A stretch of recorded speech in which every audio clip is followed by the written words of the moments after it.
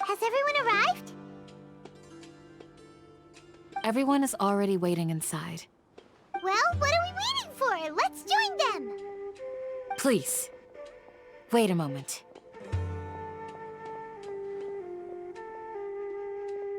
Before attending the meeting, I hope you can promise me one thing. What do you need? Promise me that you won't commit to anything too reckless. What do you think? Okay.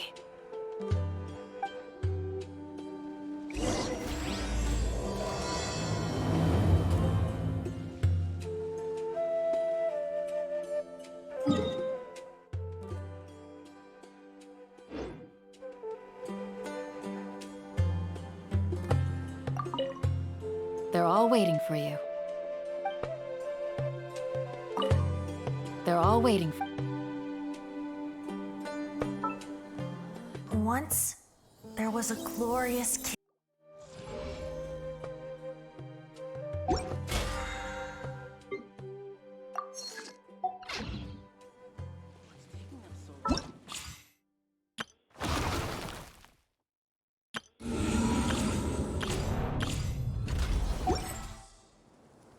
Of course not. It's not a bunch of...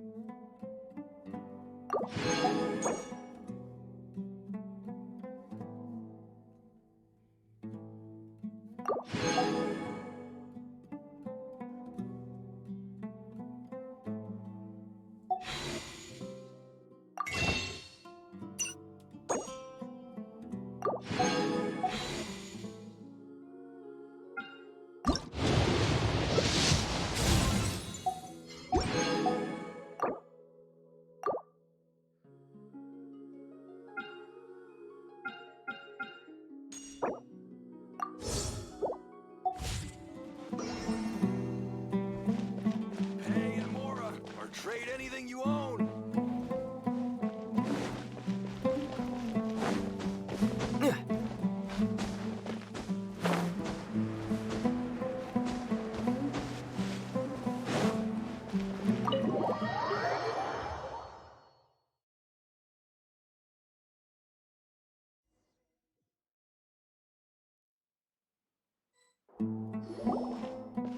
Everyone's here so early! But why isn't anybody talking? We already discussed things a bit. Hey, where have you been? I've missed you too. Are you ready?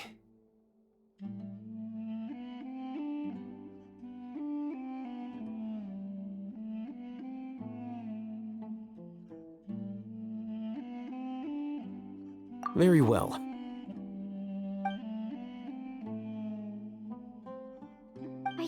this is gonna work?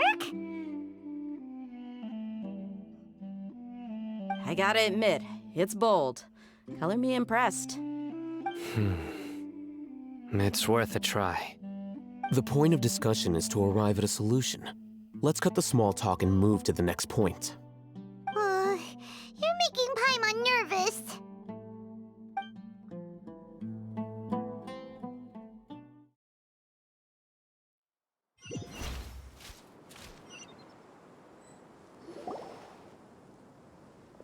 You're finally done. I have some other stuff to take care of. Catch you all later. Come on, don't give me that face. I know what you're going to say. I'll be careful.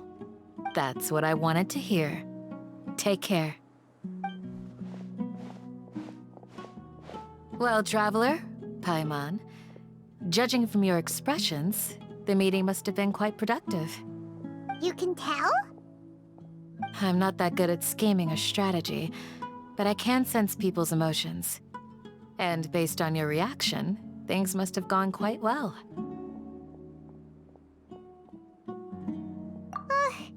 Paimon's a little worried. Hopefully nothing will go wrong. To be honest, I feel the same. But you're already some of the most capable people I know, so you have my trust. Candace gave us a compliment! Your deeds speak for themselves. Candace, we stayed behind to tell you that, although you won't be coming with us, we'll be sure to remember your words. I'm very glad to hear that. I've said the same thing to everyone here today as I said to you when you arrived. Your safety is the most important thing. Only when you're safe can the plan be successful. So please, take care. You're welcome. And thank you for taking my advice. Good luck with everything. I'll be here in the village praying for you.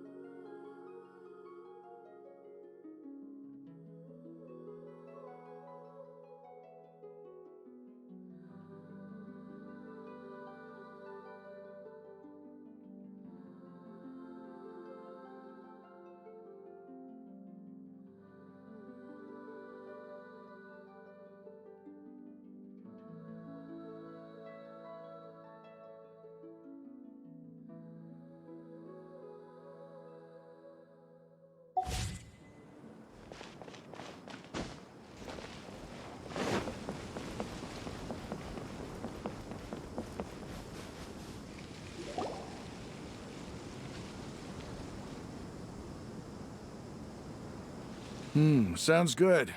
I'll go make some preparations. Okay. I'll hit them! Have you finished saying your goodbyes? Yeah! Also, Candace told everyone to be careful. Yes, she did. But I think my point also bears repeating. Our plan is not child's play. We won't be able to achieve anything if we're simply careful. We must go beyond that and fully commit ourselves to it. I hope this is clear to you.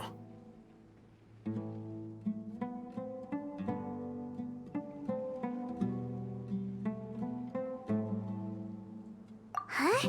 Shouldn't you be saying something more cheerful to boost our morale right now? Didn't we already do that during the meeting? You can never have words of encouragement.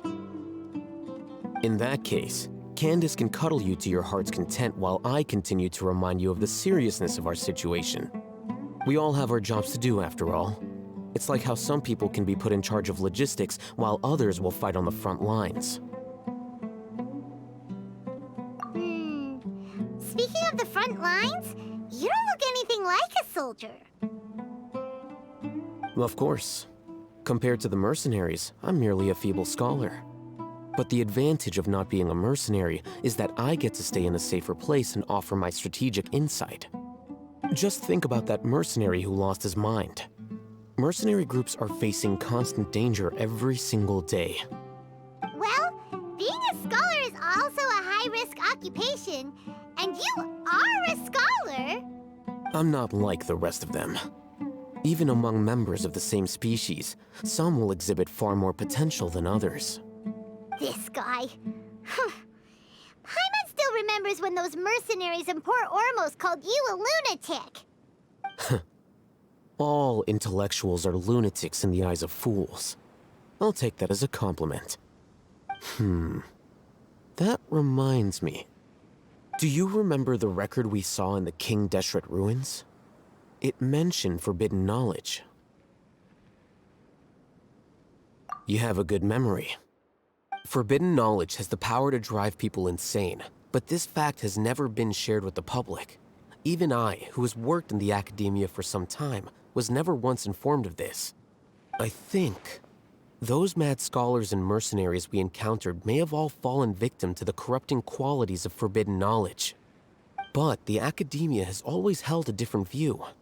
They have always believed that symptoms of madness are a side effect of human contact with divine knowledge as mere mortals.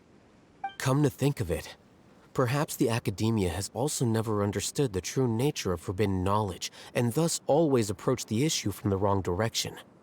The Withering, Elazar, and the sandstorms.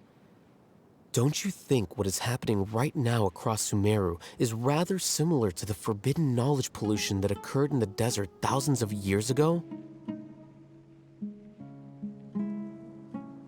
But Paimon thought that Irminsul's disease is what caused the withering in the sandstorms. At least, that's what Tainari told us. Wait a second. Could it be that... Ah, you've connected the dots. The cause of Irminsul's illness may precisely be the pollution from forbidden knowledge. But if that's the case, what should we do? This is huge!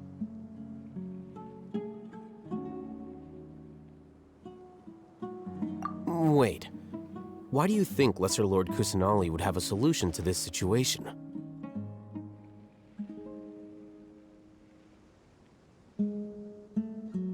You mean, it's related to the scene you saw when you passed out in the Avidia Forest? That whole, the world forget me thing?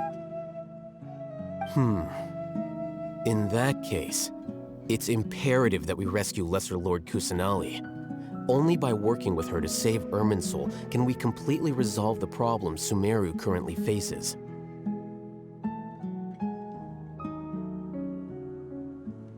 To make sure we're still on track, I would like to check on the state of some of our preparatory work.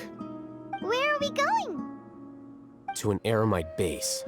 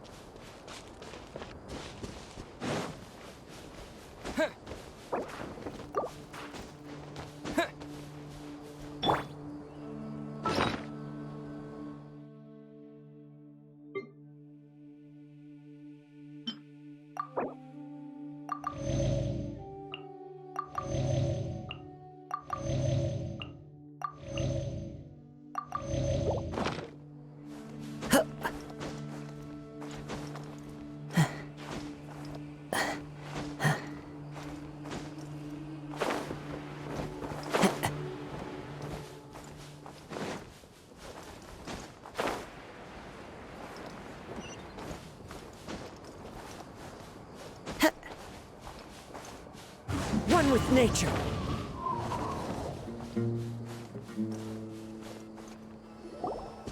Oh, you made it. Huh?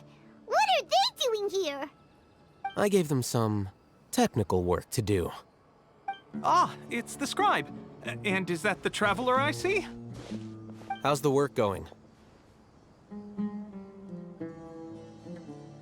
Ah, yes! We have fixed the devices according to your instructions. One of them is already ready for use, while the others are still under repair.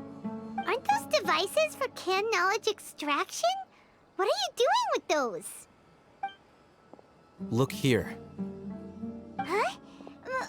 More can knowledge? Are you going to put more weird stuff into his head again? What's that look on your face? Are you scared? Paimon's a little scared, but very, very furious! That's an interesting response. Anyway, we're not going to use this just yet. As I mentioned during the meeting, this knowledge capsule contains a decree I drew up in the past. The academia should also have their own copy. And according to the plan we just came up with, Traveler, I want you to record something into this capsule.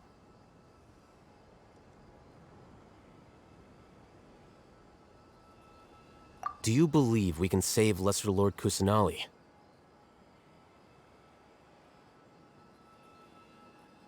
Good. Conviction is the most important part of all of this. Now, please get ready and put on this device. You want us to record our conviction into the knowledge capsule? Yes. Paimon is still really worried. I understand, but trust me, Paimon, this is something we have to do. It's best if you can do as I say. Because, to achieve this impossible task, it sounds like you'll need to fool your own heart first. Although it may feel like a trick, self-encouragement may be the most important tool we have. Paimon can see the point you're trying to make.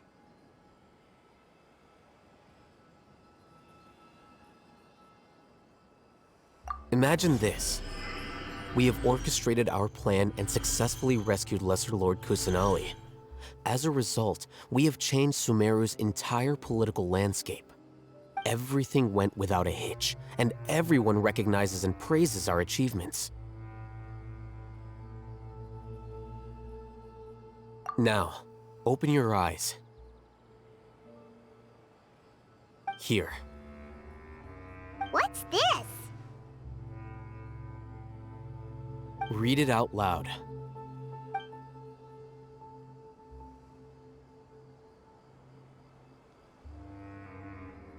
It's done. Is your head okay? Does anything hurt? It's just a recording. There should be no negative effects. But what was the point of doing this? Paimon doesn't get it. And that's perfectly fine. In any case, these capsules aren't meant to be used by you. Huh? What do you mean? Have you forgotten? Our plan needs to account for those who have long relied on the Akasha. You may find it hard to believe, but for those people, everything the Akasha transmits to them is nothing short of absolute truth. Imagine if you've been using a device like the Akasha since the day you were born, and this device has always supported you during times of need. After all that time, what do you think you'd become? A fool? A machine? A slave to orders. And that's why rules are so important. In addition, those who understand the rules can delineate boundaries and identify gray areas. But why would you need to identify the gray areas? You could say that those kinds of ambiguous zones can be very interesting. One might even say they're advantageous in the right hands. The things you're interested in are really out there. Are all Sumeru scholars like this? Anyway, that's enough chit-chat. I'm going to take those two to work on some small projects. You can head to Caravan Rebot and start preparing for the next step. Small projects? We're going to tinker with the Akasha terminal and make a few modifications.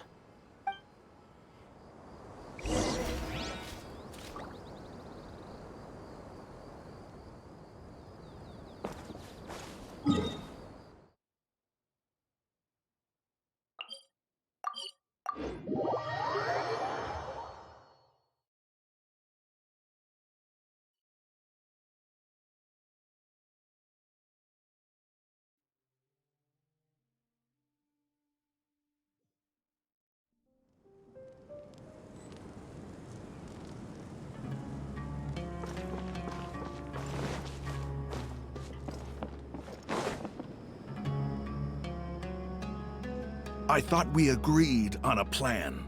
How can you go back on your word? The plan is too radical and carries a high risk for casualties. I've given it a lot of thought. And in the end, I still can't agree to it. But it's still the best plan we have. As a former Matra, you of all people should be able to see the bigger picture and recognize the innate advantages of our plan. I did. And that's how I saw the danger behind these so-called advantages. Alhaitham's plan is even more radical than I imagined. Huh? Why are you guys arguing? My friend, you're just in time. Why don't you help me persuade Sino? He's turned against our plan. We agreed to work out a plan at the meeting. As mercenaries, you're familiar with the local environment, so you'll take care of the specifics. But then, you went to Alhaitham for suggestions. Had I known Alhaitham would give you those kinds of suggestions, I would not have agreed to the plan. Look, you already know that we're all on the same side here, don't you? Mercenaries place a lot of importance on their bonds of friendship, but also will not hesitate to make sacrifices if they deem the situation to be sufficiently dire.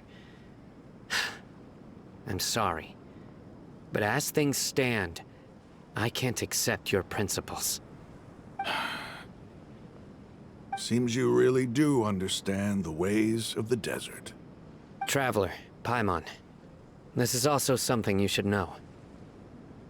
Ramon's plan is to have me work with the Caravan Reebok guards in my capacity as a Matra. We will arrest the mercenaries and escort them into Sumeru City.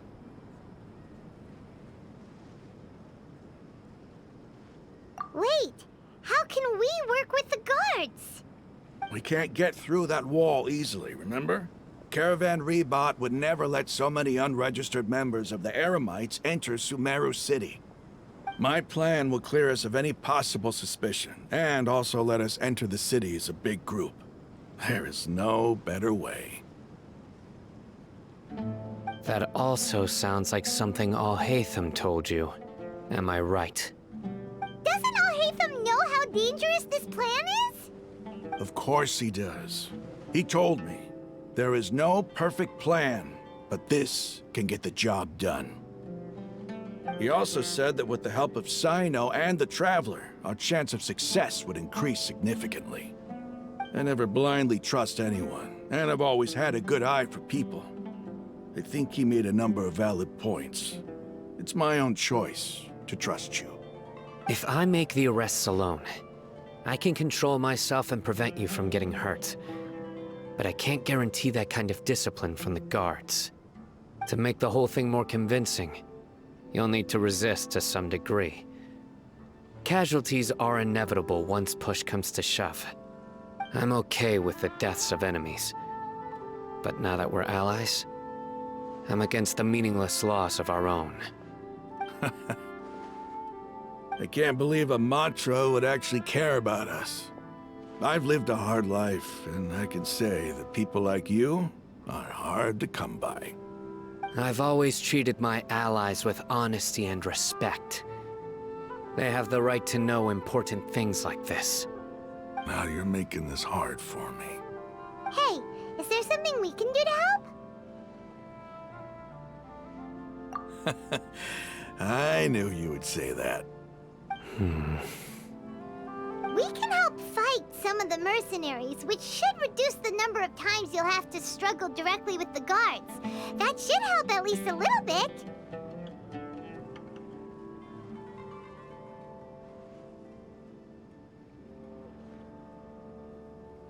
Sino, on behalf of my people, I thank you for your kindness. But this is a mission we cannot turn our backs on. We strongly value the lives of our friends, but the goal we are about to achieve is even more important. We have no fear of casualties, because we crave the spoils of victory. So please, lend us your support. We will show you the determination of us desert dwellers. Well, now that you've put it that way, I can no longer refuse. But remember, you need to follow the plan and not do anything reckless. Candace made it very clear that we can only achieve our goals if we can ensure our safety. Since you and I both recognize the significance of this operation, there should be no more animosity between the followers of the Dendroarchon and those of King Deshret. Everyone's life is equally important. Okay, you have a deal. Let's do this for our shared dream. The guards should be stationed in the courtyard nearby. You can find them there.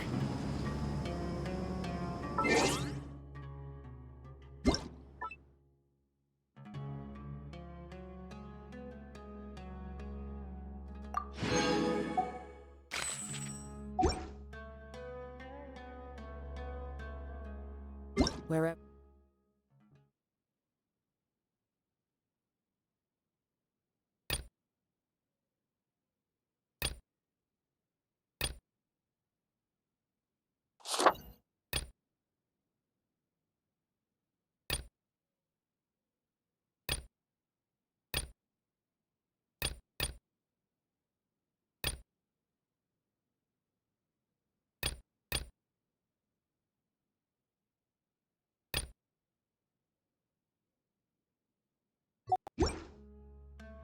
In this world I roam, I carry memories of my home. This blade, it is the last link I have to the land of my birth. There was still traces of King Geshren's familiars in the desert.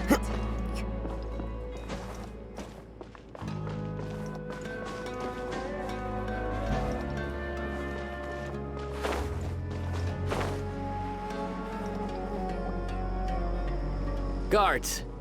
General Mahamatra! To what do we owe the honor? Keep your voice down. This is a secret operation. I'm going to arrest a large criminal gang near this location. According to the Academia's Guide and Regulations on Secret Operations, I have the right to ask for the cooperation of Caravan Rebot. Ah, of course, of course. Mahamatra Sino's order is the Academia's order. Just let us know what you need. But who exactly are you planning to arrest, and how many people are you expecting? Depending on the scale of this operation, we may need to report it to our superiors. They're a squad of Eremites whose number is comparable to Ain el Akhmar in Port Ormos. They're involved in the theft and resale of supplies from the Academia. As many as Ain al Akhmar? This should definitely be classified as a joint operation. Then I suggest that you report this to your superiors as soon as possible, and treat it as a top priority desert operation. I will need personnel. Got it. Please wait a moment. I'll contact them immediately.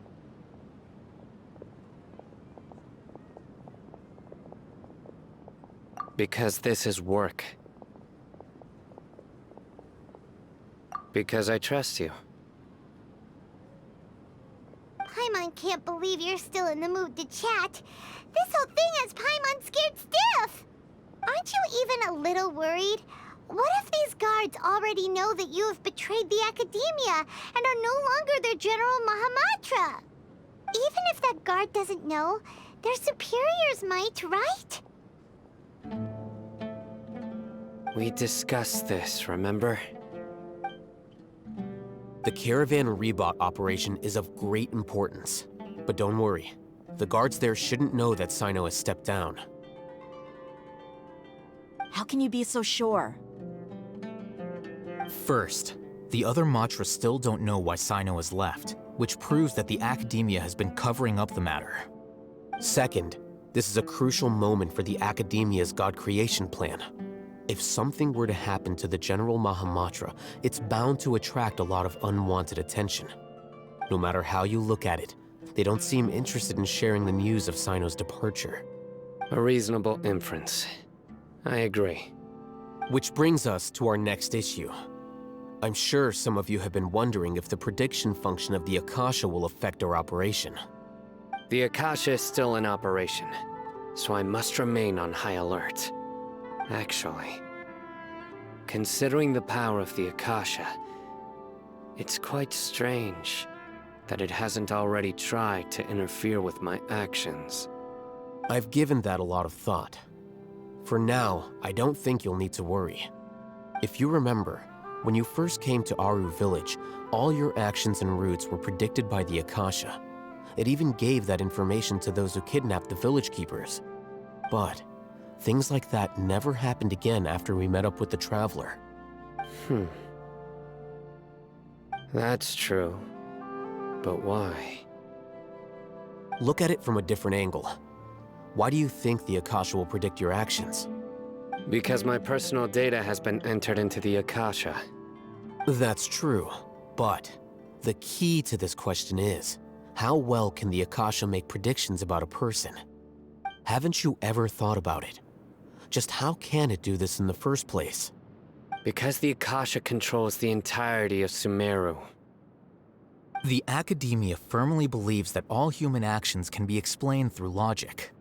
By sorting and analyzing entered data, the Akasha can derive behavioral logic and predict the actions of those who fit an existing logic model. However, at the risk of sounding like an advocate for fallacies, can everyone truly be considered logical at all times? Emotions are part of our behavioral logic, but can you guarantee that every experience of the same joy or pain would be equally intense? How can our feelings and opinions be predictable down to the letter in every single instance? Sino, in the past, you've always worked alone. In the absence of another person who could sway you or your thoughts, the Akasha could produce predictions that were similar to your real-life behavioral principles. Decisive and principled, you were used to solving problems alone. That's why the Akasha could figure you out. But now, you've joined a team. And I believe the Akasha hasn't yet figured out the full composition of it. Our thoughts and logic have intermingled and weaved themselves together to become a complicated, chaotic mess. Any one of us could potentially disagree with another. The Akasha lacks data on these interactions, and it's impossible for it to predict your actions in the future based on your decisions in the past. After all, there's probably a limit to just how much we can be modeled or controlled by data. So, in my opinion, you're probably safe for now. Makes sense to me. I agree. The Akasha is not alive, and I don't think we can be completely controlled by something without a mind of its own. Is that so? I guess there are things that even the Akasha cannot calculate, and people will not be forever trapped by the past. Paimon's so glad that this is settled. Next time, pay attention during our meetings. Will do.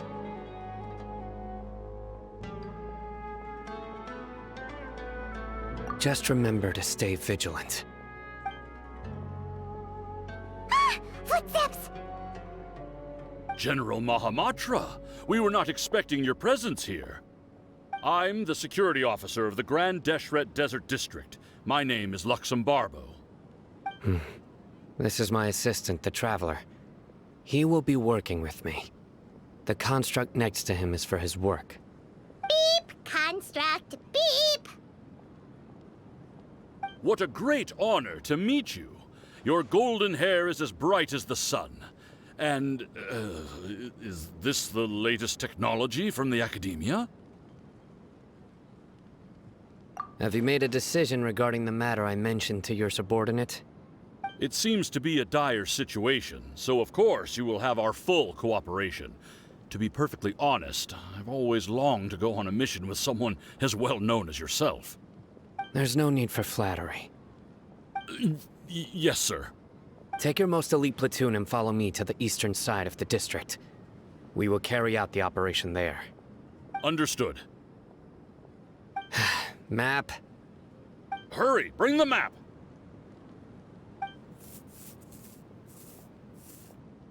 In 2 days, we will engage Rahman's Eremites and capture all of them. Any questions about the time or location? None at all, sir. Good. See you then. Yes, sir.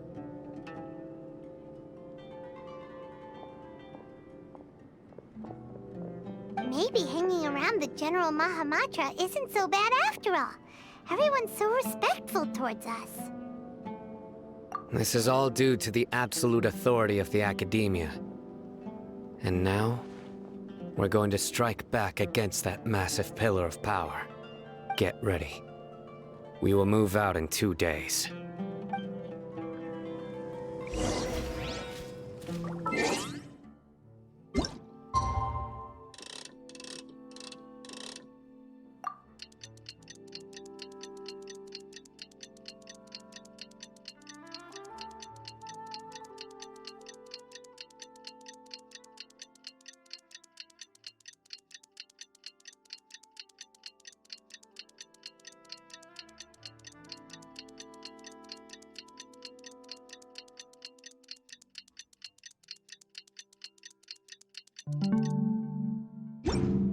This scenery is wonderful. It's time for the operation! Let's go meet Sino in the desert!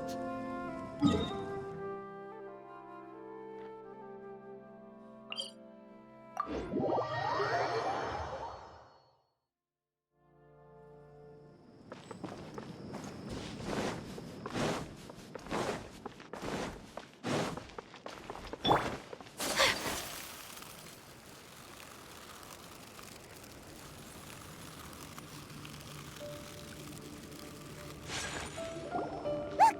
Over there! Our helpers have arrived already! Let's hurry over! Wait a moment. Ah! Oh, it's you! You're my assistant, remember? Being my assistant, you must stay with me. Now let's head over there. It's General Mahamatra and his assistants. We meet again. You're here early. It's to show how important we think the operation is. Since this is a big case for the Academia, we are prepared to give it our best. I'm glad to hear your sense of resolve.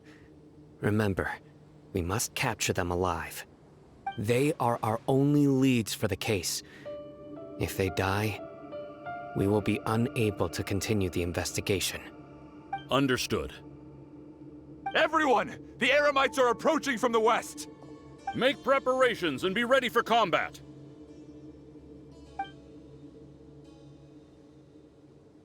Halt! Oh? What a warm welcome! What do you want? Judging from those shiny weapons in your hands, it seems like you're not interested in a deal. Rahman, the Academia has caught wind of your smuggling and illicit sales. If you value your life, I advise you to surrender. Who are you supposed to be? A Matra from the Academia? I can't believe you came all this way just to catch us. I'm not here to talk. Oh. Nobody's given me this much time of day since I became a mercenary. Brothers! For that slight, let's wash our blades with their blood. Let's show them we Eremites are not to be messed with.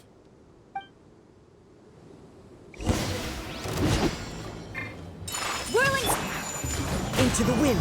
Show them, right now. Emerge. Scatter! Take flight. Wind strider! Right now. Propagate!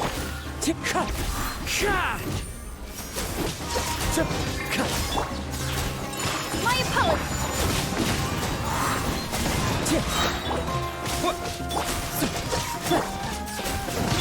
Right here. Take flight!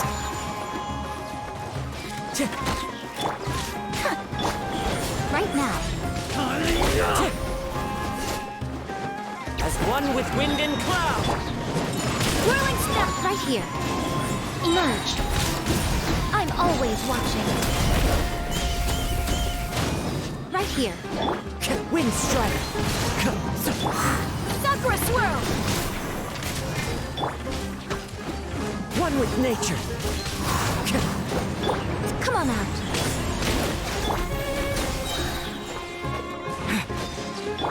Take flight. Yeah.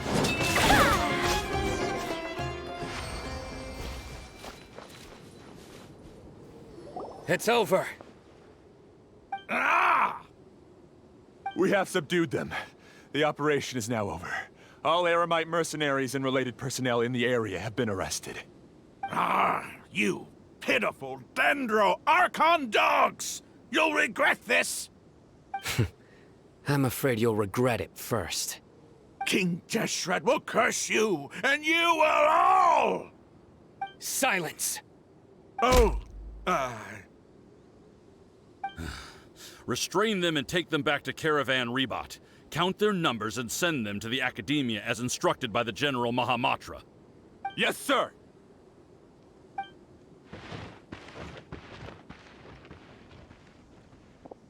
Mahamatra Sino, I will now take my leave. If you need further assistance, please come to Caravan Rebot and ask for me. Understood. You are dismissed. There they go.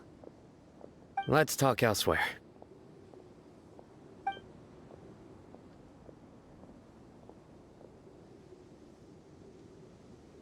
This part of the plan went really well. Yes, things went perfectly. That's fantastic! And that punch you gave Ramon there sure looked convincing enough. Once we're done here, I'll return to Caravan Rebot and oversee the group's transport. I promise. I'll get everyone into Sumeru City safely. Yeah, you're the reason why everything went so well. It's not the time to celebrate yet. I believe Dia should already be waiting for you. Go join up with her. She will need you to introduce her to Tainari. Speaking of which, is it really okay for us not to share the full plan with Tainari? What if he'll feel miffed about it and refuse to work with us? I have a very close relationship with Tainari. Given how well we know each other, I believe my message alone should be enough to bring him to our side. He knows I won't make jokes about things like this. If we need help, Tainari is the best option. Get ready for the next phase of the plan. Don't keep them waiting.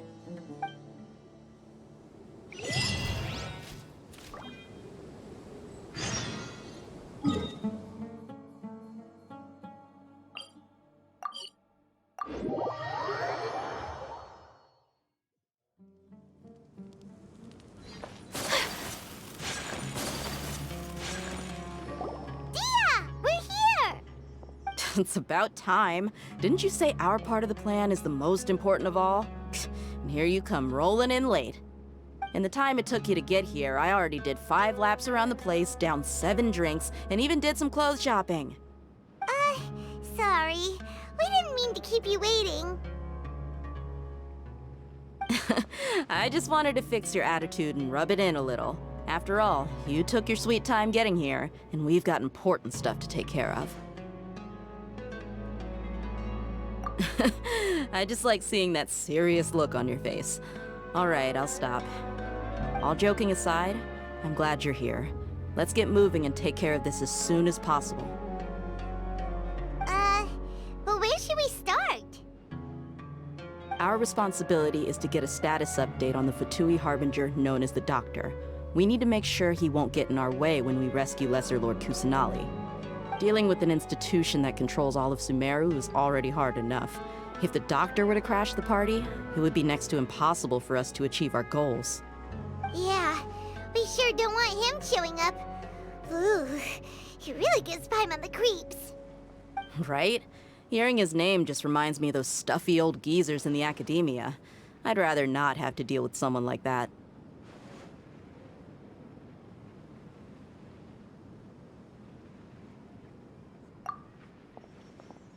According to the plan, we should first go to Pardis DI and ask for Forest Watcher Tainari.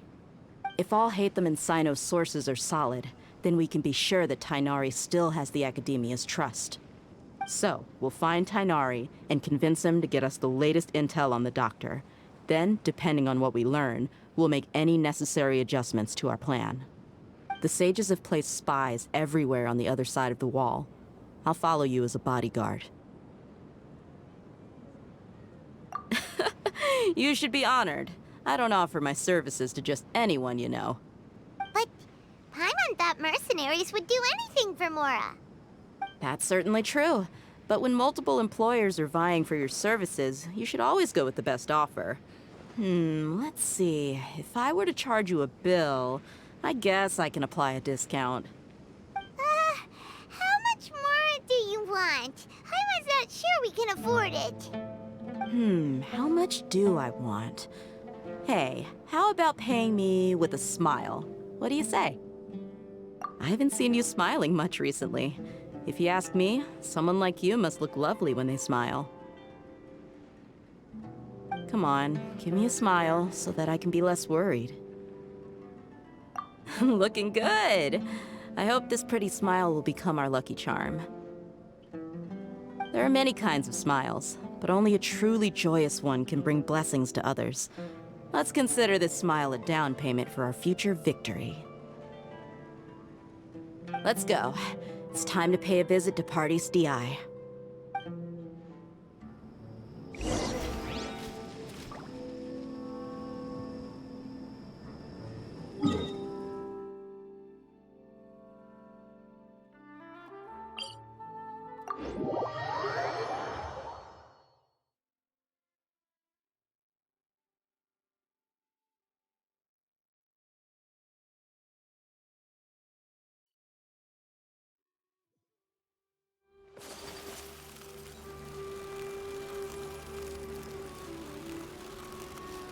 He's over there! Let's go say hi! Tainari! Ah, Traveler, Paimon. And you are? Hey there. This is our friend Dia. She's an Aramite mercenary. A mercenary? You must have some big news for me.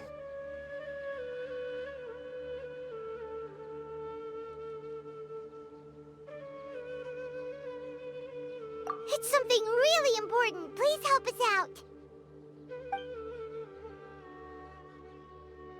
All right, then follow me.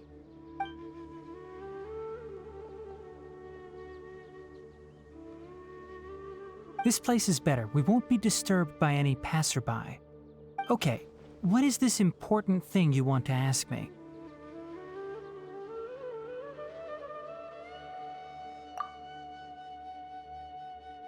The Doctor, huh? He's that strange-looking Fatui Harbinger with the mask. Paimon thinks he has blue hair. Yes, I know him.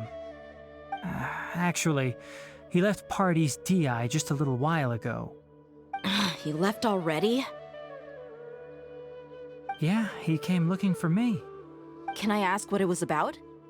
Sorry to ask you like this after having just met, but your answer is very important to us. For now, all we can share with you is that your friend Sino is working with us. Sino, you say?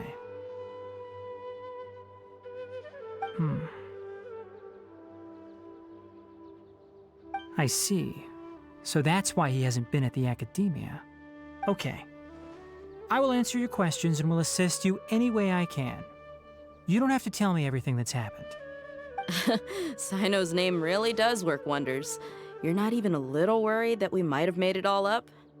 Despite having just met you, I can sense that you're the serious type.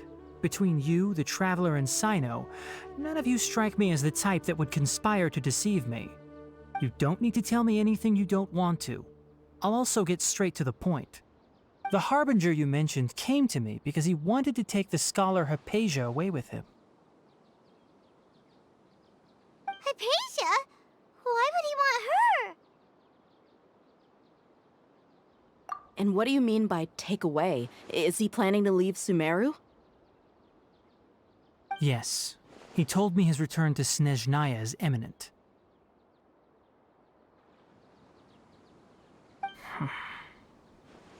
So you mean... you're leaving this place soon? Indeed. Otherwise, we could have perhaps talked a little more.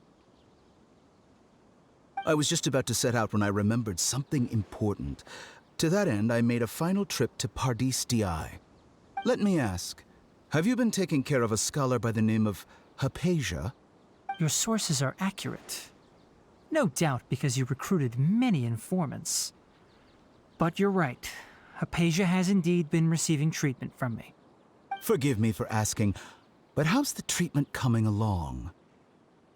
Given the way you're asking, I assume you have something to say.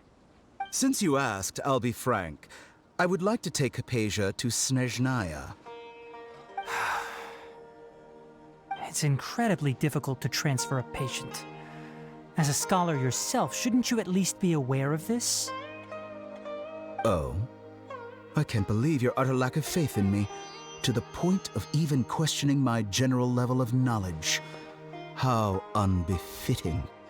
Well, you're the only one who's ever made such a request. I have my ways of keeping her safe during the journey. In addition, I can also promise that under my care, Hypatia will receive the most advanced and effective treatment. I will personally supervise her treatment and see to her recovery. Would that be agreeable to you? Hypatia was born in Sumeru and remains a scholar of the Academia. Her situation has not become dire enough to necessitate her transfer to another nation. Transporting her to Snezhnaya is risky, and the potential benefits are unknown. As the person currently responsible for her treatment, I cannot possibly sign off on this transfer.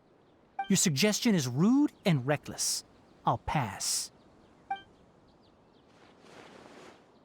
I don't know much about the doctor, but after talking with him, I realized that, just like many other scholars, he possesses an aura of arrogance that I've come to detest.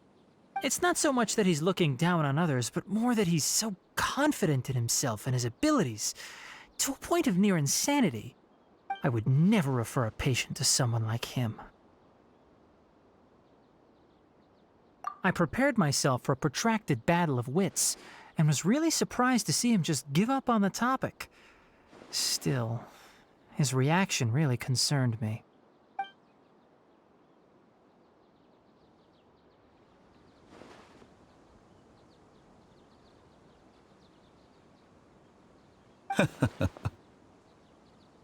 I see, I see. Of course, your opinion makes perfect sense. You're still young, but already quite stubborn. I must say, you are not like what I had expected.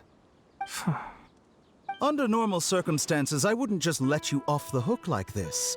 But unfortunately, I'm in a hurry today, what with Her Most Noble Majesty the Tsaritsa calling for our return.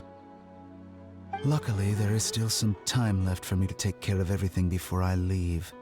It's just as the Academia said, you're a responsible and gifted scholar. Sadly, even with all of that, you're still lacking a bit of shrewdness. And that's also why people like you can never realize that sooner or later, everyone must pay the price for what they've learned.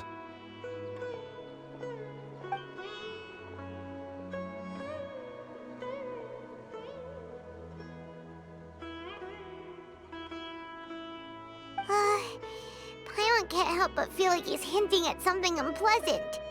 He asked a question, yet didn't care for my answer. Perhaps I'm nothing but a talking rock in his eyes. He never came off as malicious, but an utter lack of compassion permeated throughout our conversation. From his tone, I can sense that he's always looked down on others.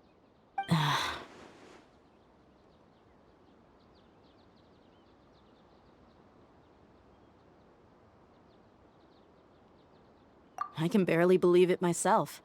But if that's true, the situation will be in our favor. I don't think I missed any details. Frankly speaking, I don't want you to do anything too risky. Now that you know a little more, it should be easier for you to stay safe. Sorry we can't tell you everything. We appreciate that you helped us anyway. I won't forget your kindness. It's okay. I have an obligation to do so. To be perfectly honest, all of this may have started because of me.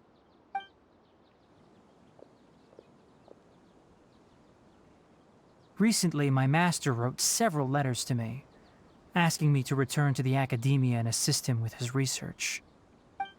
Hasn't he already asked you several times before? Yes, but there's something off about this most recent batch of letters. The handwriting and tone are both familiar, but some details have been omitted. My master will occasionally leave a few dots on the back of the letter. 1 dot means that he wrote the letter on a sunny day, and 3 dots stand for a rainy day. This has been a habit of his for many years, but I didn't find any dots in his recent letters. I believe something may have happened to him. I get it. Since you are always at Gandharvaville, you would like me, someone already working at the academia, to investigate this matter, right? I'd like to ask you to do that for me. If you can keep yourself safe, please withdraw immediately at the first hint of danger. I can do that, but I have a feeling it won't be that simple. The academia has been working on a big project. I'm not quite sure what it is, but your master might be involved with it. If the higher-ups really are hiding something, then it will be difficult to remove myself from the situation once the investigation starts. If the situation becomes critical, I'll leave the academia. If you don't see me there for an extended period, that's your cue. All right, we've got a plan. I'll stay at Gandharvaville to support you. If that scenario comes to pass, you must be extra vigilant. And be wary of any messages or direct requests from the academia. I must say, I didn't expect a warning like this from the General Mahamatra. Being loyal to the academia doesn't mean blindly doing whatever the sages say. I know what I'm doing. On that note, aren't you also being quite distrustful of your alma mater? The academia, yes, but my master is a man of integrity. Even when I was a student, I was worried he'd get in trouble for sticking to his beliefs. I suppose he's lucky to have lasted so long. But in the end, it still caught up to him.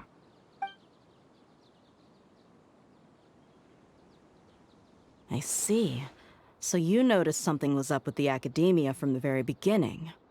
This may well be how Sino became involved in all this. In that case, I must keep my promise and help you however I can. Also, if you run into Sino again, please help me pass on a message to him. Trust your own senses and experiences. I think this may be something he needs to hear right now. Okay, we'll find a chance to tell him. Thanks. Right. Now let's go hunt down this Harbinger. Oh, by the way, which way did the doctor go when he left Pardis Di? That way. Gotcha. Thanks so much. We'll be on our way.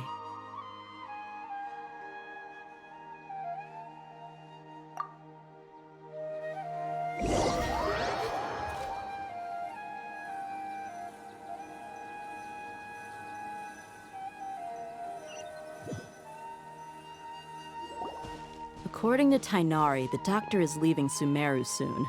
I want to check if the doctor was actually telling the truth. He also said that he'll take care of everything before he leaves. What did he mean by that? We need to be extra careful when dealing with a person like him. Just to be safe, let's chase him and see what we find. But we have no idea where he went. How can we start chasing him? We'll do it the mercenary way. I'll find leads as we go. All you have to do is just follow me. That Harbinger may have tried to cover his trail, but he still left some traces. Or perhaps he never even thought about concealing his whereabouts. Maybe that's just how arrogant he really is. Yep, we're headed in the right direction. The traces are still fresh, but there's no sign of his entourage. Clearly they're in a hurry. It's just as I thought.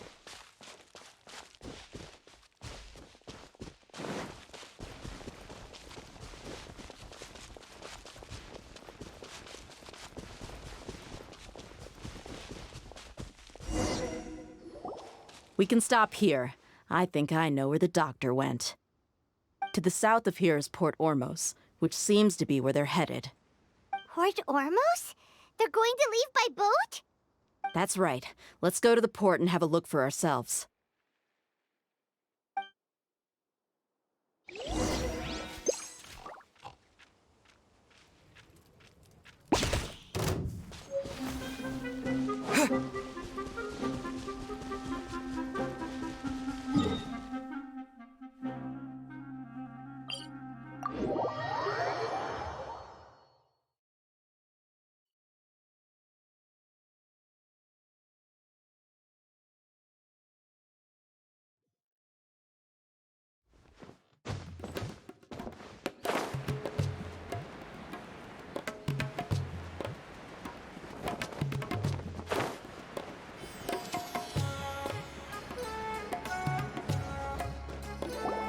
Look! Fatui soldiers!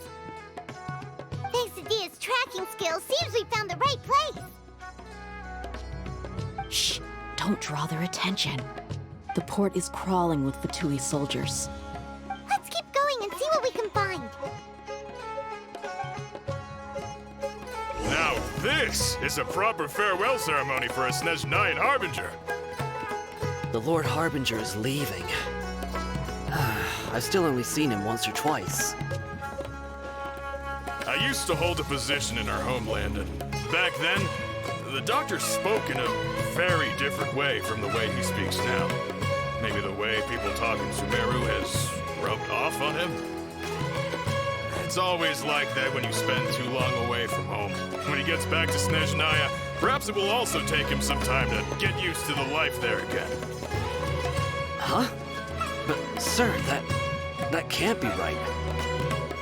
No, I remember it like it was yesterday. Both his expressions and tones are now very different. Also, for some reason, he seems like he's all smiles now. You must be mistaken. Nobody's supposed to look happy when they're on a business trip.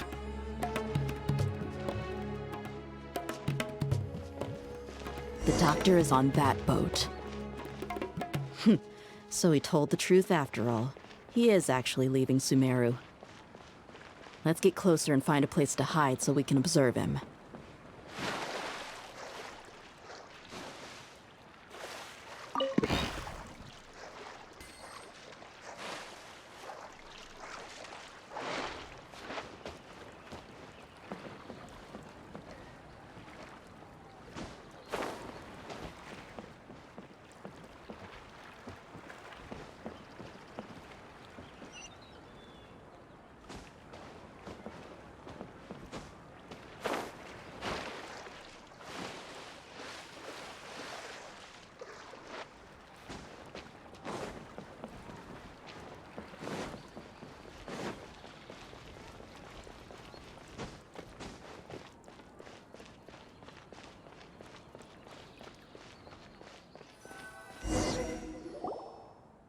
This place'll do. We can hide here while we keep an eye on the boat.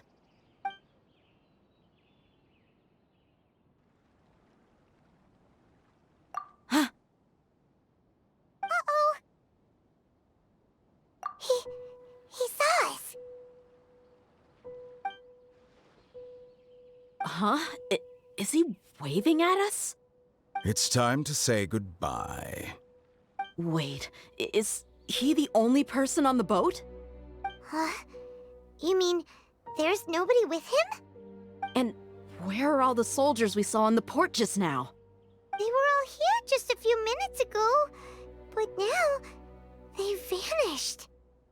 So this was a trap. Wait, don't tell me that.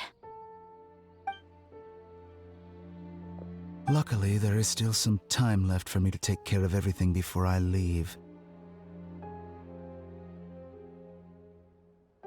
Oh no. They might be after Hypatia. Let's get back to Party's DI. Huh? What do you mean? I'm afraid that she's seen something that she wasn't supposed to see.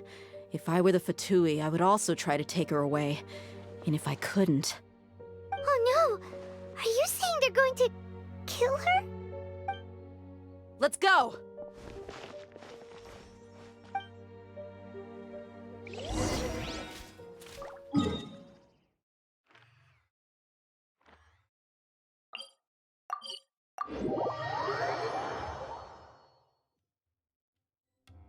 Party's DI is not a place you Fatui can just show up and do as you please. I believe we've already made ourselves quite clear. Our superior gave us permission to search for and collect medicinal herbs in Party's DI for research purposes. But you've been in Sumeru for some time already. I find it coincidental that you chose to only come here today. Even the Grand Sage himself may not have the right to question our research, much less an ordinary scholar like yourself. I've done my duty to inform you. Don't make things difficult for yourself. It would seem that my words have fallen on deaf ears. You can keep trying to deny it, but coming to Party's DI now? I'm pretty sure you're not just looking for herbs. With all due respect, your baseless speculations will only lead to unnecessary trouble. Well, you only have your Harbinger to blame. He knows nothing about keeping a low profile. I may be staying at Party's DI as a scholar, but that doesn't mean I'm no longer a forest watcher. It is still my duty to protect the peace and safety of the scholars who have contributed so much to Sumeru. Then it seems our conversation has hit an impasse. No one will lay a hand on you, Hypatia. Not on my watch. Tighnari, are you alright? I'm fine. These Fatui have really crossed the line. Time to teach them a lesson. Spring forth! Propagate! There's no use resisting! Give us Hypatia! Keep dreaming! Yeah, Tighnari, beat him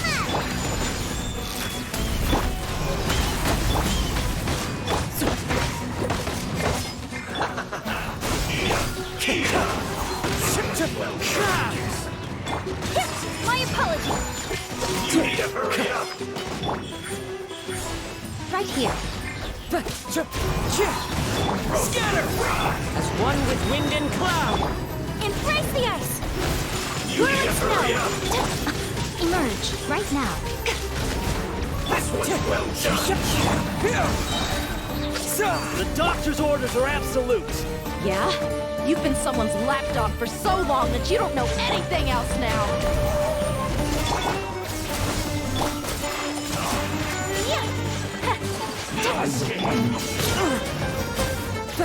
The wind knows me. Emerge. Right now. I'm always watching. Fallen leaves. Adorn! Take flight! We're not getting anywhere. Traveler, Paimon, please go to Hypatia. We need to make sure they don't try to sneak around and attack from behind. Got it!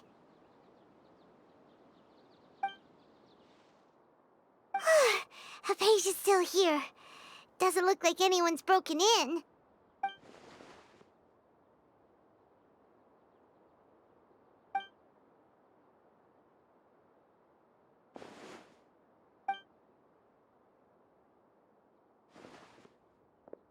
Well, how is she?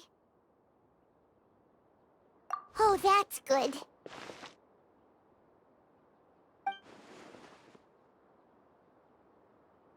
So, you think this is over?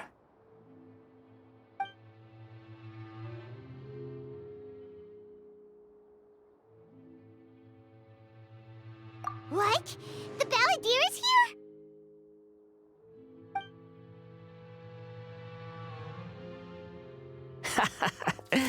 I've missed that look of abject horror. You've given me that look every time we meet.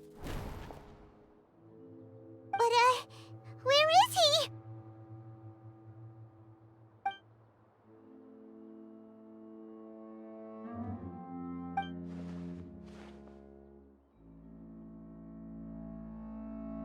I can hear all of your thoughts, you know. Don't you remember? I already saw you the first time you came to Parties DI and made contact with Hypatia. I didn't need to do anything. It is her honor to be able to connect her consciousness with me. Who are you talking to? It can't be the Balladeer, right? That's impossible. I know you must be curious. I might as well tell you that I decided to enter Hypatia's consciousness the moment I sensed your touch. I wanted to observe you on a fool's errand.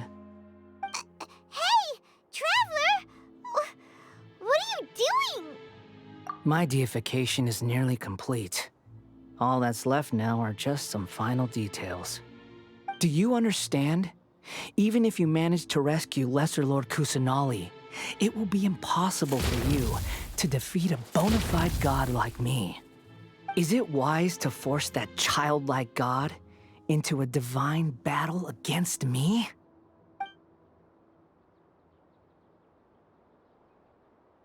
Scholars consider the God of Wisdom to be the sum total of their faith. It's how they can justify reverence for a god as they construct it. But this also shows that humanity's worship of gods is a combination of blasphemy and exaltation. It's truly laughable.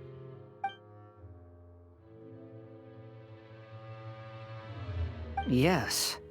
What is it?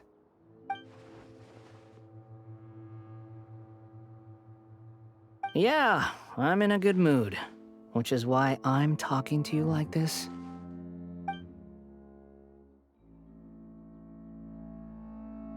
What do you mean?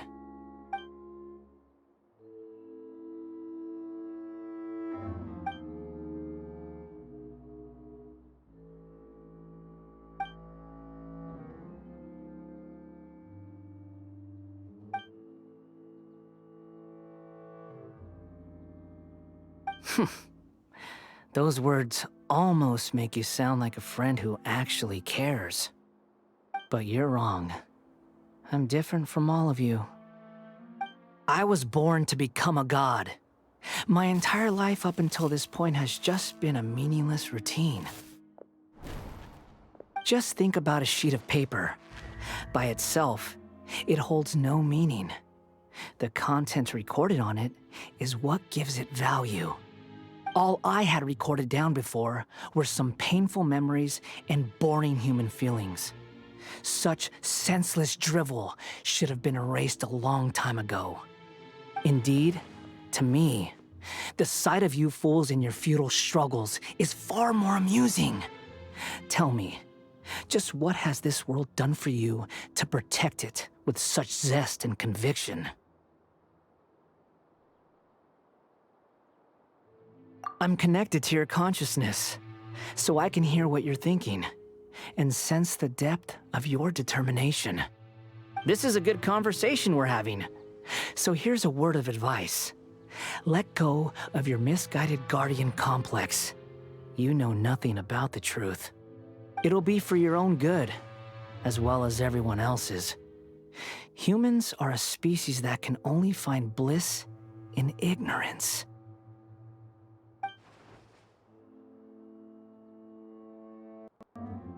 Ah, you've seen my affection for her. If you were in my position, I think you'd feel the same way. She peered into my consciousness and saw my past. Someone like that is qualified to become my first follower. All gods need followers. So Hypatia has been chosen. Her appearance heralds my imminent arrival at the throne of divinity, while her worship shall become my glory.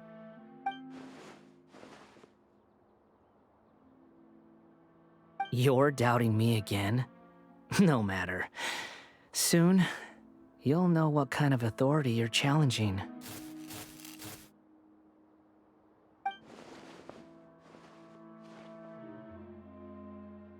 Who wants to hurt my devout follower?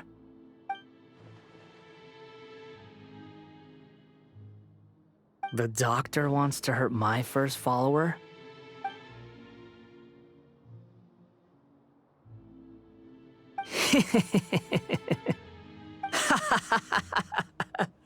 How very amusing. Has anyone ever told you that you're not good at sowing discord? The doctor has never known his place. Even now, the puny human thinks himself capable of interfering in the business of the new god. You're still too naive if you think a few words will be enough to convince me to destroy the doctor. But I'm willing to give you a gift, just like my expression of affection towards Hypatia. It is an honor for you to be able to stand here and speak with me. As my listener, you will be rewarded.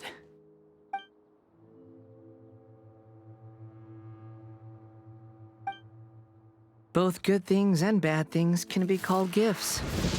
After all, gods have never needed to be reasonable. Ah! Paimon hears thunder! That person Paimon couldn't see was the Palantir? Oh, he sure chatted with you for a while.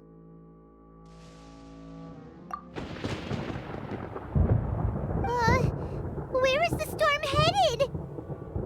That means anyone outside is in danger!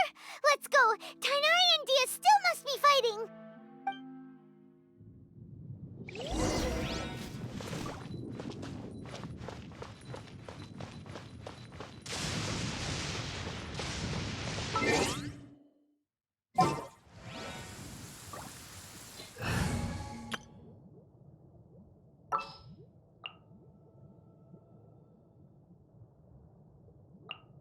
What shall we do?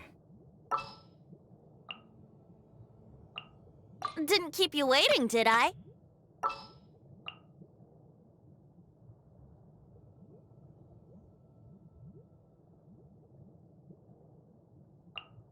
Stay close and you will live.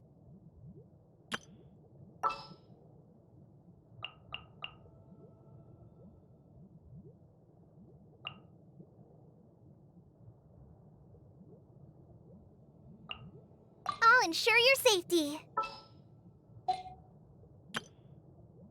A blade is like a tea leaf. Only those who sample it many times can appreciate its true qualities.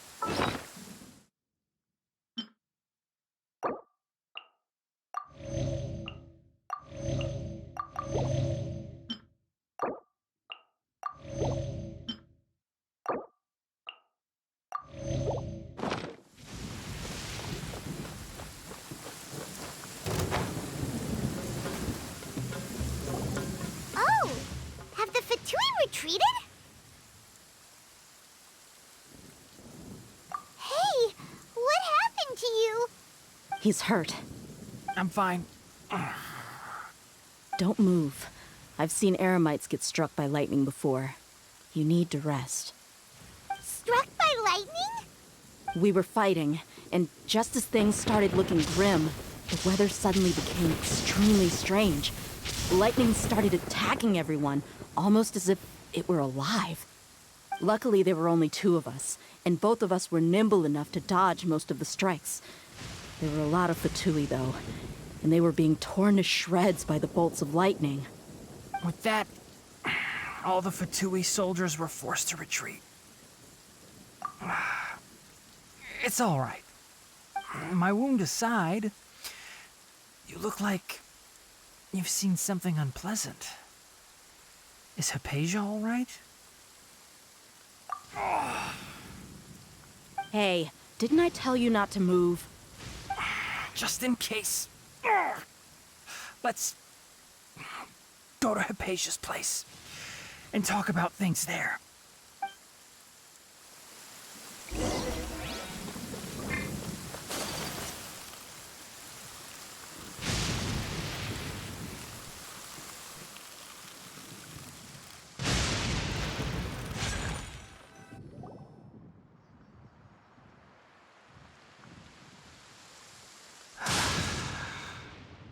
Thank goodness she's fine. Hey, how about taking care of yourself first? I understand my condition. The wound is not fatal. I'll be all right. Ugh. The more you understand medicine, the worse of a patient you become. I know. They always think they can push through the pain. Oh, he sat down. Let me rest for a bit. Sorry, traveler. Now you may start.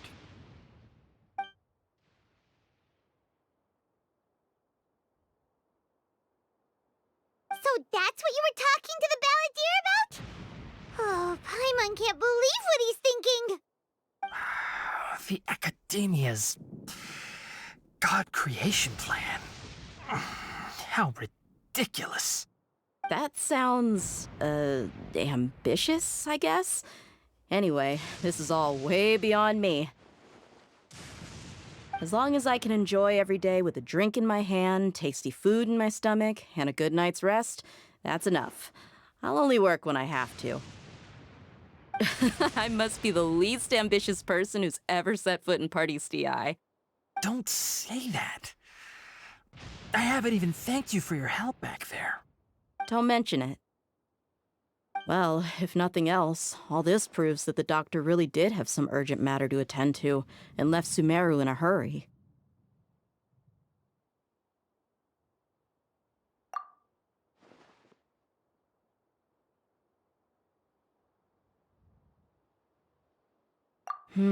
Maybe the Fatui want to cover up some secret of the balladeer. Is that why they tried to seize Hypatia? You said the balladeer claims that Hypatia has seen his past. So, what could be there? Have you noticed? The balladeer is not happy with the doctor's actions. He thinks the doctor has no right to consider himself as his equal. So, if the doctor was to show up again, would the balladeer zap him with lightning? Based on what the traveler has said, I think he would. Having the doctor gone benefits him as well as us. In other words, we've successfully completed this stage of the plan. The doctor is out of the picture now. Yay! That's a big accomplishment! I'm also happy for you. Thank you for the help, Tainari.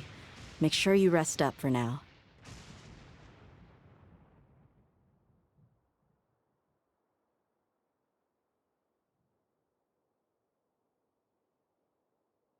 Yeah.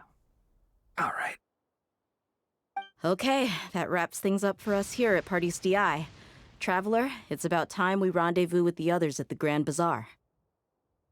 Let's continue to keep a low profile. You can head there once you're ready.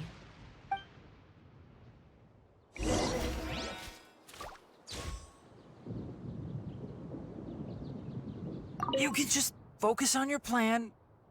Leave Hypatia to me. My wound isn't going to get in the way. Oh. Okay. Guess I'll sit still for a little while longer.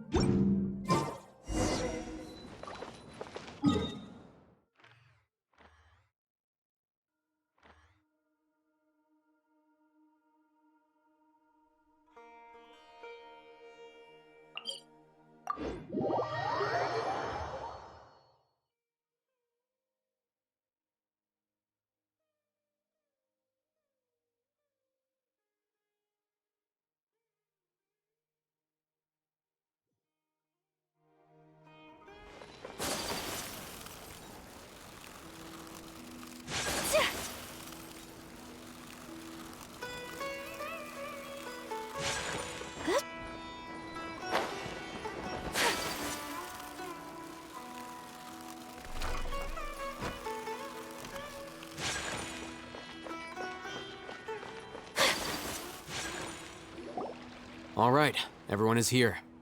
How did everything go? Any luck with your missions? Let's report back one by one. I'll start first.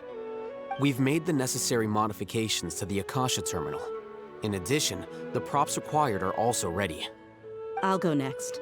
The Traveler and I went to Party's DI. The situation was a bit complicated, but we found Tainari. Unfortunately, he was wounded during a fight. Who was behind it? Well, that's the tough part. What should I say, Traveler? The Fatui or the Balladeer?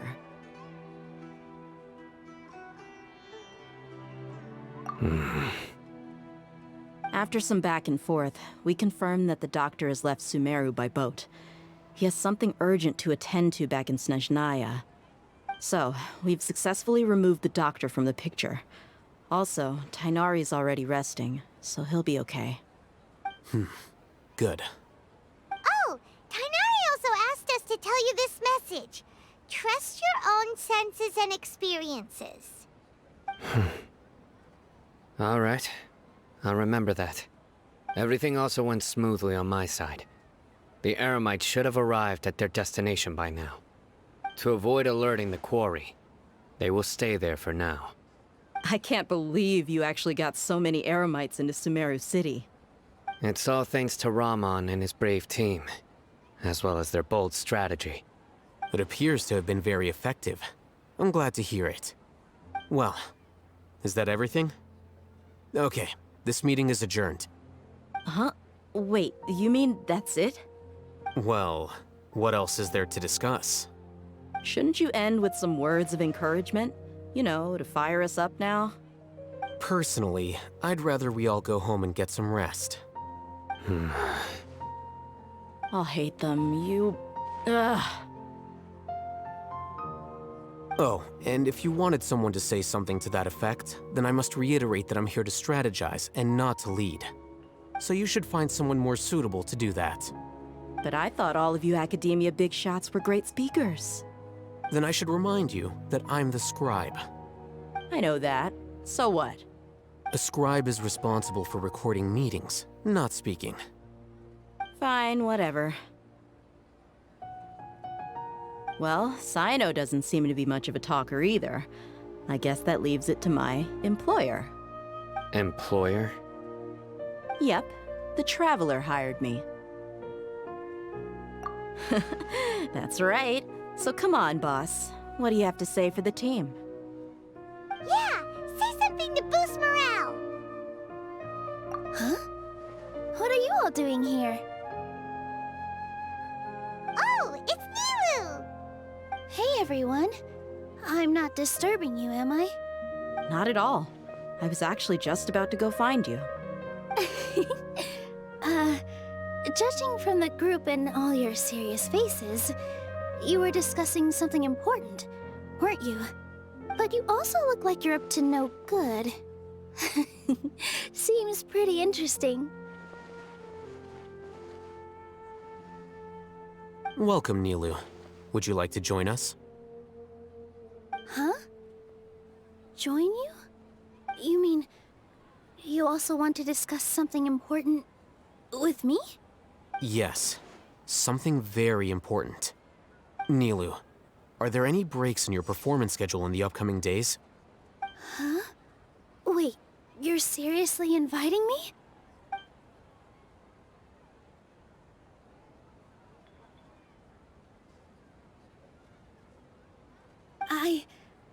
I can't believe my ears.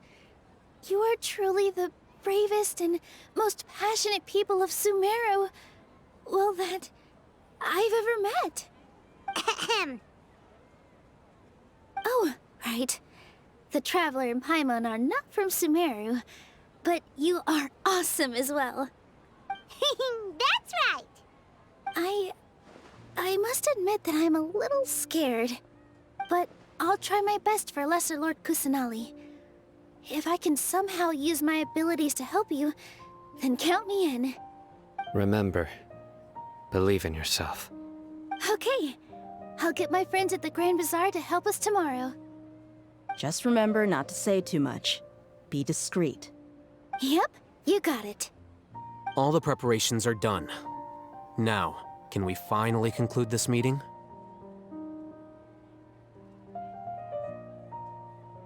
So, have you thought up what you'd like to say, boss?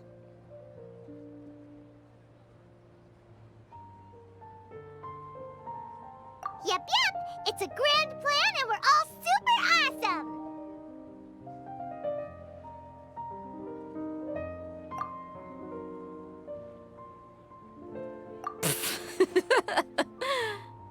Well said.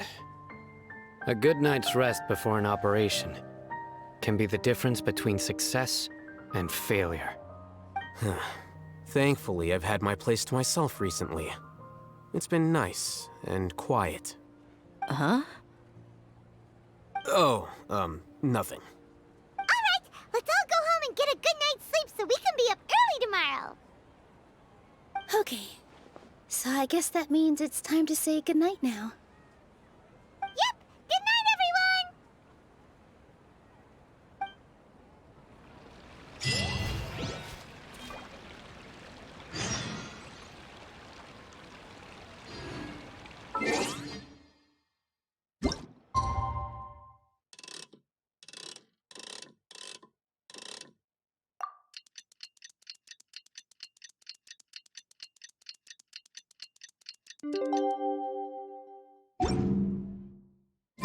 Today is the Academia's Niagarbaha Day. We can finally put our plan into action. Hatham should be waiting for us. Let's go to the Academia and find him.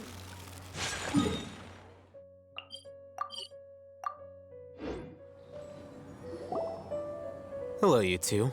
Sleep well? Not really. Paimon got too nervous thinking about today and didn't fall asleep until the sun was almost up. What about you all, Hatham? Naturally, I slept just fine. After all, a good rest should be considered part of the plan, since energy is an important resource.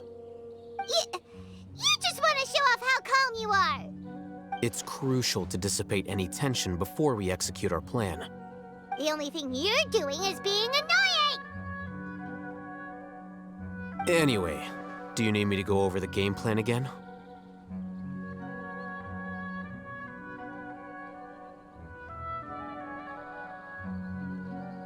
Our target is Grand Sage Azar's office. Everyone in the Academia knows that's where the Grand Sage's console is. Only they can operate it. Many restricted commands and operations are executed via that console. I'm sure that console has a way to free Lesser Lord Kusanali. You know, Paimon's been thinking, what kind of technology could let the sages imprison even a god? That isn't something they could have accomplished with their scholarly talents alone. In the Sanctuary of Surasthana, there's a device of Greater Lord Rukkhadevata's that she once used to isolate herself while meditating. 500 years ago, the Grand Sage at the time modified the device so that it could no longer be controlled from the inside. They were effectively trapping one god with the power of another. So, how are we gonna get to the Grand Sage's office? Don't forget, today is Niagarbaha Day, arguably the most important day to the Academia. The sages and core Academia personnel are busy loading the latest batch of research developments and legal decrees into knowledge capsules so that they can be entered into the Akasha.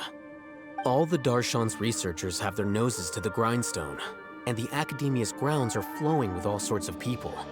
It's the perfect time for an infiltration. When the Grand Sage leaves his office to supervise the entering process, that's our cue to access the console and free the Dendro Archon.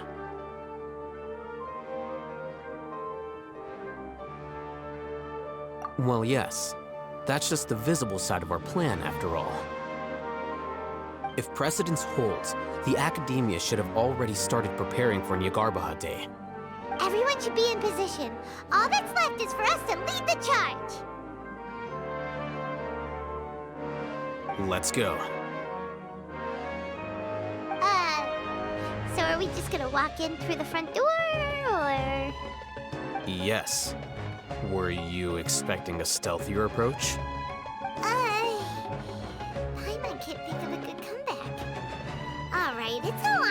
awesome if things go south.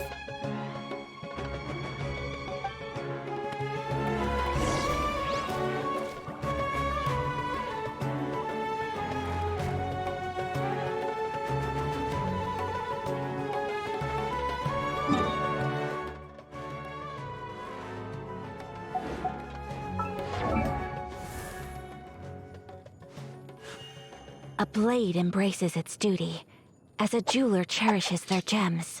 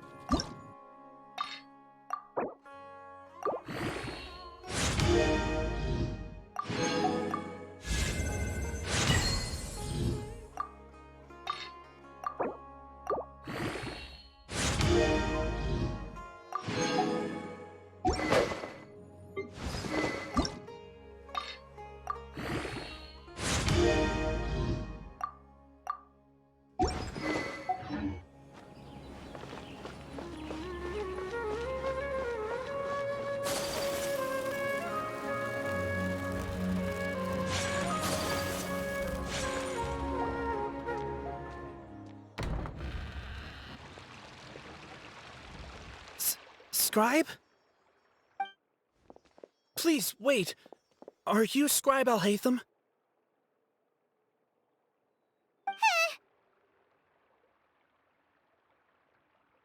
That's me. Is something the matter? I'm in a hurry. No. I was just surprised to see you here.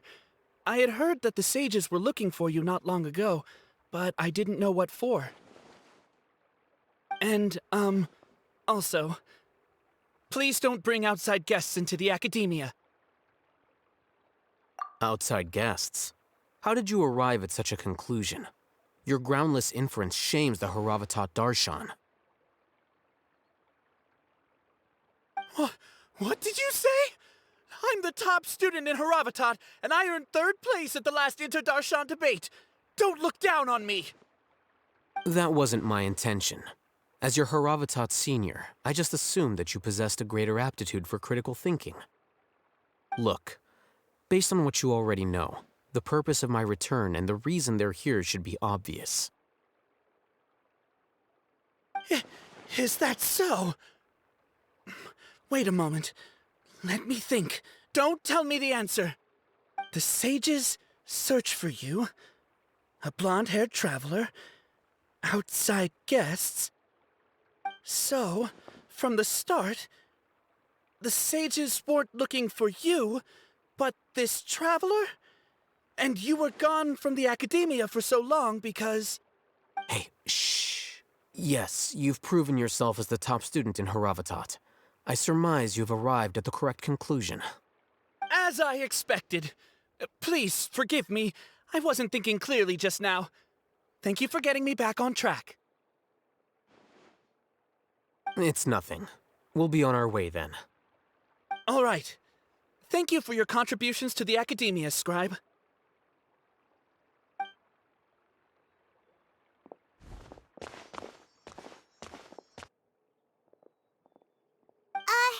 What the heck just happened now? What did he just guess? I'm afraid I don't know either. You have no idea? Mm-hmm. He convinced himself of whatever truth he came up with. That is the so-called pride of a scholar. If someone questions their academic facility, They will instantly feign understanding to keep up appearances. Nowadays, the academia is rampant with this type of scholar. Their obvious farces of intellect only serve to highlight themselves as fools. Wow, so there are special ways to deal with smart people. We don't even need to make up our own excuses.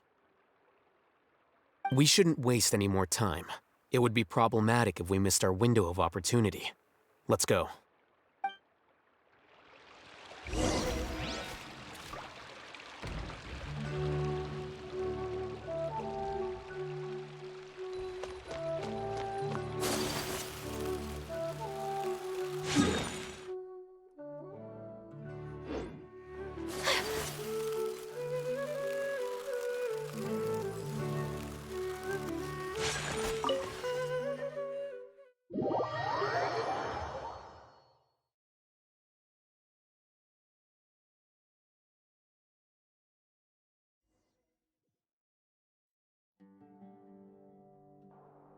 Is this the Academia's library? Indeed. Known as the House of Dana, it is quite possibly the most extensive special collections library in Teyvat. There are a lot of students going through here. Is it really okay just to waltz right in? The Academia marches to a fast beat, especially since it's Nagarbaha Day. They're all occupied with their own matters. Just act natural. Now, hurry along.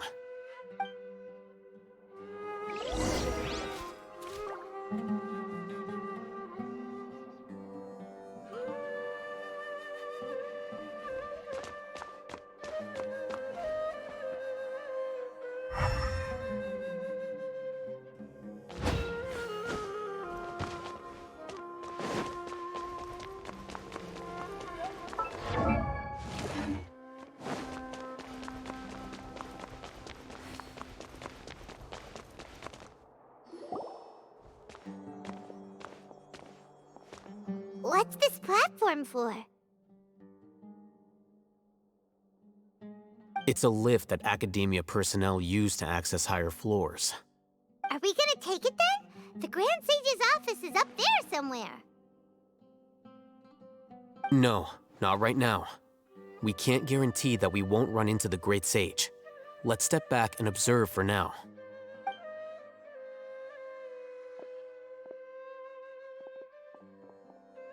You think the Grand Sage will exit from there? And after he does, we'd sneak past him? Oh, Paimon thinks that's really dangerous.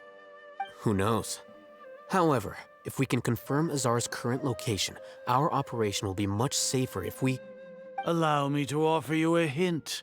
If you wish to know his location, look behind you.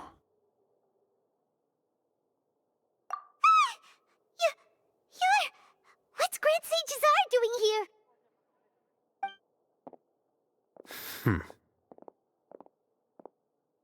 Do not tell me you believed the Academia would not grow suspicious of you after such a prolonged absence, scribe.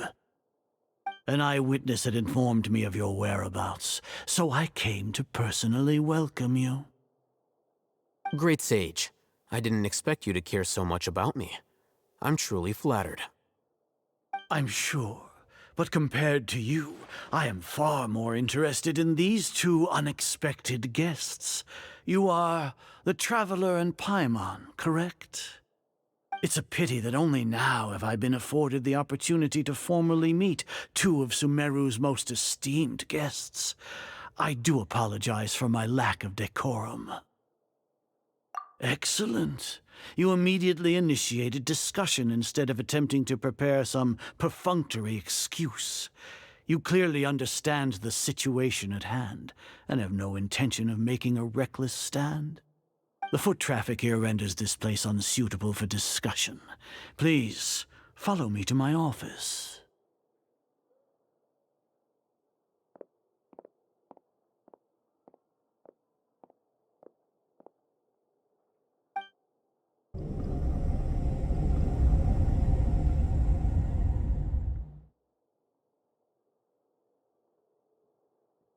This place is crawling with guards. There's no way out for us. All right then, traveler. What did you wish to discuss with me? Today is Niagarbaha Day, so I still have many responsibilities to attend to. There is little time for idle chit-chat before I detain you all. You seem to know quite a bit about our endeavors. If that is so, then you should be praising our great work, rather than using your trivial misgivings in a futile attempt to sway me. Trivial? Then tell me, what do the Fatui want from me? Worthless. Those are all completely worthless. Benefits, divine power. These materialistic words do nothing but debase our great work. Creating a god. Yes, we are using human wisdom to create a god. If humanity cannot attain omniscience and omnipotence, then we shall create a god to reveal them. This is the pinnacle of human wisdom. We shall regain a god's guidance at long last. No longer will we flounder in the interminable void of consciousness and knowledge. Even Ermin's soul will be freed from its plight. For our nation of scholars, this is the ultimate aspiration. No cost is too great to realize it. You will never understand the rapture of having a god be born within your very hands. With your degree of knowledge, you cannot even comprehend such an emotion. Gods exist on a plane that far eclipses humanity's. Lesser Lord Kusanali, what can she even do? Care for the people? Fend off sandstorms? Fabricate silly fairy tales? These are but child's play for the academia. Does that make us equal to the gods? We are a people favored by Greater Lord Rukkhadevata. Though I may have personally not seen it, our forefathers bore witness to true wisdom. The ascension of the Lesser Lord has brought nothing but bewilderment to the scholars. They all ask, is that truly what true wisdom is supposed to look like? With that in mind, it is better to keep her isolated in the sanctuary of Suristhana, so our academy will not become embroiled in turmoil. What a pathetic justification! Do you really think that only the super smart or powerful should be able to call themselves gods?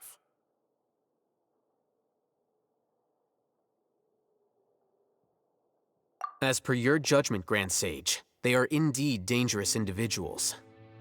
Not only are they acting against the academia, but their ideologies have the potential to lead scholars astray. Looks like there really was merit in my assignment. Haytham? Are you talking about us? Anyway, I've brought them to the academia as ordered, but it took some time and trouble. Oh. That reminds me. Here's the investigation report you had requested. It's a summary of my time spent with the Traveler, an array of information about him ready for your perusal. Haytham? So you're still on the academia side! We finally started to trust you!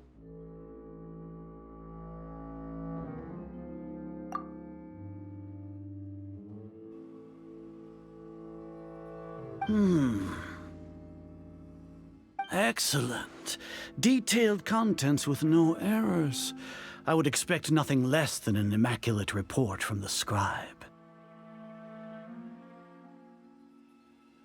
As it is Niagarbaha Day, I'll enter the information on you into the Akasha. Surely you know what that means. We'll be monitored, just like Sino. With the Akasha's calculation prowess, all of your actions will be predicted with an accuracy of at least 98%.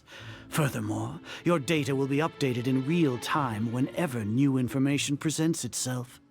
To put it into words you can understand, wherever you go, you will be walking under an invisible leash. This is Sumeru's greatest penalty for dishonest persons.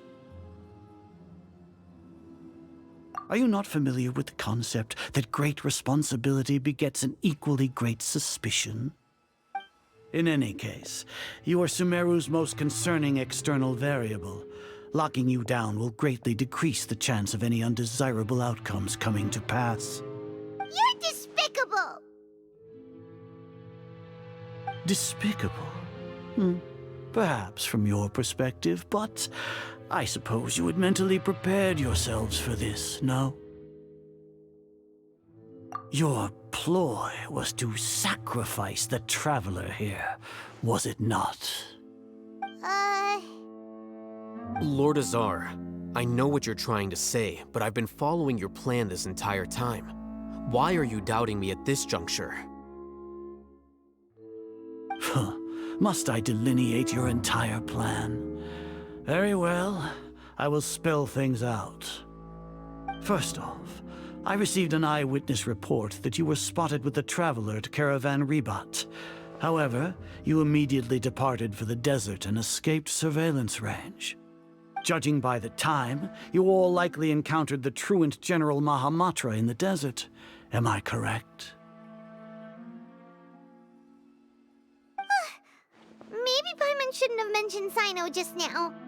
The Academia had not received correspondence from its scribe for a prolonged time. You were also in the company of the Traveler, a close associate of Lesser Lord Kusanali and General Mahamatra Sino, who had defected from the Academia. With their instigation, what was the probability that you would betray the Academia? Rationally speaking, 50%? 70%? What do you think? Regardless, that's only a guess. The facts are that I've brought the Traveler right before you, and I gave you my report. Indeed, your boldness deserves praise. To think that despite status as an outlander, the Traveler is still willing to sacrifice for the sake of your plan. If I'm correct, you have a contingency plan to save Lesser Lord Kusanali and ruin our great work. Sneak into the Academia on Nia Garbaha Day, using Alhaitham's status as the scribe, for there is a good chance that an opportunity to save the Lesser Lord will arise. Should your intentions be discovered, Alhaitham will turn traitor and sacrifice the Traveler, thus proving his innocence. He can then stay inside the Academia and continue searching for a way to proceed forward. As for Sino, according to the Akasha's calculations, he will soon return to the Academia and confront me in person. I suppose this is also a part of your plan?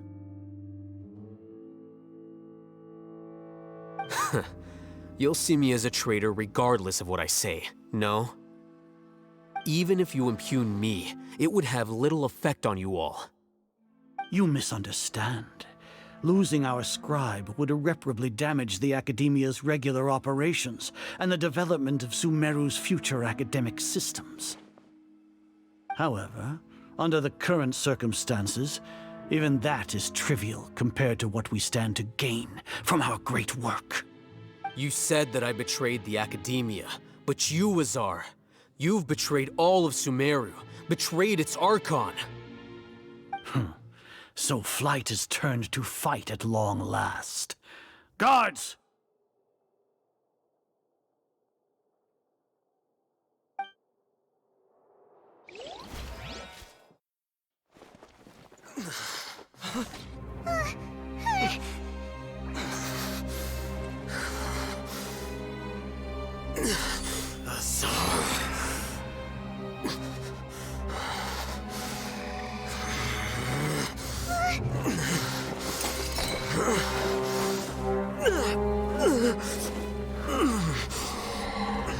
Well, what do we have here?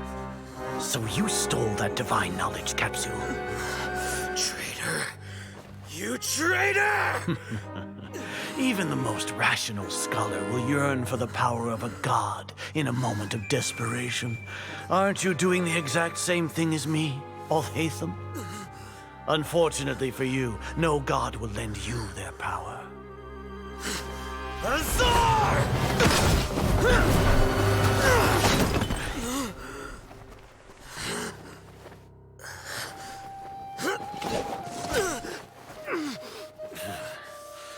He has gone completely insane.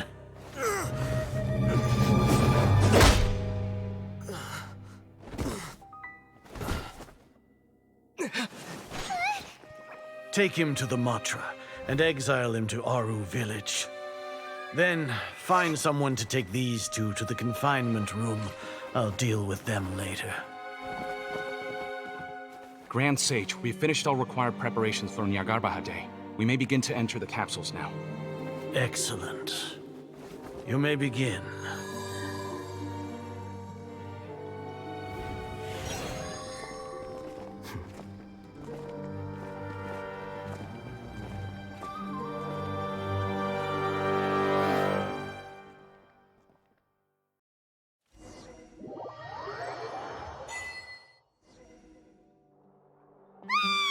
Don't lock us up! Let us out!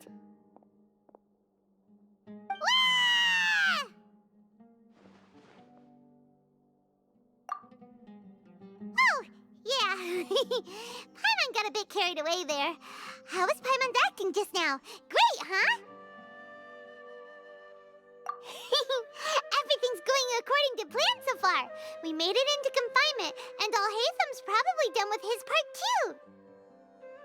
We even managed to trick Grand Sage Azar. Alhaitham sure knows how to cook up a plan. What are we doing next? Paimon has trouble remembering things when she's worked up. Right.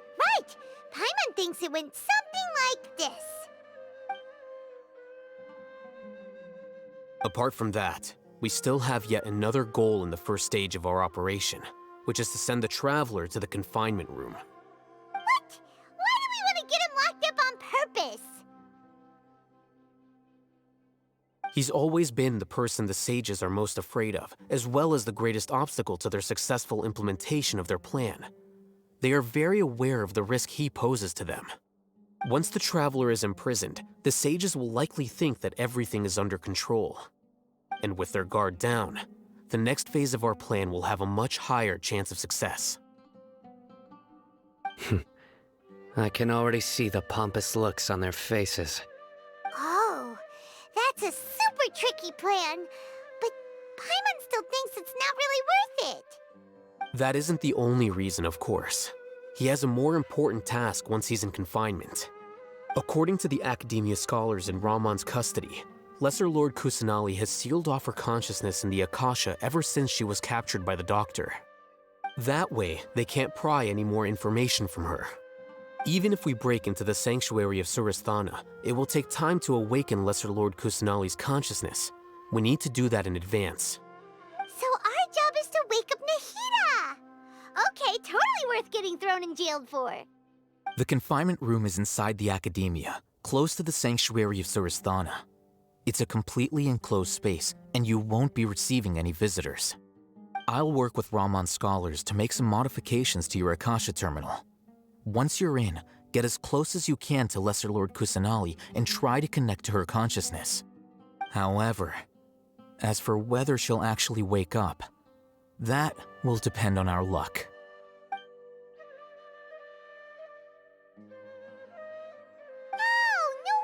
You've been wearing your Akasha terminal today. It's the one that Alhaitham modified. Paimon thought they'd take our Akasha terminals when they locked us up in here. Were they being careless?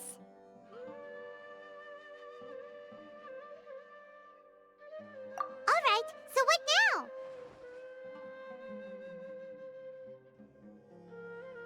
Sounds easy enough.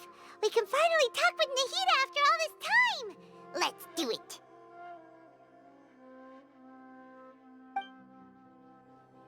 There's a light flashing on your Akasha terminal. It's almost like... the faster it blinks, the better the signal.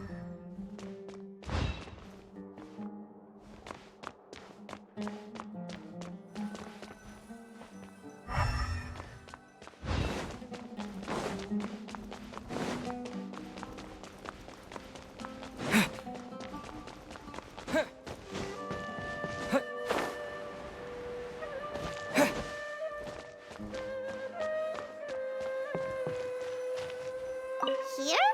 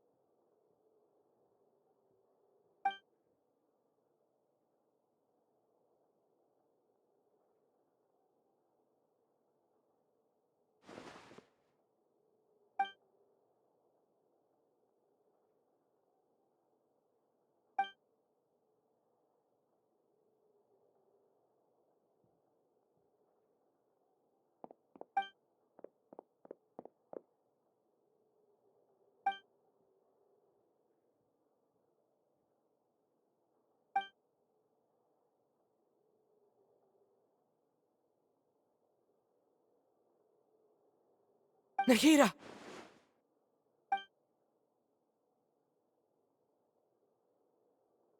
Hey, Nahida!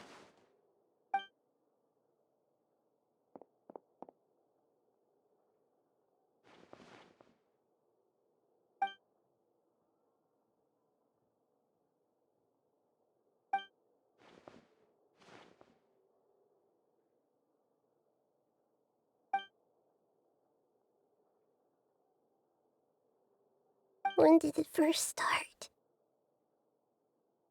Oh, right. It started from the moment I was born.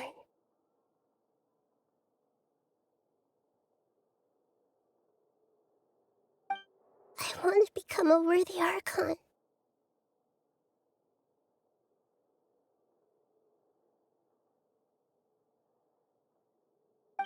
So I've kept studying.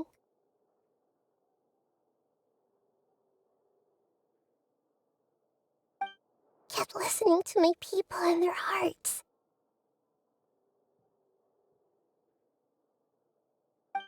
Kept looking for a way to save Irminsul.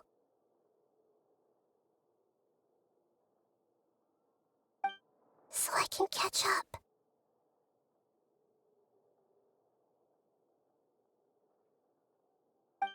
Catch up to Greater Lord Rukkhadevata.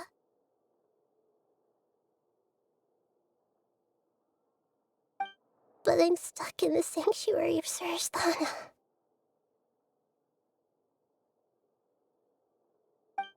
The sages are creating a god to replace me.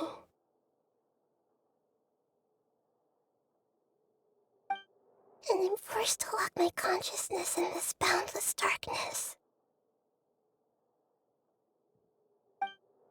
Nahida!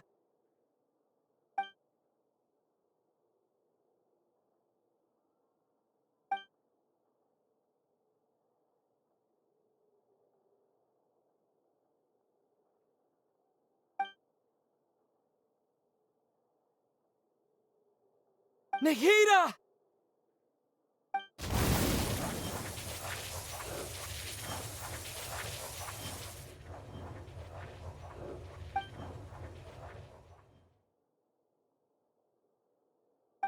It's so quiet here.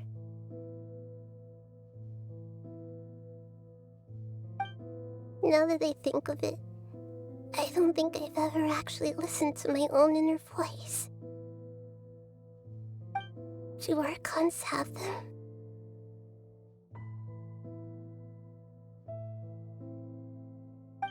Should Archons have them?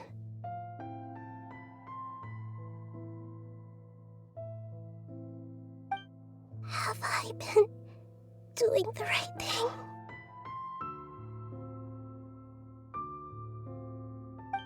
Am I really not needed?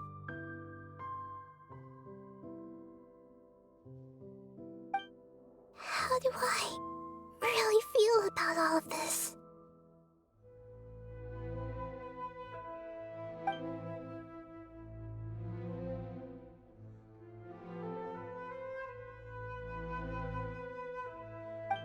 It's so quiet here.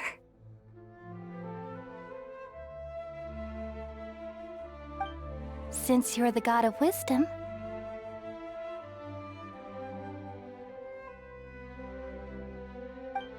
you've known the answers to all these questions since the very beginning, haven't you? Who are you? Whose voice is that? It sounds familiar.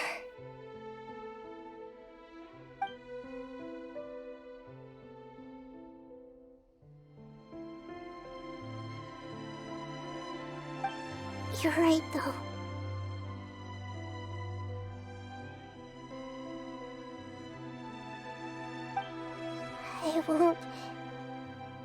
I won't ignore my own voice anymore.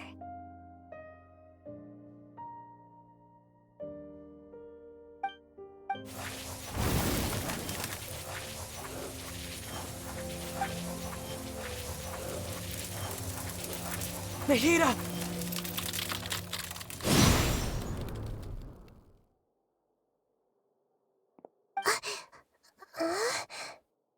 Nahida? Did you wake me up? Thank you. Why are you here? We're here to rescue you. Are you alright? I'm fine. It's just... when I think of everything that's happened to me, I feel really angry now.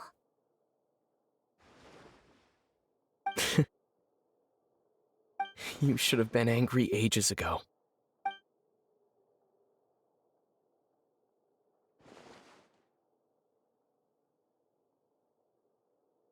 Huh? Oh, you're back! How's everything? That's wonderful news! Great! We weren't locked up for nothing!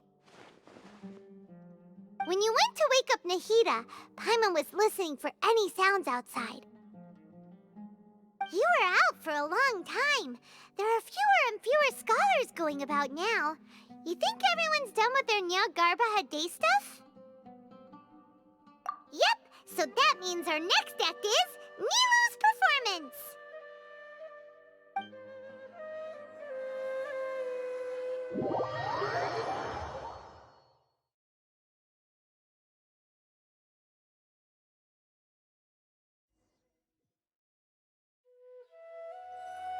Nilu, are you sure about this? You're taking such a great risk for them. I'm sure, and I'm going. You know that I don't like to pass up any opportunity to dance, and this one is especially important. All right. You seem to have a lot of trust in them, so I won't say more on the subject. But if anything happens, the few of us here may not be able to help you. Don't worry. They've been through worse. Everything's going to be fine. All right. You know, if you really do get arrested, we'll do everything we can to get you back. Be careful, even if it's only for our sakes. Thanks, Mr. Zubair. You're so very kind.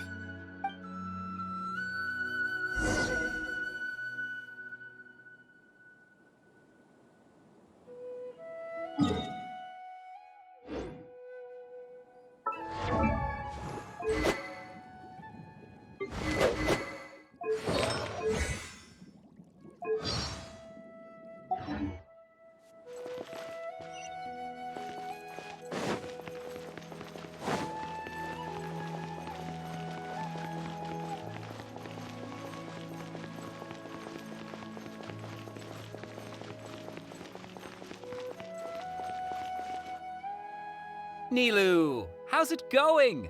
Nervous? Definitely more than usual. But it's because I'm worried I won't dance well enough. It's okay. Just focus on your performance. We'll take care of everything else. You sure know how to talk. Taking all the credit, even though we came here together to help out. Well, thank you both. I'll have to treat you to a meal after all this ends. I really, really appreciate all of your help. Ooh, that sounds great. Ha! How can we say no to that? All right, let's get back to business. Nilu, we'll be here to keep people from going to the academia so they don't interrupt your performance. I was planning on telling them something like, the Academia's been conducting a weird experiment, and some of their test subjects escaped. It's really dangerous there, so stay away. Oh, you couldn't think of anything better? Oh well, I guess it does sound like something the Academia would do. I think it sounds great. I'm counting on you guys. Don't worry, it'll be a piece of cake.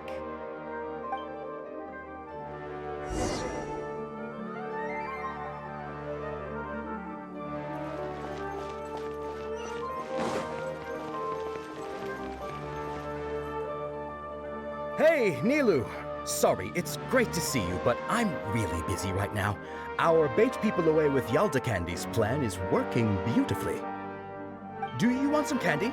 We have more than we can give out. Vihar, thank you so much for doing all of this. And even dressed up as the Knight of Flowers, no less. I'll pass on the candy, though. I cut back on sweets in the period leading up to a performance, and I'm about to start one. You have a point.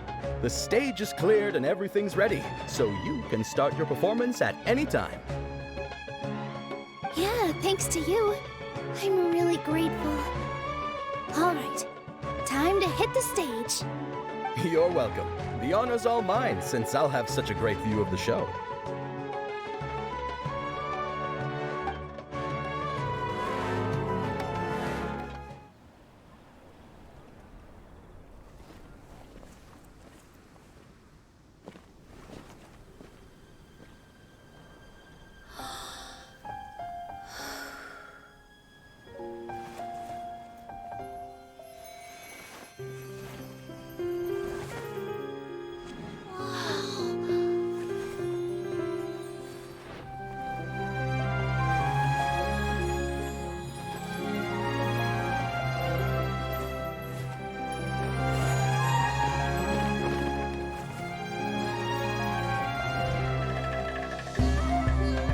I've never seen a performance like this. This is incredible. Yeah, but I heard that public performances like these have been banned. I can't believe she's doing this here.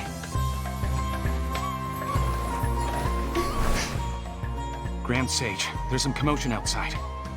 Huh. How uninteresting. Issue the new Prohibition Act from the Akasha to the guards. They'll know what to do. Do you think we should, like, stop her? Let's just watch for a little bit longer.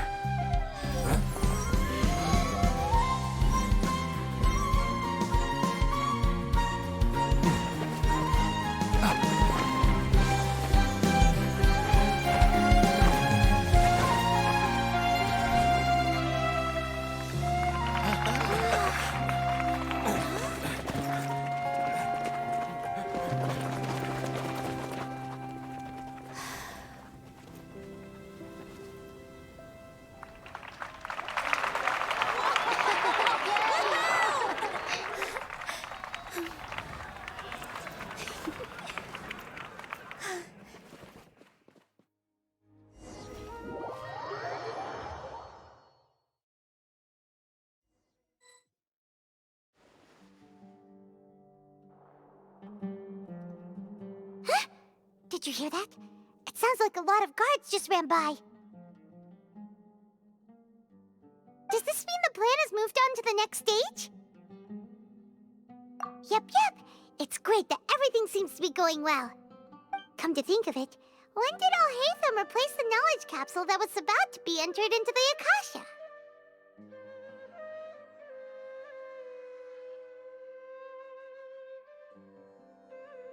Oh, so that's when he did it! Paimon was too nervous to notice. Speaking of, didn't Alhaitham also yoink the divine knowledge capsule from that mercenary leader in Port Ormos when everyone else was distracted? It's a time-tested trick of his. Why are we complimenting him? Yeah, he's smart and all, but he still makes Paimon's blood boil. Let's review our plan for this stage again. It's not like we have anything else to do right now anyway, and it'll help us feel more confident. Paimon remembers that Nilou's task was supposed to go a bit like this. Now that Lesser Lord Kusanali's consciousness has been forcefully sealed, the core figures of the Academia and their guards have started to wear their Akasha terminals again. With the Doctor's technological support, they think they have nothing to fear. How despicable of them to rely on such a person. But this is also our chance. I was originally asked to draft the knowledge capsule for the Artistic Performances Prohibition Act when I was still at the Academia. It should be on the Grand Sage's desk right now, and will be entered into the Akasha during the next Nyargarbaha Day. Are they really going to stop all artistic performances? That's horrible! I'll make an identical knowledge capsule, but this time, I'll smuggle some misleading information into it. We only need to find an opportunity to switch the capsules. Once it's been entered into the Akasha on Yagarbahade, if someone were to be seen performing in public, the sages would definitely use that opportunity to announce the ban, and so the misleading information will be disseminated amongst the guards. Sure sounds complicated, but it seems like if everything goes well, we'll be able to get rid of all the guards in the academia without any effort. That's pretty clever, getting right into their heads. I just have one question. Even if we manage to get the misleading info out to the guards, how can we be sure that they'll believe it? People who are used to relying on the Akasha become less inquisitive, and their ability to distinguish truth from misinformation is significantly reduced. They will view everything the Akasha releases to them as the unequivocal truth. The Akasha will turn humans into machines. I've seen it happen many times. Yikes. Good thing I didn't wear it for long when I was working in Sumeru City. At first, I thought it was a good thing too. By the way, this plan still requires a performer, right? Do you have someone in mind?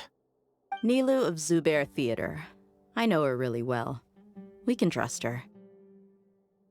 I'm kinda hesitant to ask her to participate in a dangerous plan like this, but we can ask her in person. All right. After the guards in the academia are gone,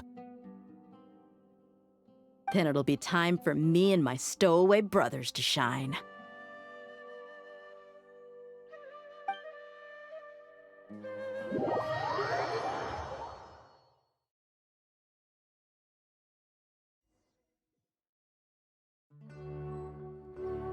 Here they come. Did you see that, Raman? They came out from the academia in droves.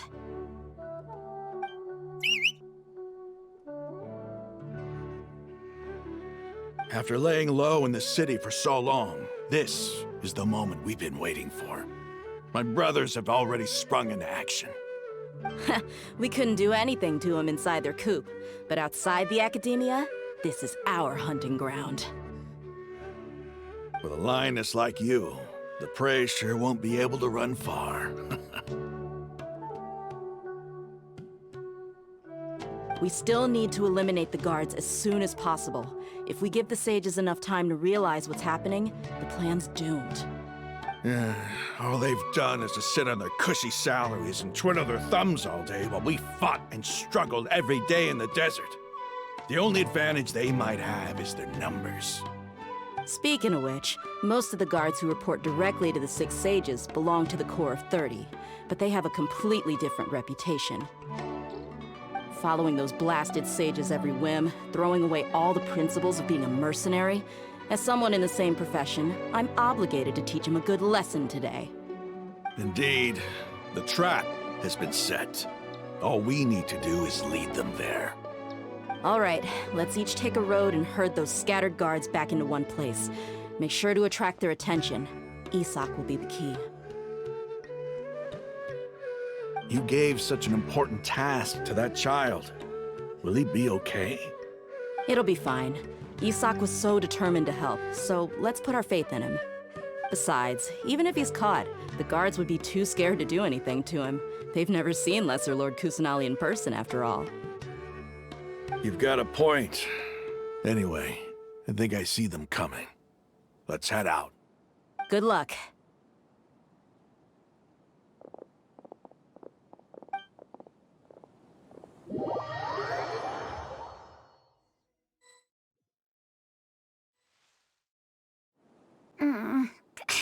This outfit. Hey, do you remember what you need to do, Isak? When the guards get here, you'll pretend to be Lesser Lord Kusanali and run away from them. Oh, yeah, I remember. Of course I do. I'm just a little nervous. Relax. Don't think about getting caught.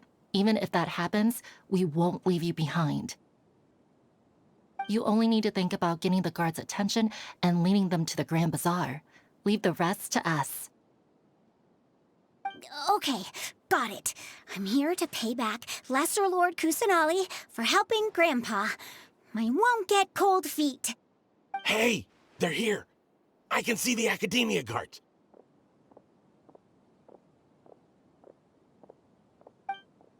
All right, it's time, Isak. Take a deep breath and go. You can do this.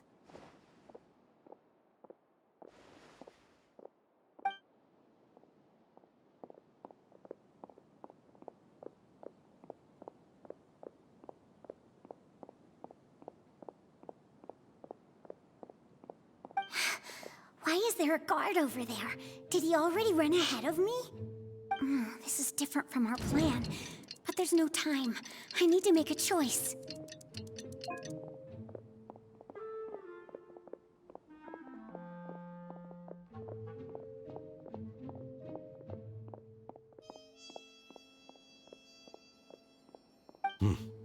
Let's have a look behind the house.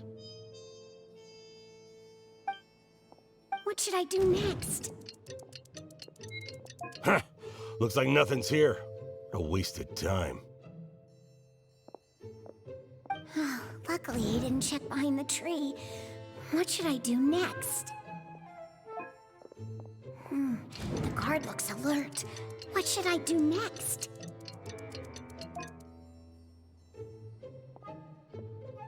Doesn't seem like anything unusual's around here. Looks like the guard finally left. I need to go.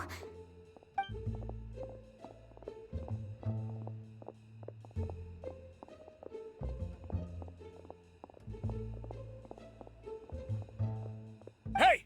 Lesser Lord Kusanali is over there! Stop! What? Lesser Lord Kusanali? How did I not notice that? They found me. This is bad. Where should I go? The target suspected to be Lesser Lord Kusanali has escaped into the Grand Bazaar. Assemble and arrest her!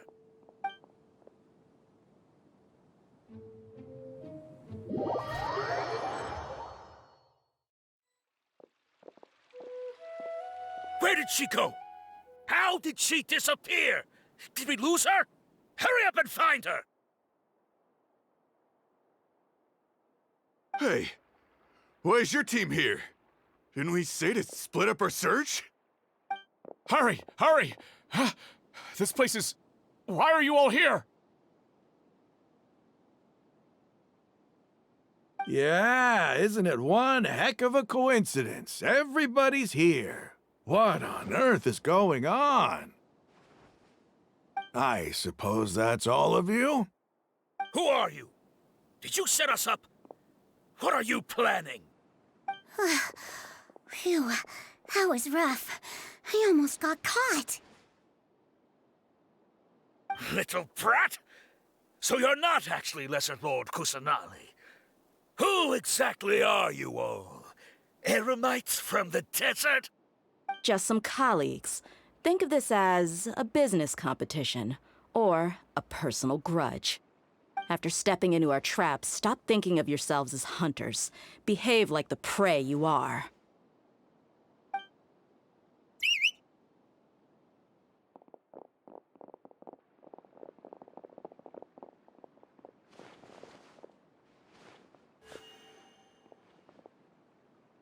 An ambush? How's that possible? This is Sumeru City, but mercenaries from the desert somehow ambushed us! You've spent all your time hiding away in the academia. This place has long since become our hunting ground. Brace yourselves!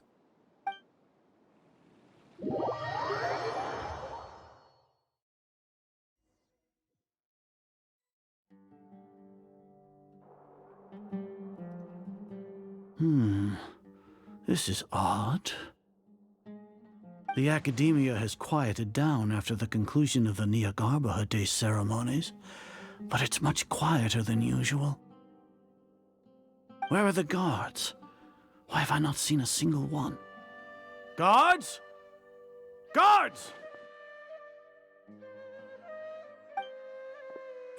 Grand Sage, how may I be of assistance?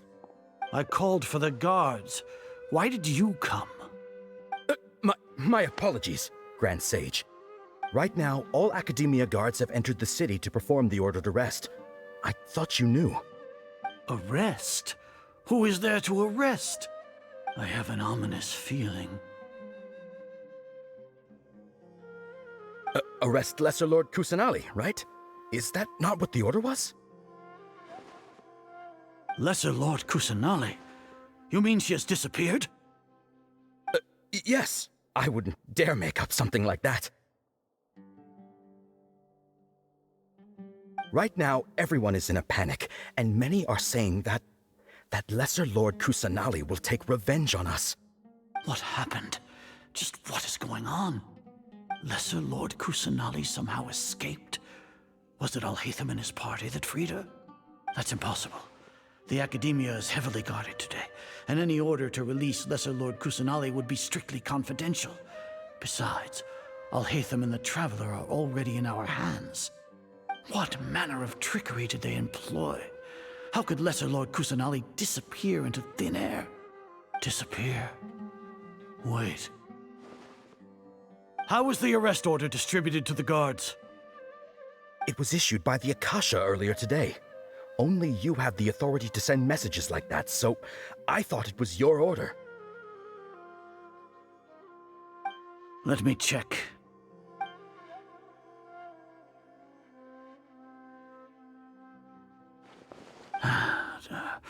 Here. Lesser Lord Kusanali has escaped from the sanctuary of Surasthana. Go to the city and arrest the escapee immediately. The Akasha indeed contains this information, and it clearly appeared in my mind. How did they bypass my permissions to issue this kind of message? Was it the report about the Traveler that Alhaitham submitted? No. I specifically checked that knowledge capsule before entering it into the Akasha. Could that have been a red herring? Well, even if I figure it out now, it won't make any difference. The important thing now is to confirm Lesser Lord Kusanali's status. Have you been to the sanctuary of Surasthana to confirm that Lesser Lord Kusanali has indeed escaped? Confirm? No, I haven't. It may be a bit offensive to say this, but Grand Sage, what you're saying doesn't make any sense. How can the information in the Akasha be inaccurate? What the Akasha decrees is fact. That is common knowledge to all of us. If we have to confirm the information and knowledge from the Akasha ourselves, then how is that any different from us learning that information ourselves? Wouldn't Greater Lord Rukkhadevata's legacy lose its meaning that way? In the beginning, it was I who asked you to believe in the Akasha, to believe in the legacy left by Greater Lord Rukkhadevata. Are you trying to use my words against me? No, Grand Sage. I'm merely confused because I believe in you. I never meant to refute you. Stay here and see if there are any suspicious people around. I'll go to the sanctuary of Surasthana on my own. Yes, Grand Sage.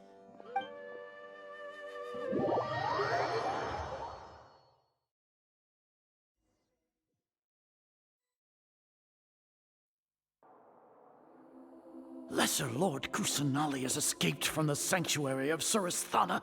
Go to the city and arrest the escapee immediately. How can that be? Stop thinking about it. Stop. It must be a trick of theirs. As long as I personally confirm it. Ah! Impossible. That's impossible.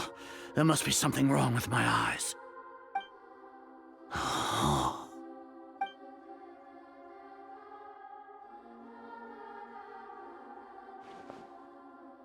What a comical sight, Azar.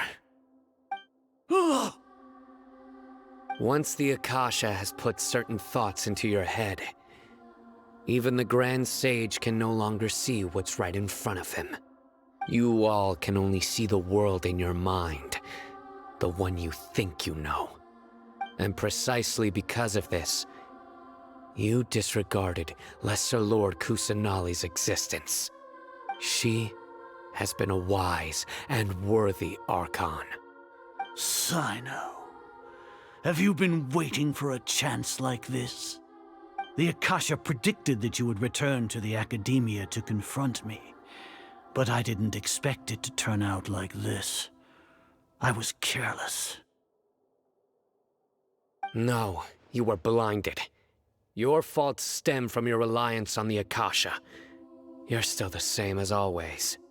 I truly did not expect a proud person like you to cooperate with Alhaitham and the Traveler. People change, Azar. Admit it. The Akasha can't predict my actions anymore. Then tell me, what have you found during your investigation? You want to buy time? This is the sanctuary of Surasthana.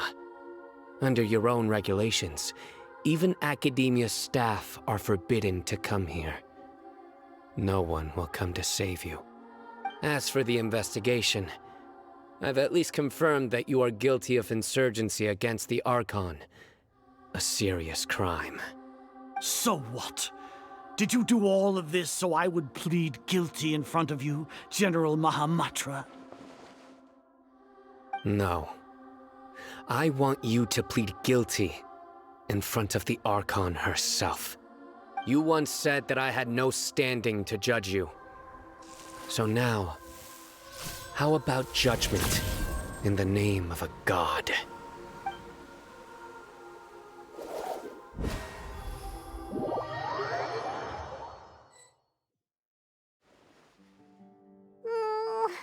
How long do we have to wait? Paimon wants to know how things are going out there. Paimon hasn't heard any sounds outside for a while. Hopefully something bad didn't happen.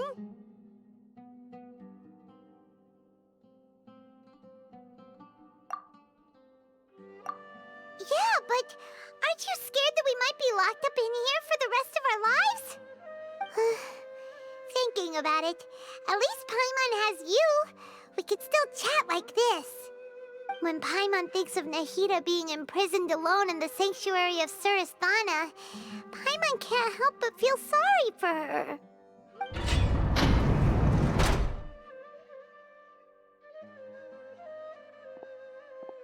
Here comes your savior. Dia! Paimon just knew you would come to rescue us!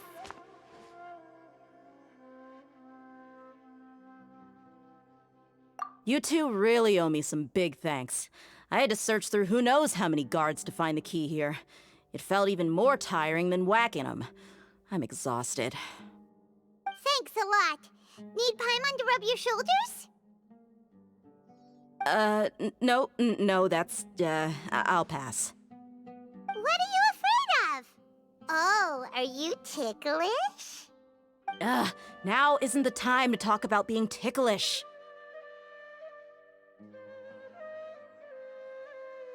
Things in the city and on Sino's side are both going well. The guards that stormed out of the Academia are all taken care of. The Corps of 30 is in charge of the city's defenses, but we already talked to Asfand. They've been fed up with the sages bossing them around. As long as it doesn't break their employment contracts, they'll turn a blind eye. That's probably because you've been super great friends with them for a long time. So, how's Sino doing? The Grand Sage is in his custody. Even I know how terrible it is to fall into Sino's hands, so he probably does too. Sino forced him to release Lesser Lord Kusanali. He has no choice but to obey. So, hurry to the sanctuary of Surasthana. Assuming nothing weird happened, we should have already rescued our Archon.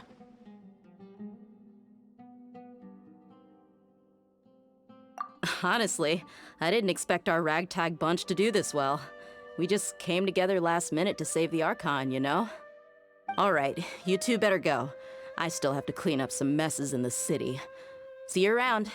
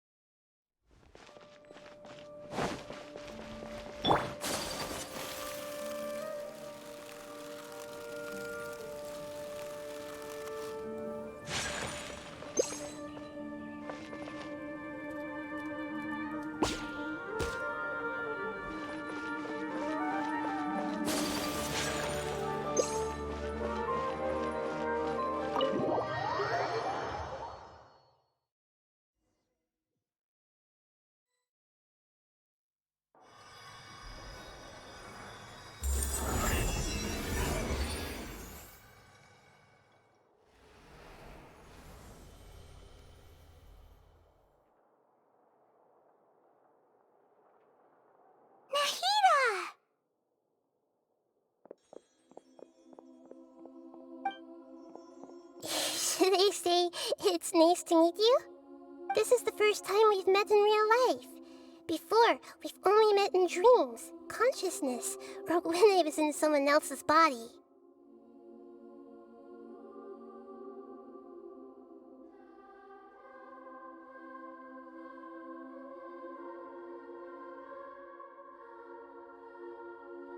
Thank you so much for coming to rescue me, but I also need to apologize. During this time, I did some self-reflection. My sense of inferiority and yielding to the academia led to all of this, and created so much trouble for you all. Exactly! We're here because you're a good Archon and one of our friends! Thanks, you too. Amazing. So this is how it feels to walk out of that cage with my own body. It's like I just had an endlessly long dream. I can't even tell if I just woke up or was only now born into this world. My concept of self has become so clear. But now doesn't seem to be the time to indulge in this feeling.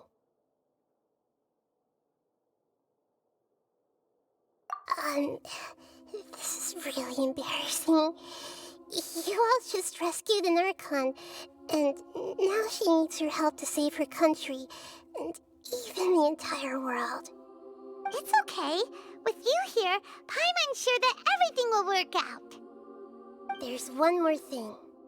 What is it?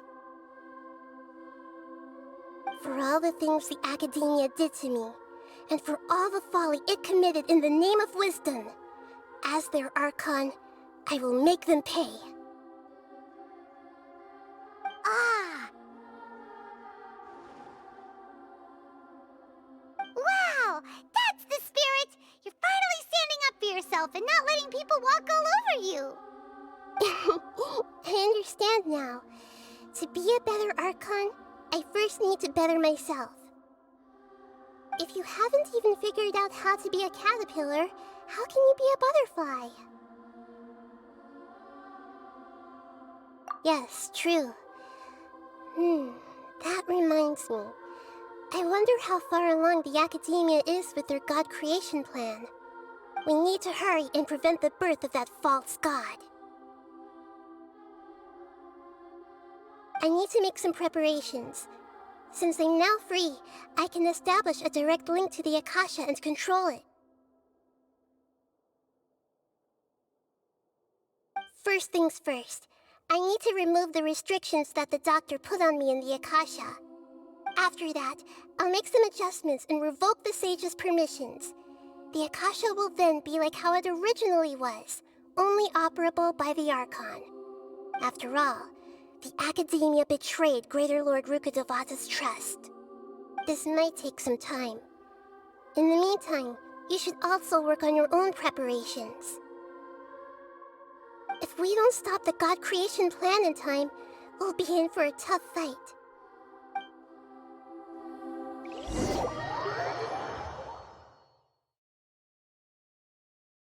You might as well prepare for a fight! When we're done, we can take a walk around. After all, we missed out on a lot of stuff when we were locked up.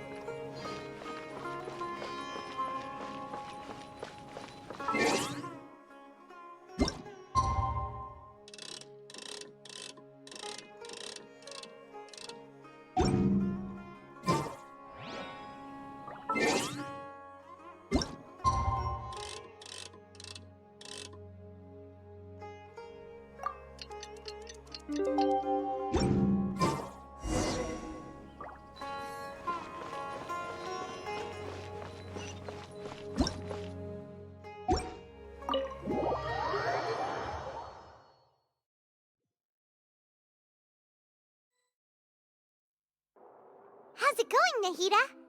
I'm done with the parts that needed my involvement to complete.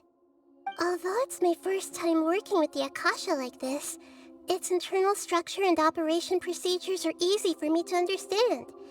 Greater Lord Rukkhadevata's design is truly brilliant. Oh, also, This is for you. Huh? What's this little floaty thingy? It's a small device I put together just now. You can think of it as an upgraded Akasha terminal. You may not need it right now, but it should be helpful in certain situations. Wait! This thing has the same characteristics as Paimon! We're both small things that float!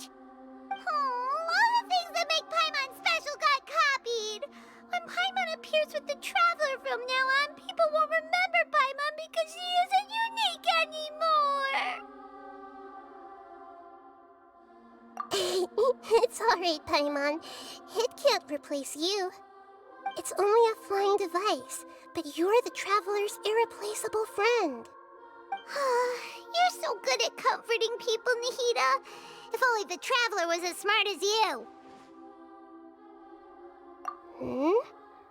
I was simply telling you what I feel to be the truth. I wasn't trying to comfort you. Nahida, you're natural at this. What you just said made Paimon even happier. By the way, there's something I need to confess. Even though I'm the Archon and in control of myself again, I'm not very good at fighting. You may have heard that an Archon's power is derived from their people's faith. However, I'm not as well loved as Greater Lord Rukkhadevata. If we get into a situation where combat is our only option, I'll have to count on you, and I'll do my best to provide support. I'm glad I can rely on you. So the God of Wisdom isn't good at fighting? That actually sounds about right. I've located where the false god is. Time is of the essence, so let's skip to it.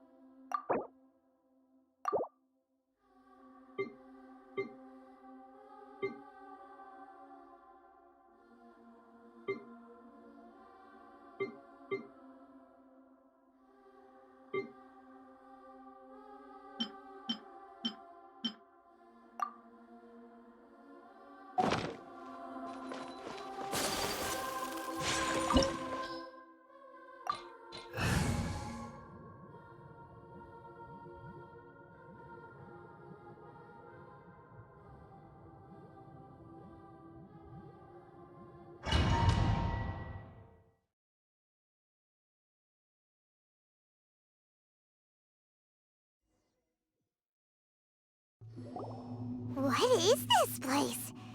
Is this really the way we need to go? Wow. Who would have thought there'd be a place like this hidden right slap bang in the middle of the city? The sages wanted to realize their god creation plan without being discovered. The safest and most convenient way would be to build within the academia itself. That's true. They were already hiding one god, so why not two? Judging from the structure here, the project is a huge undertaking. The sages really saw the god creation plan as their ultimate goal. But this place doesn't look like it could have been constructed by the Academia alone. The Fatui under the Doctor sure didn't hold back. They provided a lot of technological support.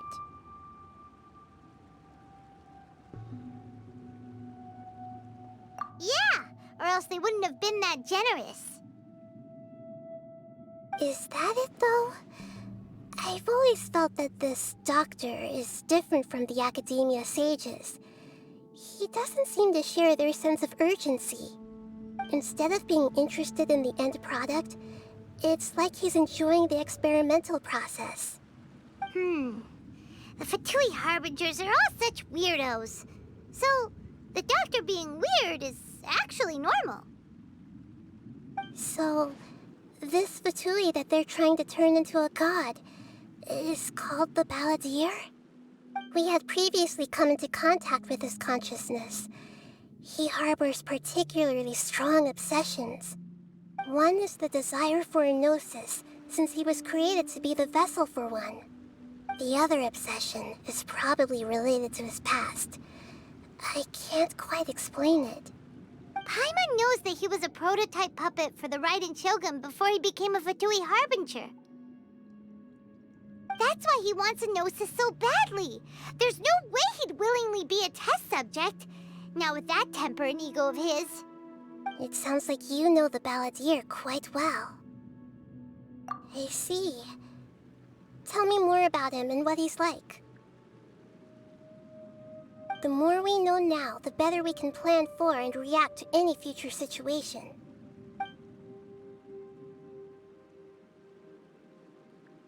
Ah, I see. How fascinating. Alright, time to go. Let's get through here and meet him in person.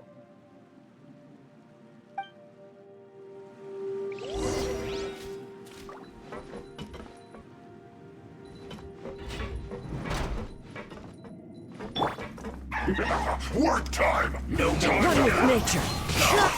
My apologies! There is no escape!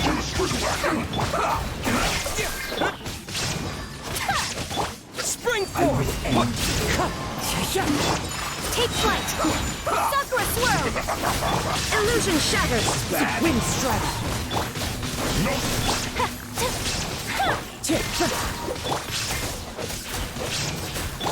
My apologies! There is no escape! I guess this is it.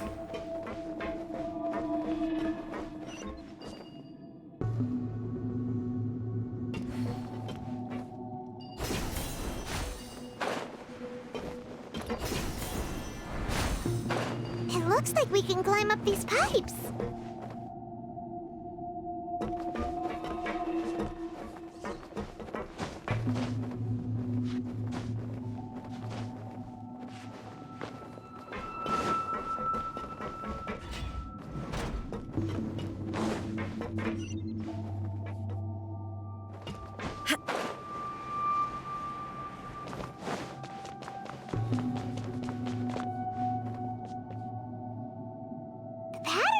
Seems all messed up. Let's go around and see if there's a way to fix it.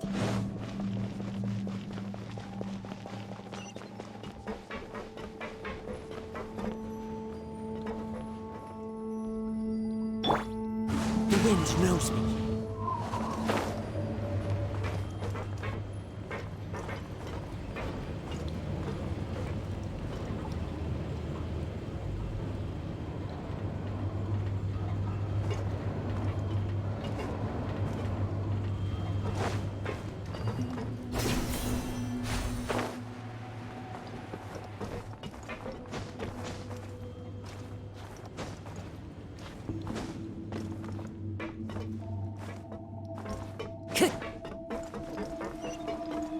One with nature.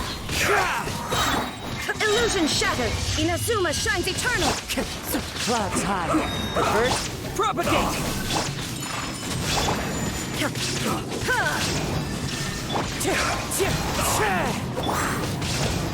I will end you.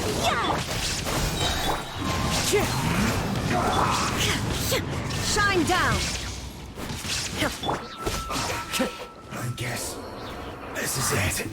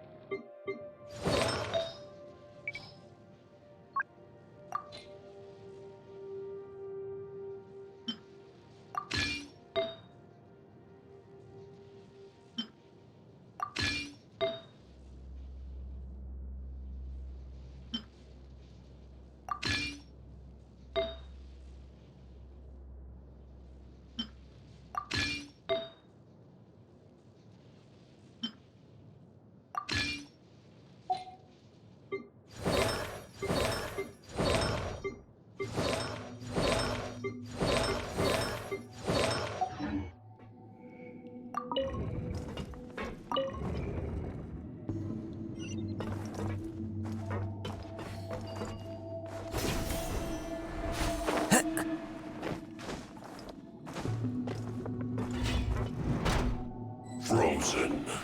Into the wind. Illusion shattered.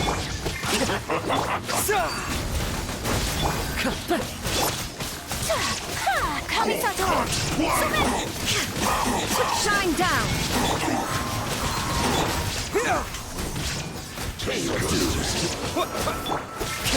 Wind strike. As one with wind and cloud.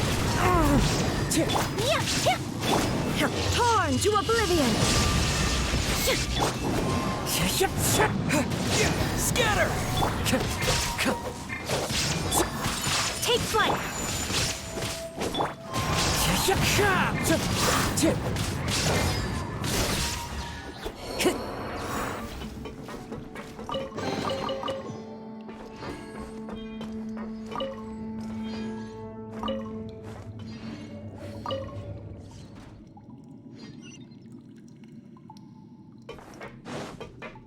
Time to go. The cart is stuck. Maybe there's something wrong with the tracks. Let's try adjusting the direction of the device to clear the tracks.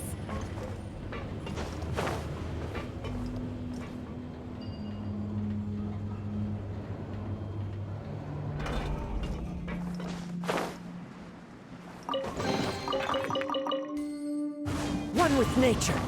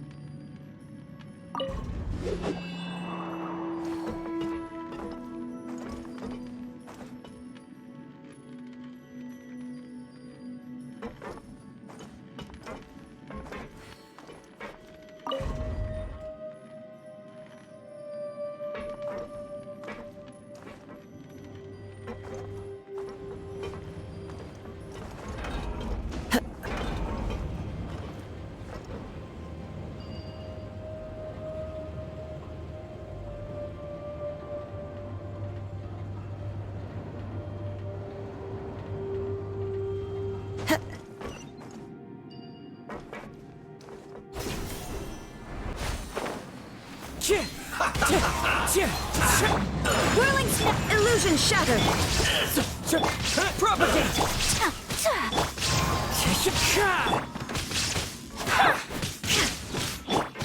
My apologies. There is no escape.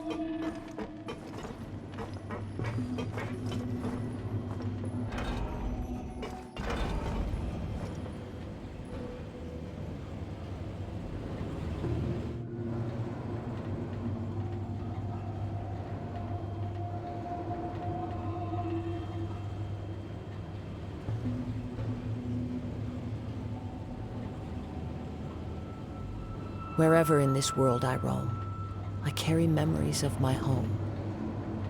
This blade, it is the last link I have to the land of my birth. Into the wind!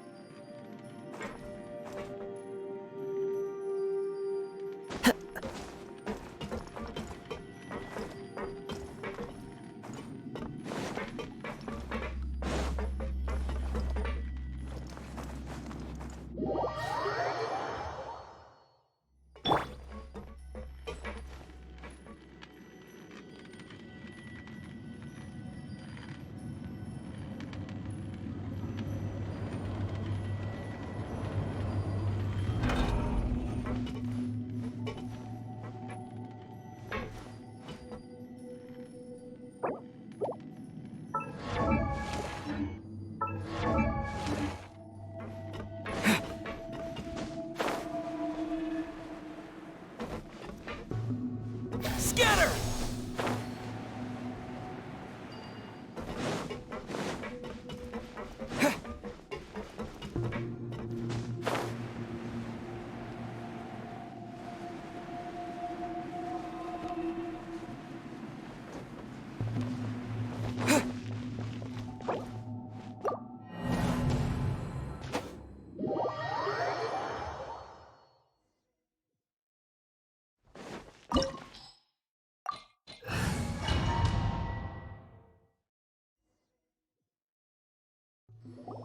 What is... Wow.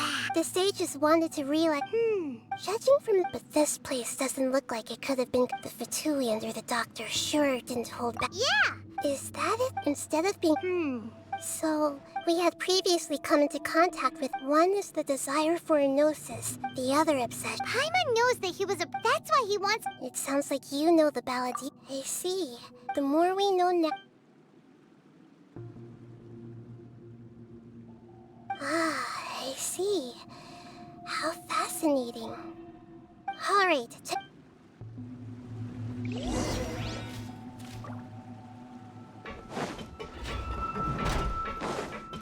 Time to work! One with nature. Illusion shattered! No excuse for standing back! Take flight!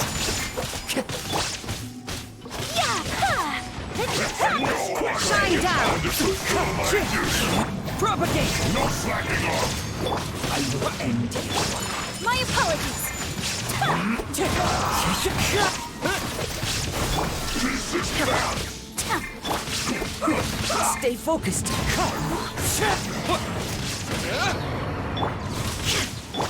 Take flight! Wind strider. Let's end this quickly! Fallen leaves. Adorn. There is no escape! Swirling snow! Scatter! Embrace the ice! Inazuma shines eternal! Yes, this is it.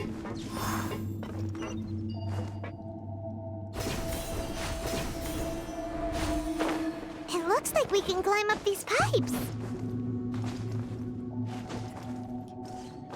Time to go.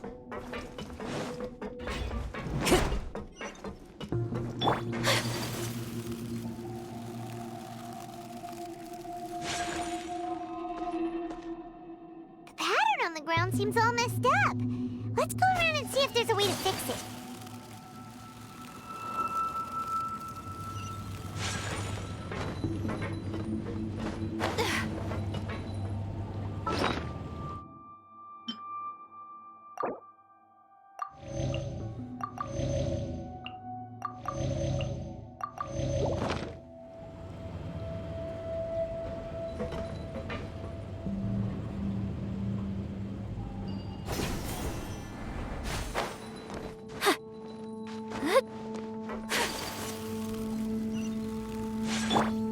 The wind knows me. Let's end this quickly!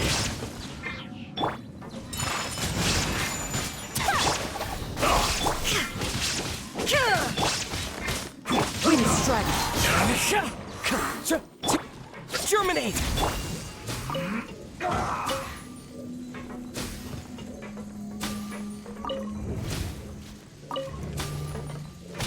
Take flight! Shine down!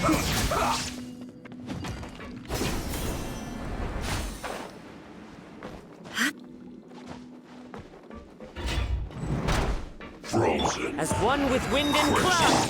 My opponent! There is no escape! Wind strike. You're not going anywhere! Torn to oblivion! Time for a flash freeze! Shine down! Kamisato art! Sometsu!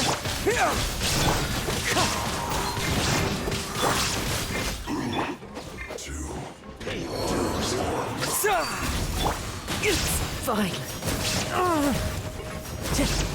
One with nature. There is no escape! Clouds high. The birds.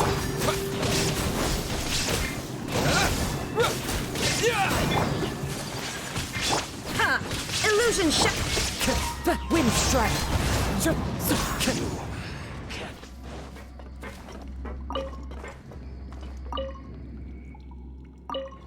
Time to go.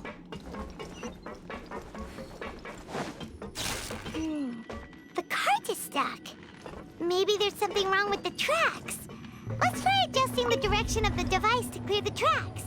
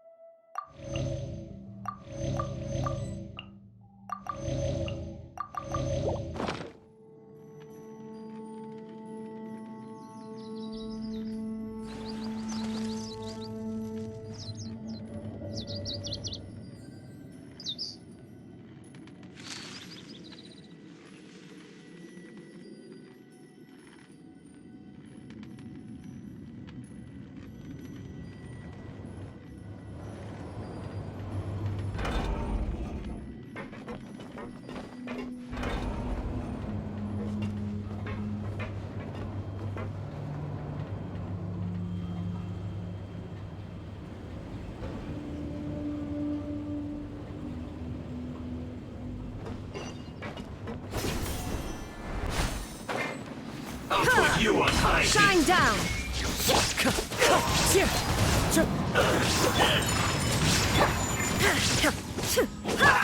Propagate!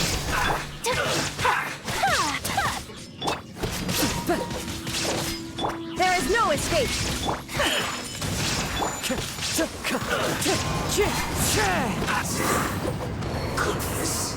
Through.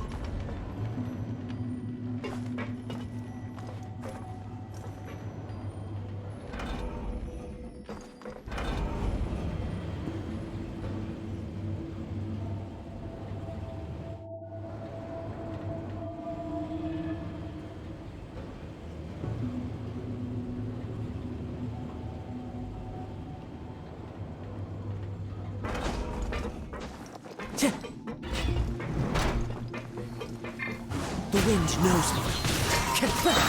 As one with wind and cloud. Shine down. Whirling scatter.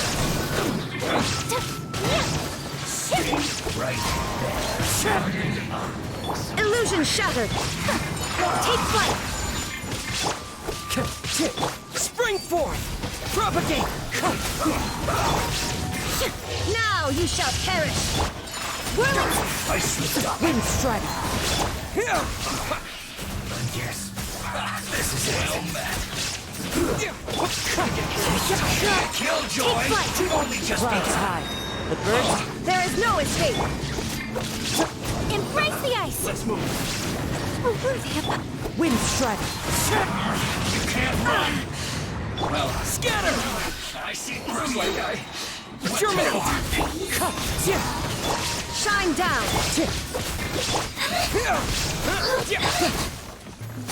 Wind strike. As one with wind and cloud. Inazuma shines eternal. Propagate.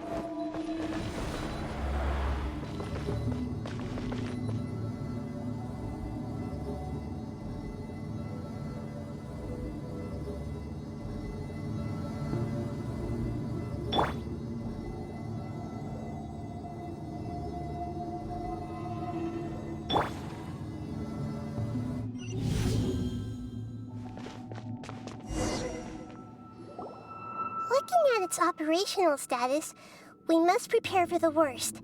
The god they wanted to create is likely close to completion or already completed.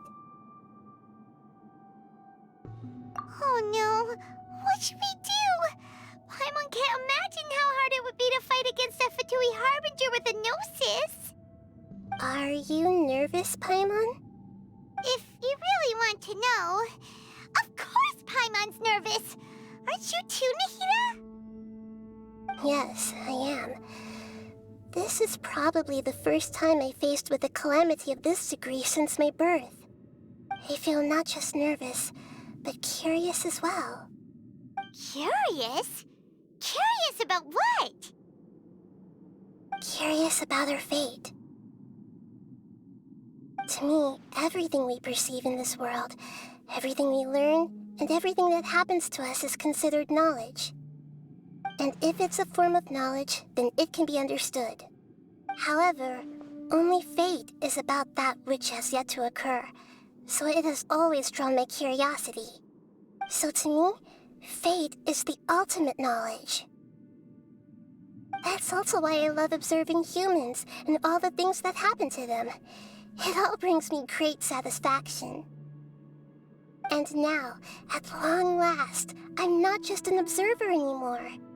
I will personally experience my own fate with you by my side. Isn't this such a wonderfully exciting thing? Ah, so that's what you mean. Paimon thinks she understands what you're feeling. Agreed. Okay, let's continue on. I can sense his aura from here.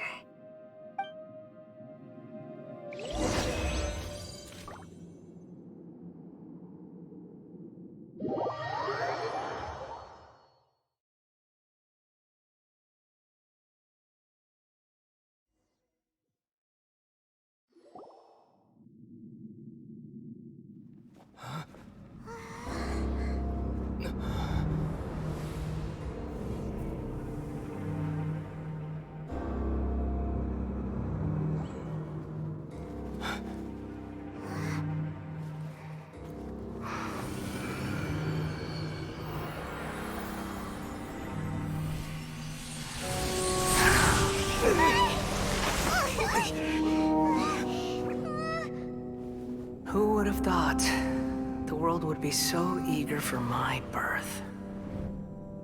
I remember you, Booer, the god of wisdom, and standing beside you, the traveler. Is he all-knowing and powerful now like Greater Lord Rukkhadevata?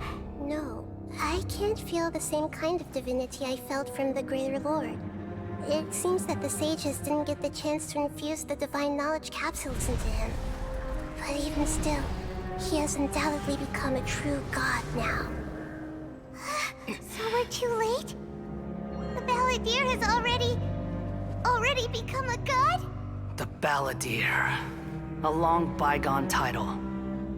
When my spirit ascended to divinity, I felt as if I had existed for the same number of epochs as heaven and earth. Looking back, the existence of what once called itself Kunikazushi appears infinitely small and ugly.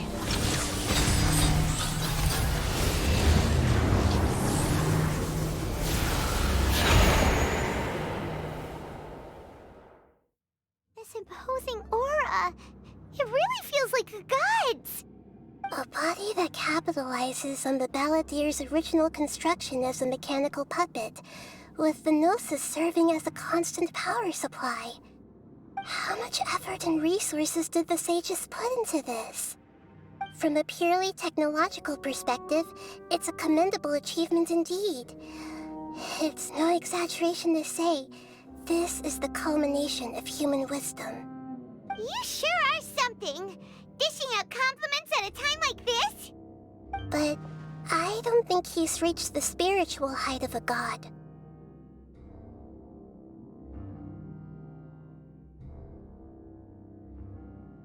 Strife is engraved upon every god and every gnosis brought forth into this world. Can you feel it? The exhilaration of such power, and the thrill of anticipation for our contention. Nahida wouldn't feel the same things as you! Do you not realize that you are interrupting a conversation between gods? Lowly creature, know your place!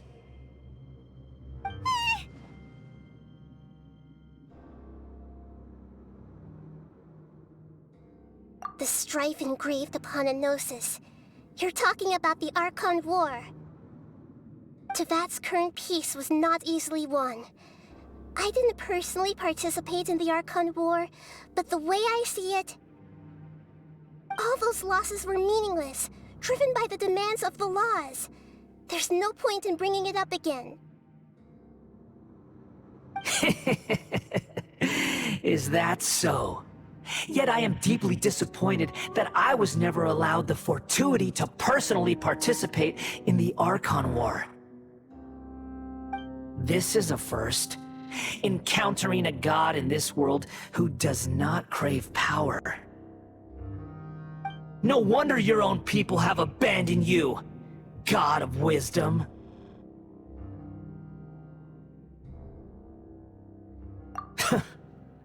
Your judgment is as your existence, unsubstantial. This is where everything ends, Booer, the God of Wisdom. You should know that wisdom cannot solve every problem. Like now, where your only option is to face me in combat.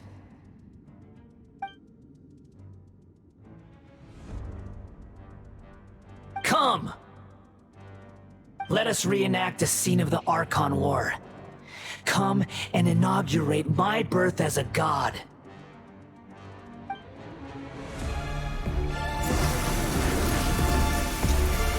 Perish! Scatter!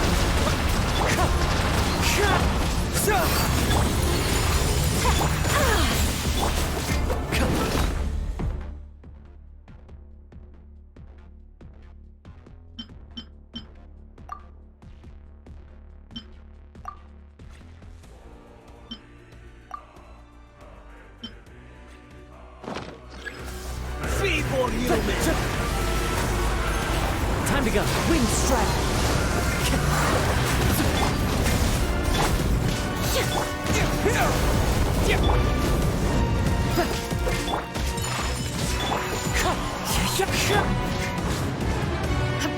There is no escape! Scatter! At my command, you shall fall! Fallen leaves, adorn my night!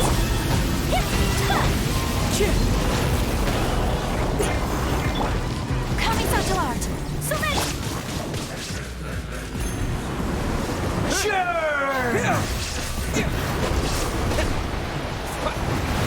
Wind strike! Take flight! Shine down! Spring forth! Perish!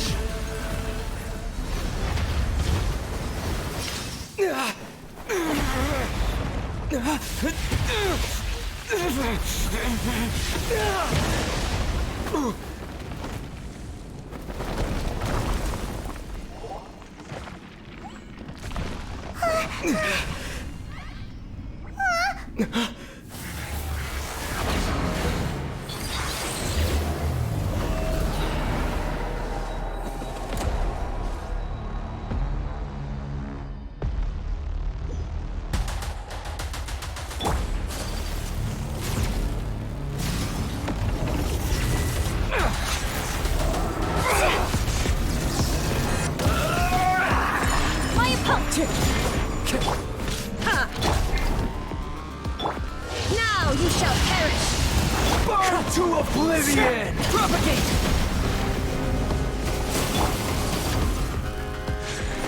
Take flight! Wind strike!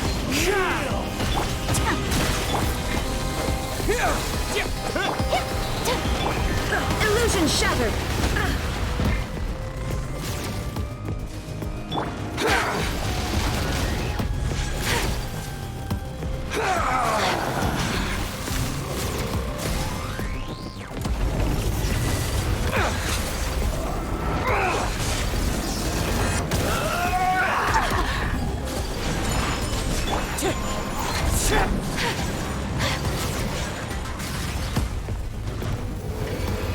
Reality is pain!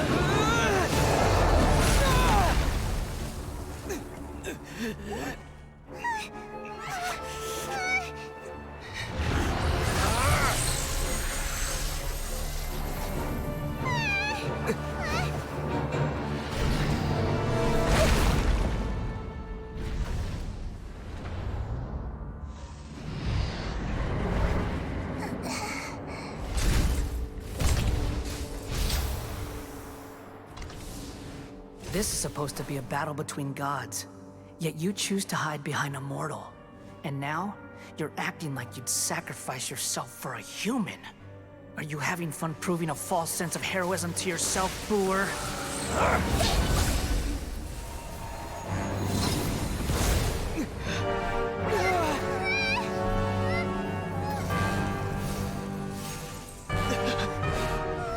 The data collection is almost complete. Do you even know how many times you've tried to take my gnosis from me?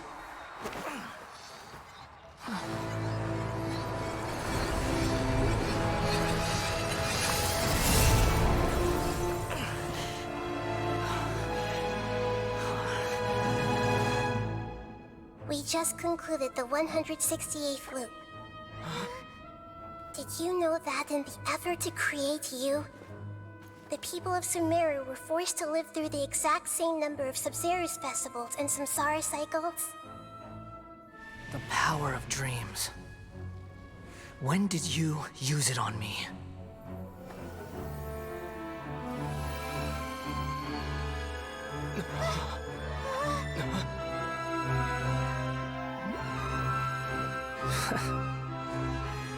You can't even defeat me in a dream. What do you hope to achieve with this little trick? Come, Traveler. Just like before. Allow me to awaken the memories in your dreams. All that battle experience! It's more than that. Compile everyone's wisdom in the name of the Archon. That is the original function of the Akasha. I've sent everything that happened just now to the people of Sumeru in the form of knowledge. I've asked them to help you find a way to defeat the false god.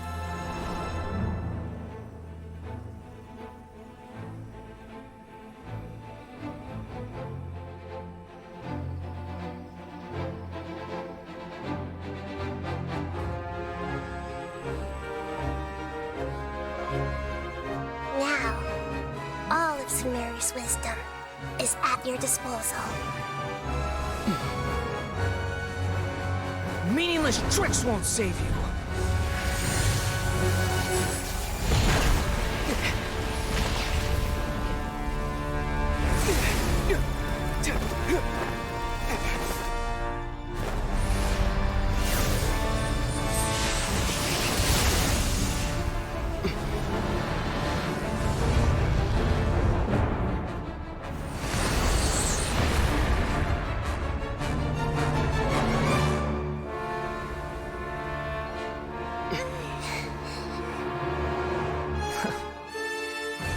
Are you done with your tricks? Can I finally take this as a real battle between gods? I'll leave this to you, the first sage of Boor.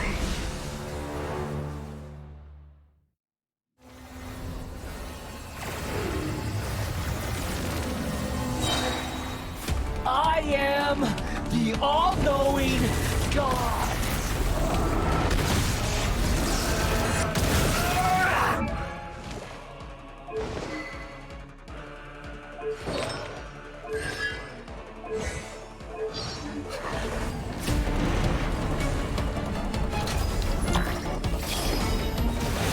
Share my knowledge!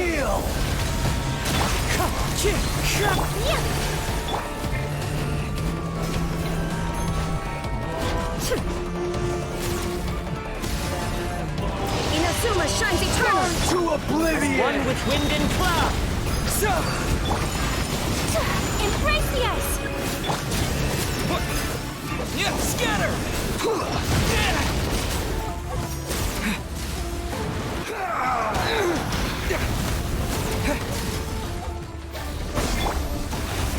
everything! Kneel!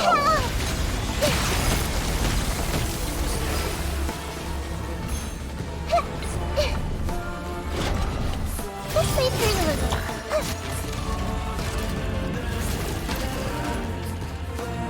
Good riddance, cruel world. Hey! My opponent! Wind strike!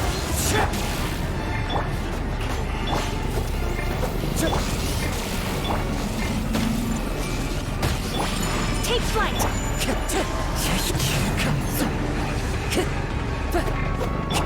Shine down! Wind strike! My opponent!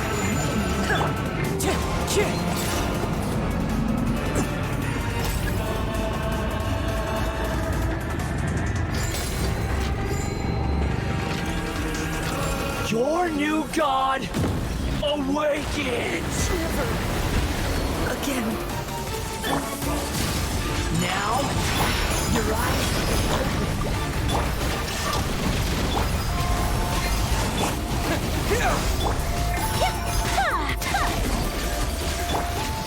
Kneel! Whirling snow! Absurd!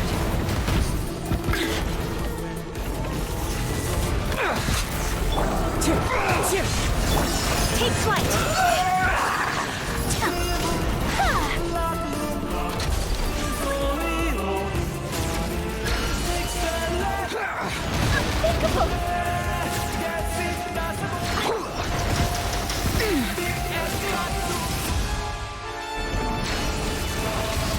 Kneel!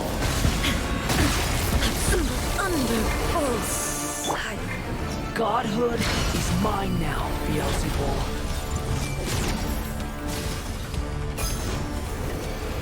Reality is pain!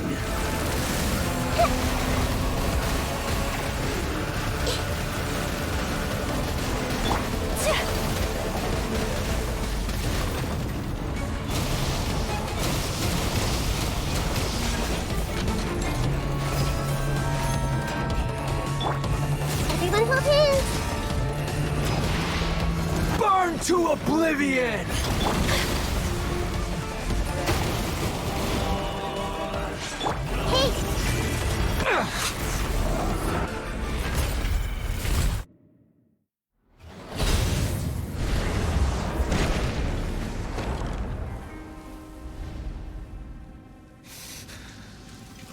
Humans.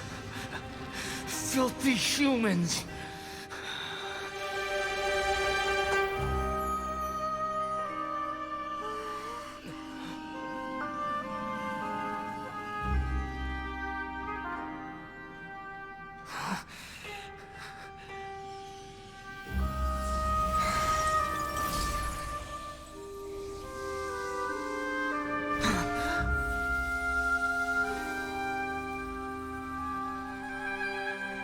No!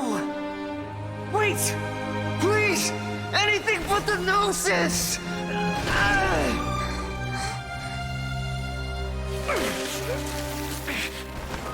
That's mine!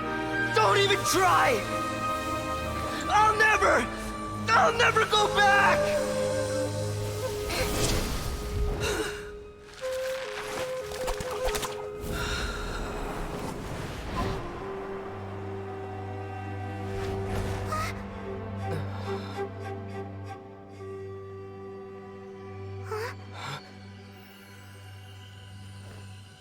We haven't yet found the answer to the most important mystery. Irminsul is still waiting to be saved. With the power of another Gnosis, we may now finally understand the last memory of Greater Lord Rukkhadevata.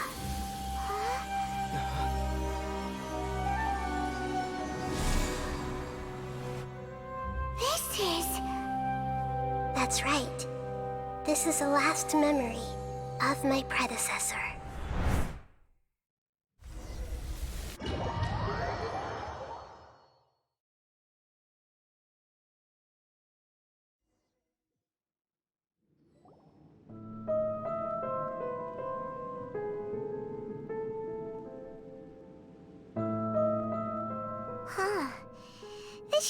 seems very different from what Paimon imagined. Shouldn't Irminsul be in this realm of consciousness? Yes, that is our destination. But I didn't expect the remaining consciousness of Greater Lord Rukkhadevata to be as polluted as this.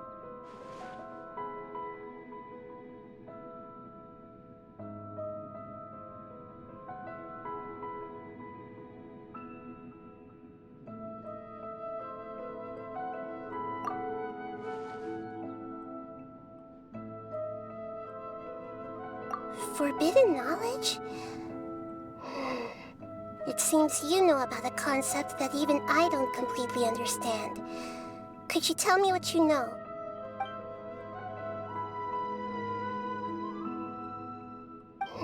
Your inference seems logical enough.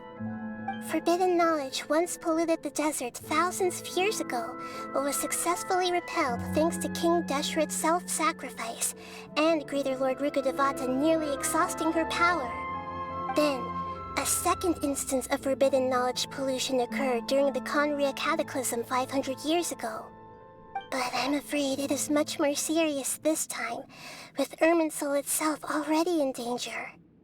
So, if we're in the remaining consciousness of Greater Lord Rukkhadevata, and it's also been affected by forbidden knowledge pollution, then does that mean, in order to save us, Greater Lord Rukkhadevata?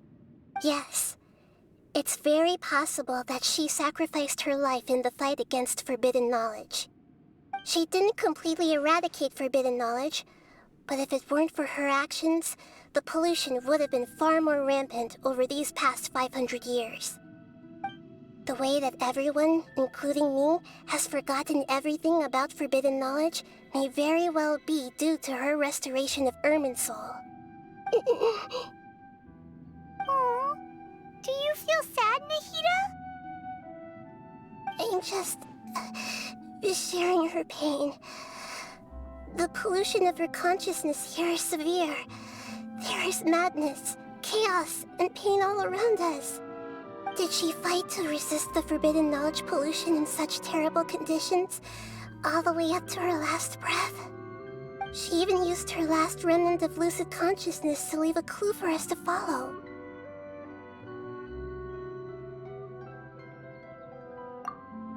Yes, her words were distorted by forbidden knowledge, so that's all we could hear. But now, we have a chance to find the answer to this mystery. We can cross the polluted consciousness until we found the right path to meet with her lucid consciousness. And then, we'll let Greater Lord Rukkhadevata tell us the truth in person. Each of us need to be mindful of the state of our own consciousness while we are here. Even with the Gnosis' protection, we must always keep a clear mind. Otherwise, we could go mad at any moment. That's so scary. Don't worry. It should be easy enough for you to keep that mind of yours clear, Paimon. Let's go.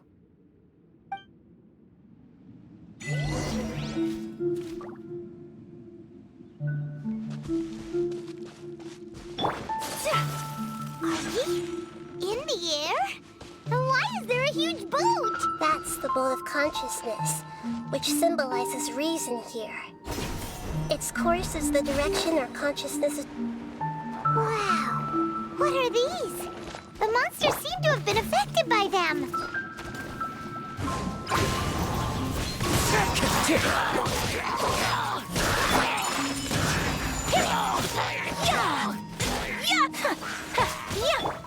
Illusion shattered!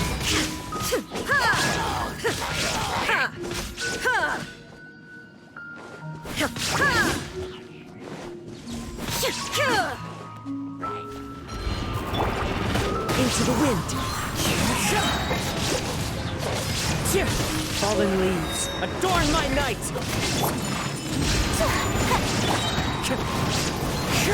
There is no escape! Germinate!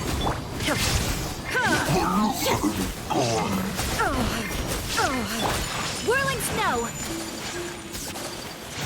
Kamisato art! Sumetsu!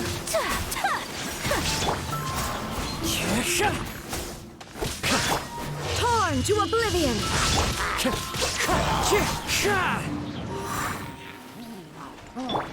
My apologies! Wind strike! Shine down! Scatter!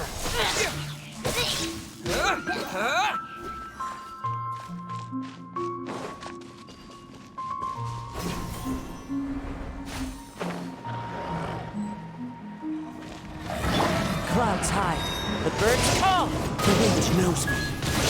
Illusion shattered. Whirling snow!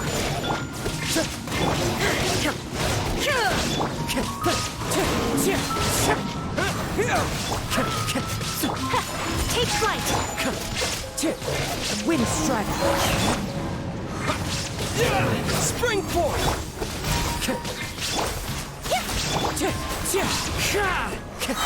Scatter! As one with wind and cloud. Whirling snow!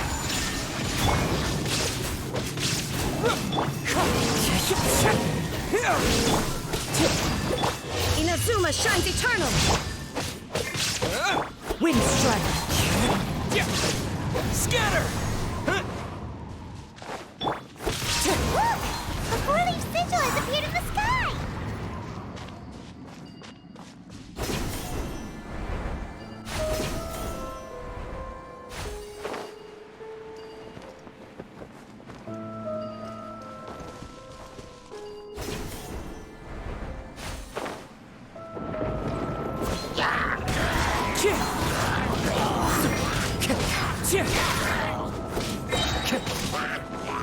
One with nature. Clouds hide. The birds call. Into the wind.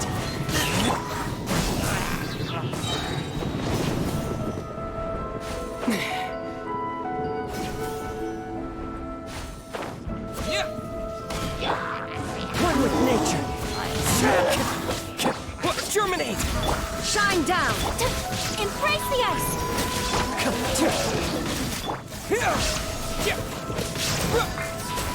Wind strike.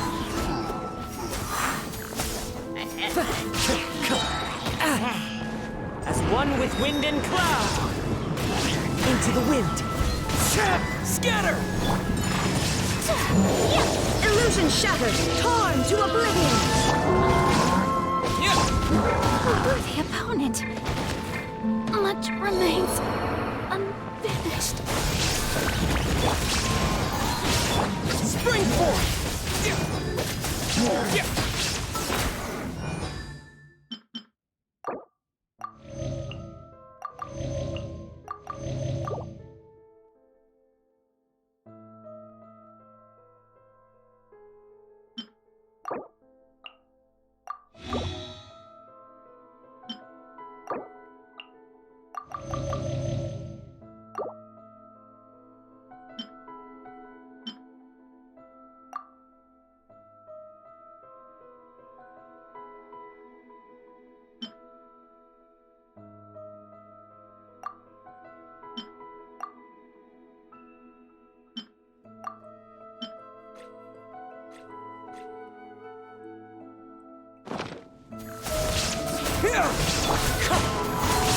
There is no escape.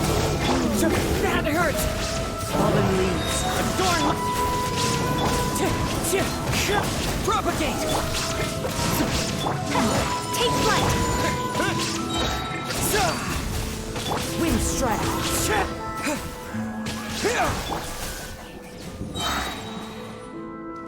One with nature.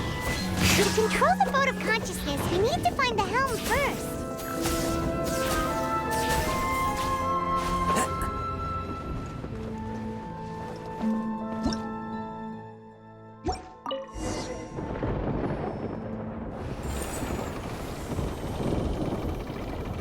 We changed direction.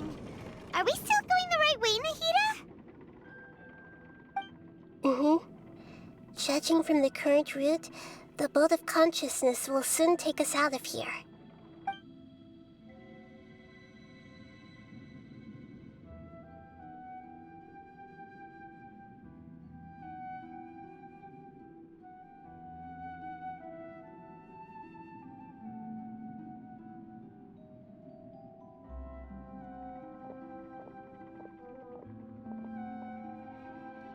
We'll be arriving at our destination soon. How are you feeling? Are your minds still intact?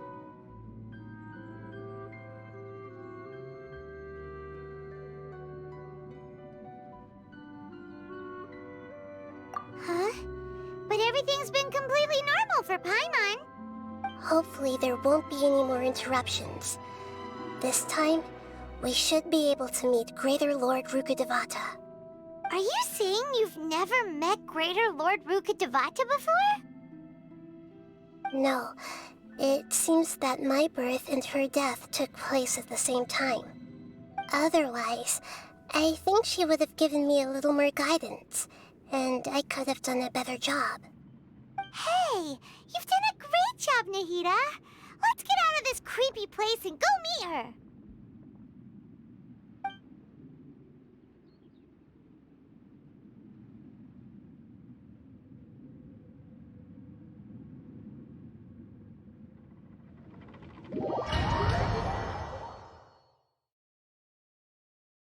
So, is this the place you were talking about? The base of Irminsul?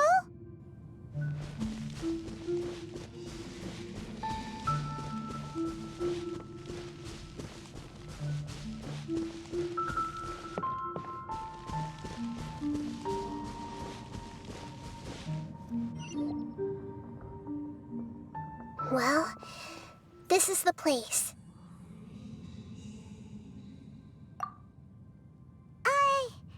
We're here to find Greater Lord Rukkhadevata, right? But the one standing over there is... Is that... me? She looks exactly like me. Are you Greater Lord Rukkhadevata? Yes, that's me. Are you surprised by my appearance? Irminsul and the surrounding lands have been reproduced here as they were years ago. But this is just a realm of consciousness. We are manifestations of the same nature. Hence why we would appear exactly the same. We're of the same nature? Why? Because you are me, and I am you. You are me in the new samsara. The new samsara? As Greater Lord Rukkhadevata, I'm the avatar of Irminsul, and you are the purest branch snapped from Irminsul. Imagine it this way. Even if a tree dies, its branches will eventually take root and grow, continuing the tree's life in another form. I'm merely the remaining consciousness of Greater Lord Rukkhadevata. The real me has presumably died a long time ago.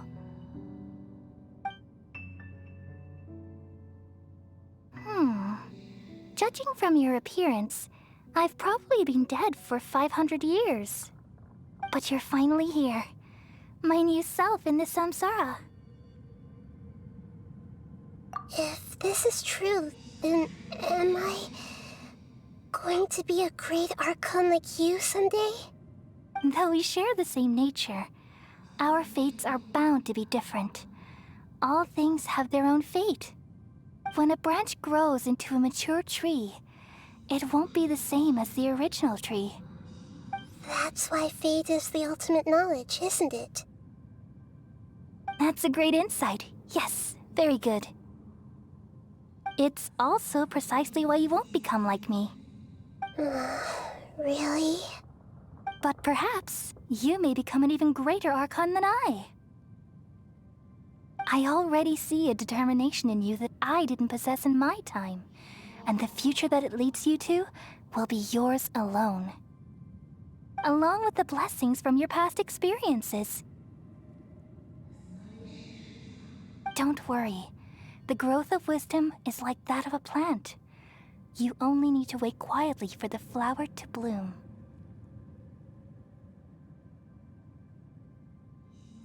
Come to think of it, the sages never had the faintest inkling of the meaning of wisdom. Thank you. Nothing makes me happier than discovering that the Archon I always admired was in fact myself in another fate. It's so nice to speak with you, Greater Lord Rukkhadevata.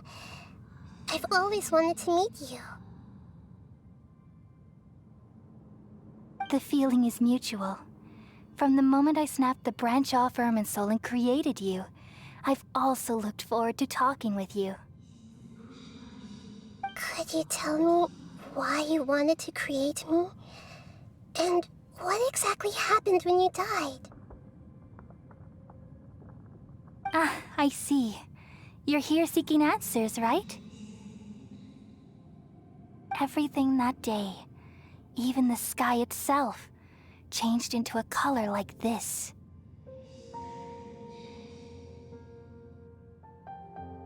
At that time, the seven were all summoned to the nation of Conria. Except for me. I had a more important task to attend to. I had to protect Irminsul. The disaster occurred together with the pollution of forbidden knowledge. At that very moment, with my consciousness connected to Irminsul, I sensed something was wrong. The pain started to torment my mind. By the time I reached Irminsul, it was already displaying signs of corruption.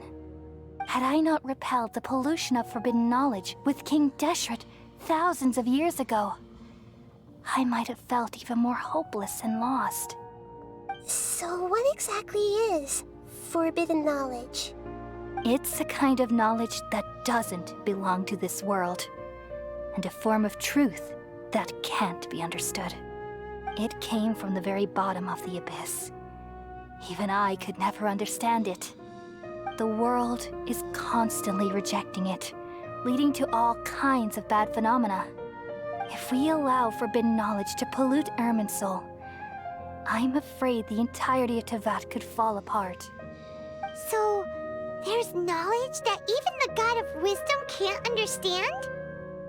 At that time, I knew I couldn't repel the forbidden knowledge with my strength alone. Which is why I created a device that compiled human wisdom and named it the Akasha. It's truly the world's most amazing invention. Thank you.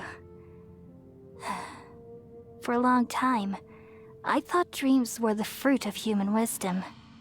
Though it was selfish to do so, I borrowed people's dreams using the Akasha. Then I compiled their wisdom and all of my own power. Well, did it work? Thanks to the wisdom of the people of Sumeru, almost all the forbidden knowledge was cleared from Irminsul. But things didn't go as smoothly as I thought. I had a terrible headache, which gave me an uneasy feeling. And then I remembered that my consciousness was also connected with Irminsul. It brought me knowledge and wisdom, but vile corruption as well. From the very beginning, my existence had been polluted by the forbidden knowledge. Oh no! How could that happen? I've experienced that pain in your consciousness. It must have been a horrible experience. Yes, but my feelings weren't important. The important thing was that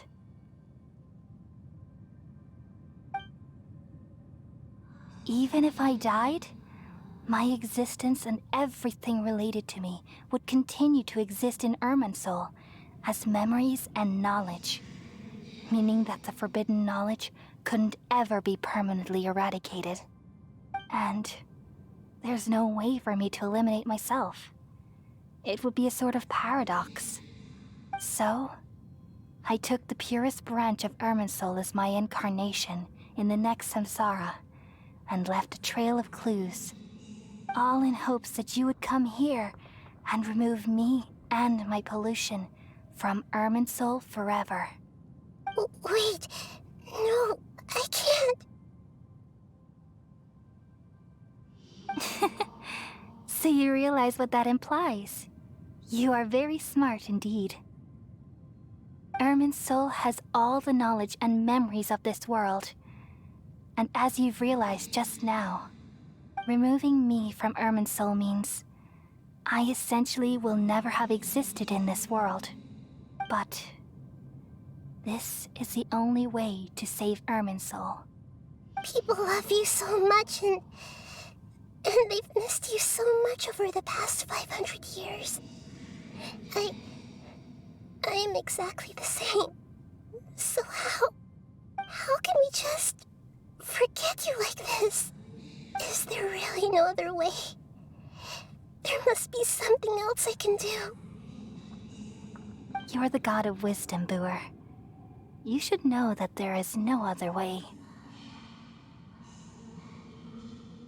But this is so cruel. I don't want to forget you. No need to feel so sad, Booer. As someone who delights in wisdom, you should feel joy at finally finding the answer.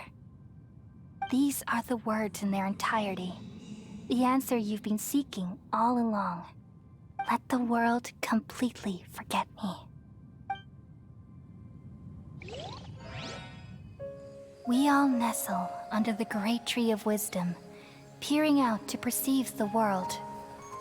From the earth and from the rain, we perceive its wonders, until we become a white bird to perch atop a branch, and finally snap off the most important leaf. Once upon a time, I alone dreamed in this world.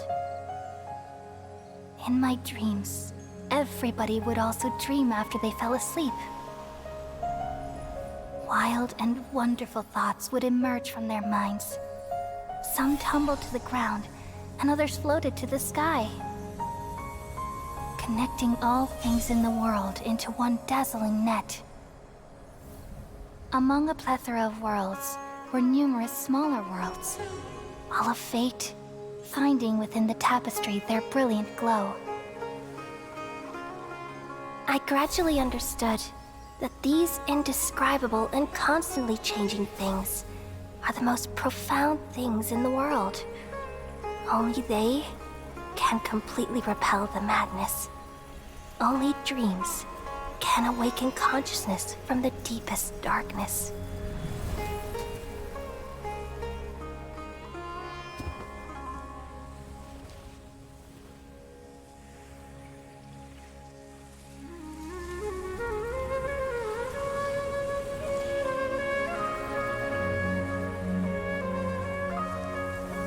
I'm the one who posed this question, yet also the one who sought a solution. Saving the world with the dreams of the people used to be my answer. And now, you've also found your own answer, and I shall return all the dreams to the people.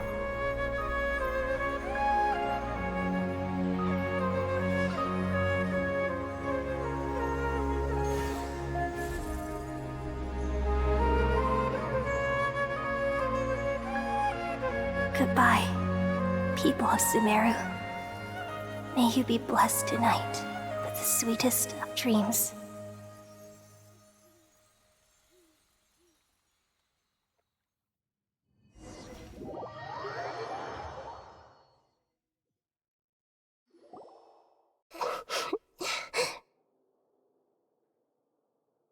I'm alright. I'm just a little confused. We've just saved the world, right? So why am I crying? I don't know where this feeling inside of me is coming from, but I feel very sad. Just now, we used the power of two gnosis to successfully connect with the Irminsul consciousness from 500 years ago. Then, we removed the remaining pollution from Irminsul.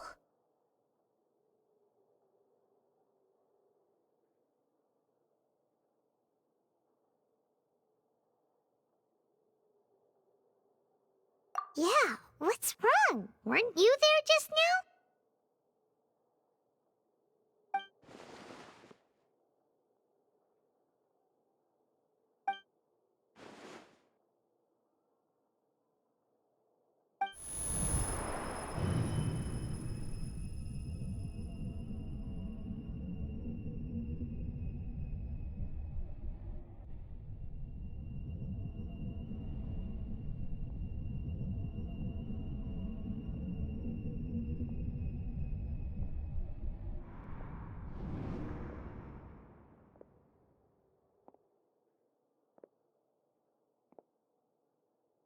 Huh? That sound. Traveler! Paimon! I've been waiting here far too long. But finally I have the chance to be alone with you. All the precious time I wasted has finally paid off. The doctor! What have you done? Just a type of sound wave that can quickly put defenseless people into a dream. As I expected, it doesn't have any effect on gods. This is the only thing of interest I found among the sage's research.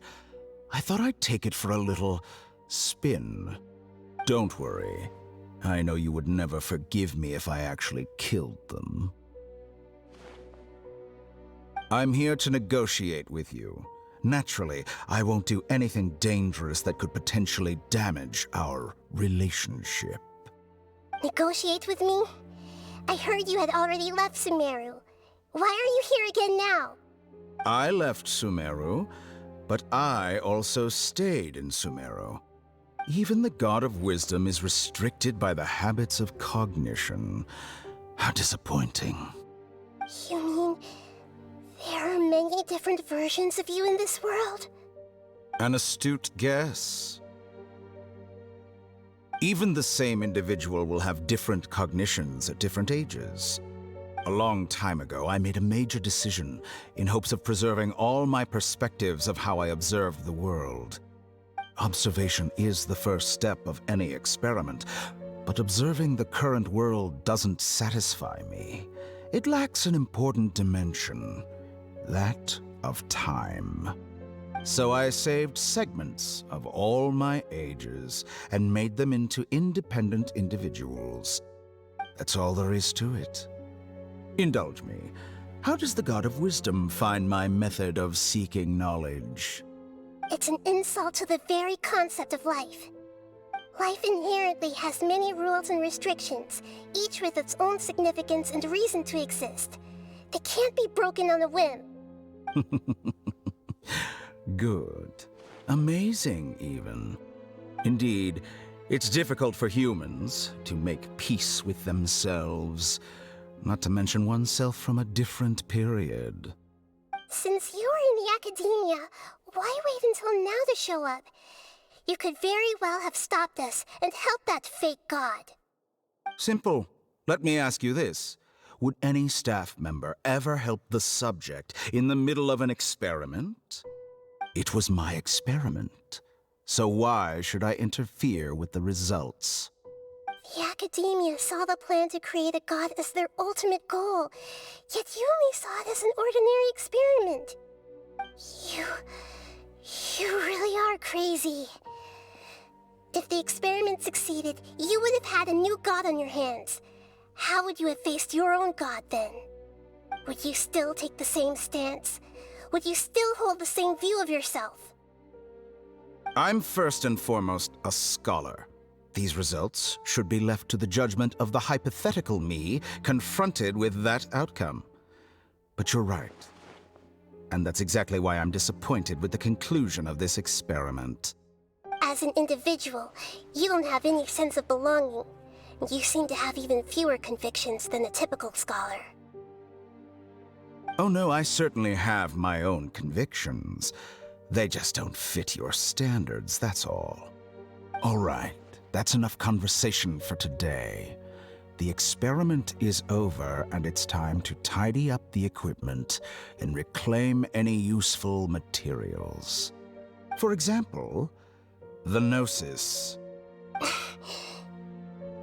Lesser Lord Kusanali, you're an intelligent Archon. I'm sure you understand the disparity in our combat abilities at this time. Besides, you have no way to use that Electro-Gnosis in battle. Didn't you say you were here to negotiate with me? Somehow, it's starting to seem like you intend to take it by force now. I'm merely stating a fact. After all, I'm also a scholar. Naturally, I hope to show proper respect and dignity to the God of Wisdom. Your hypocrisy is built on absolute confidence. I understand your scheme, but... What if I were to destroy the Gnosis now and awaken the heavenly principles? Awaken the heavenly principles? Do you think that's really possible?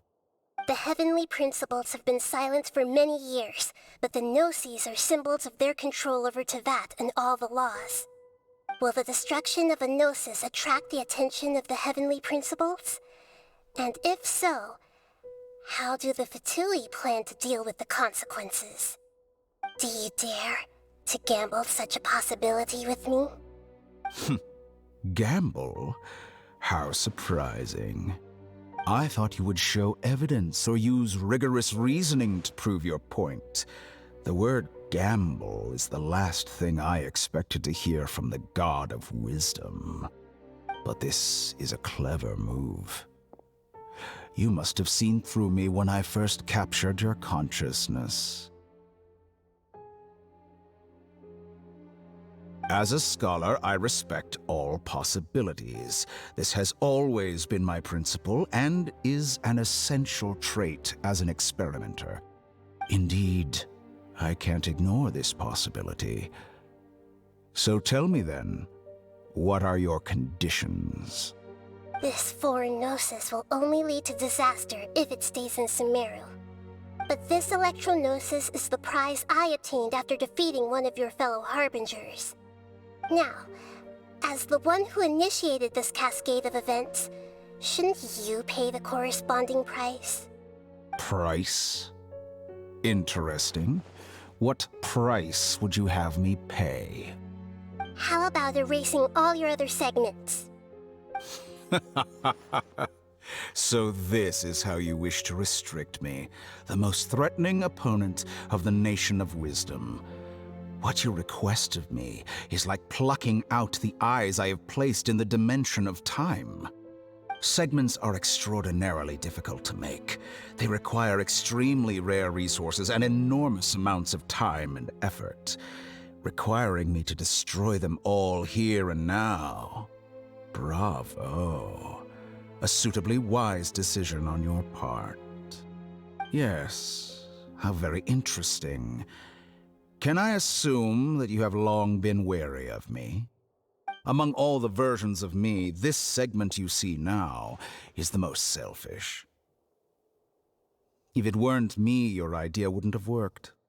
What did you see when you were imprisoned?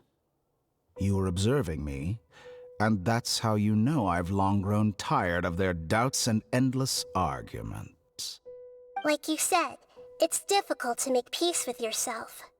Being as smart as you are, have you managed to do that? I see.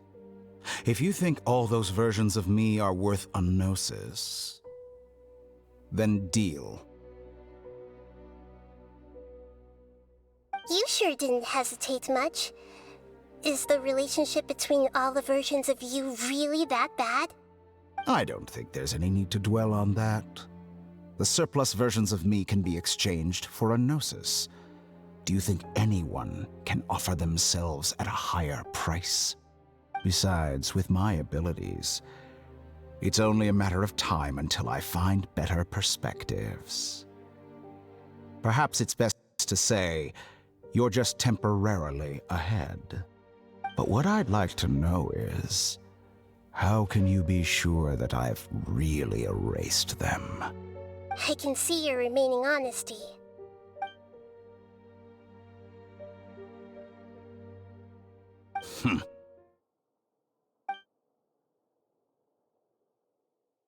What a ridiculous decision! You can't be serious!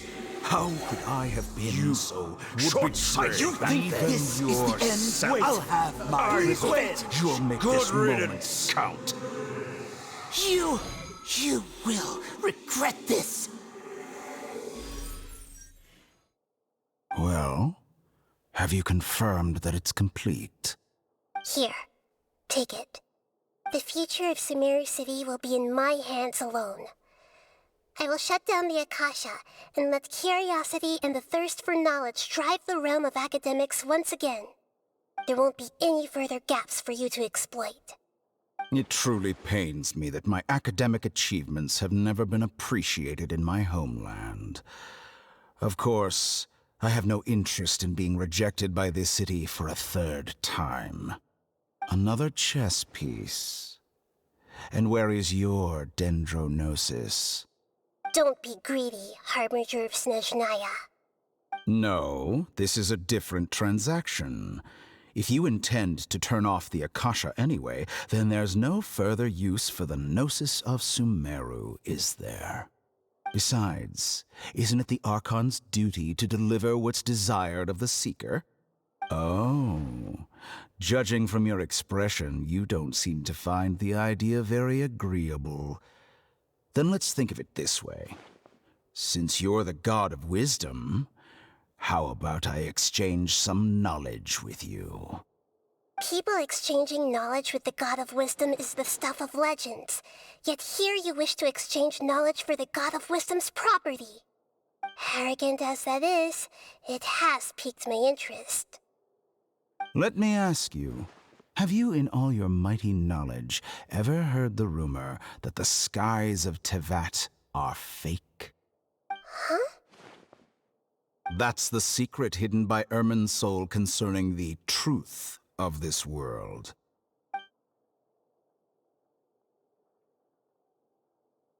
Once I finish telling you about this, it will be time for me to say goodbye.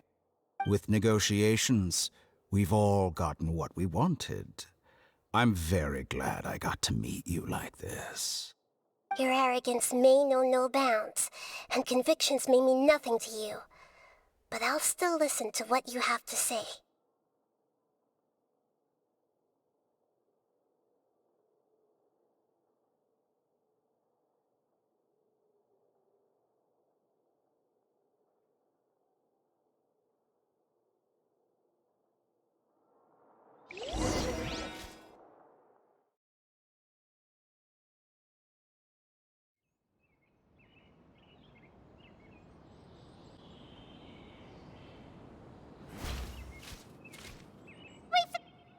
Together!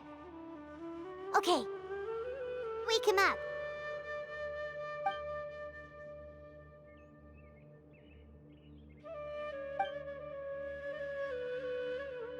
Are you awake? Kali says it's time for breakfast. Come on, get up! Good morning! How are you feeling today? Good to hear. It looks like we've recovered pretty well. Not even Tainari could stop us from going out now, right?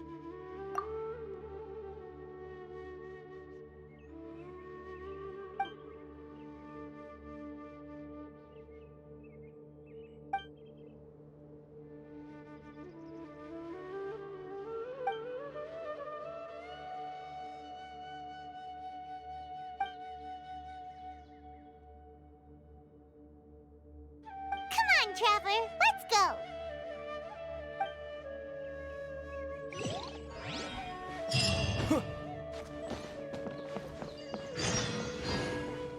How many rupees bomb mushrooms do I need to sell before I can finally buy the property in town, girl? Good morning. Looks like you're awake. Yep, yep.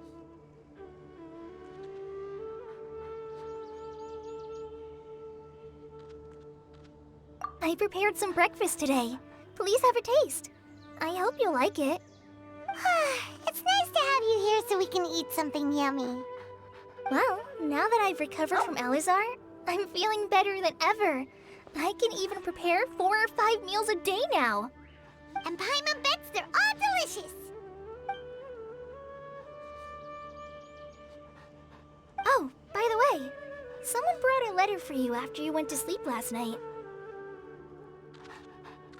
Nope. Paimon wanted to read the letter with you after you woke up, so Paimon didn't open it. All right, let's read it now. Oh, it's from Nilu. Ahem. We're going to hold a feast at the Grand Bazaar and celebrate Cyano's reinstatement as the General Mahamatra. As heroes of Sumeru, please be sure to attend. I'll wait for you. The date of the banquet is written on the back. It's in 2 days. Oh, I've also heard that you've become heroes here as well. That's amazing. Sometimes I'm really envious of strong and confident people like you.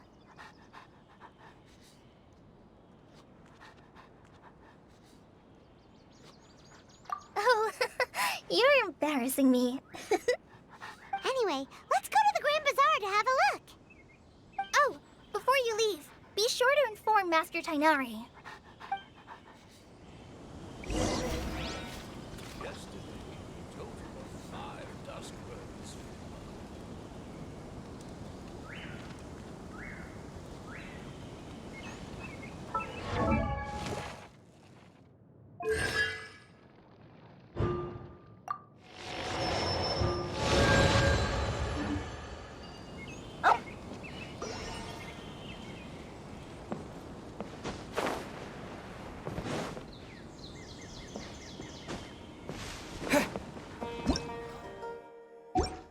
Everything has been getting better lately, and my mood has been improving as well.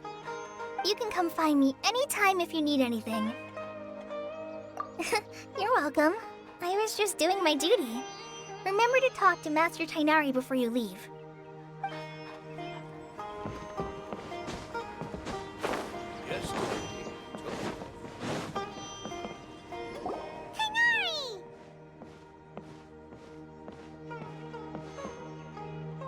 Good morning. How do you feel today? We feel much better. How about you?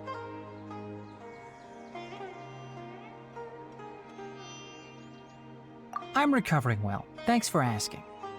But from the looks of it, you seem to be already busy with work again. It's fine. I'm not that busy, really. The Elazar patients have recovered, as well as Hypatia. For now, I only need to tend to my Forest Watcher duties. It seems once Irminsul started getting better, everything else started to recover too. Yes, but there are still some residual effects. The withering is one example. Though it won't spread anymore, the existing zones won't just disappear. We forest rangers will still need to do the work.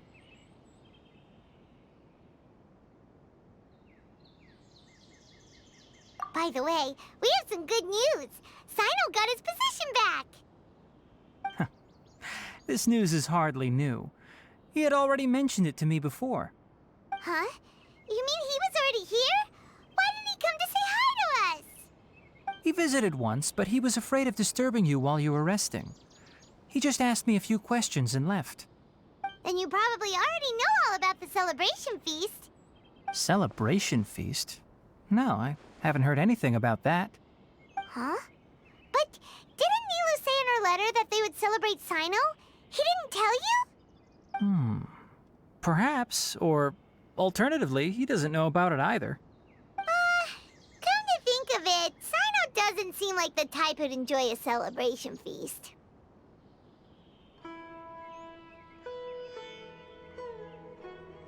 You and Kale are both Sino's close friends.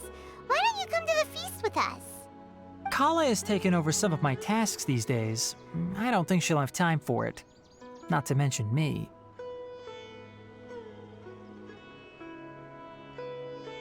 You see, some VIPs have come to the forest recently. Huh?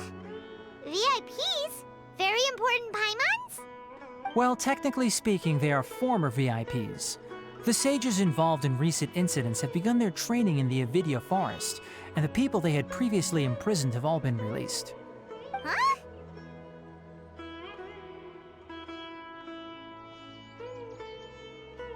Yes, he's a little weak, but he isn't injured and his condition is stable. Lesser Lord Kusanali, in her boundless mercy, has decided to spare Azar and the other wrongdoers. Supposedly, they were ashamed of their shallow ideologies and have decided to dedicate the rest of their lives to cultivating wisdom in the Avidya forest. When they learned that Lesser Lord Kusanali had defeated the Balladeer and saved Irminsul, they were shocked at first, but also became happy, feeling that the sacred light guiding them on the path of discovering wisdom had begun to shine once again. As a result, work has increased for the forest rangers. That sounds really exhausting. There's nothing we can do, really. But that's another topic. Back to the matter at hand. Are you two planning to head out? Ah, right! We're here to request permission to head out. Would that be okay? You've recovered well. You may go, but be careful. Yay! Will do!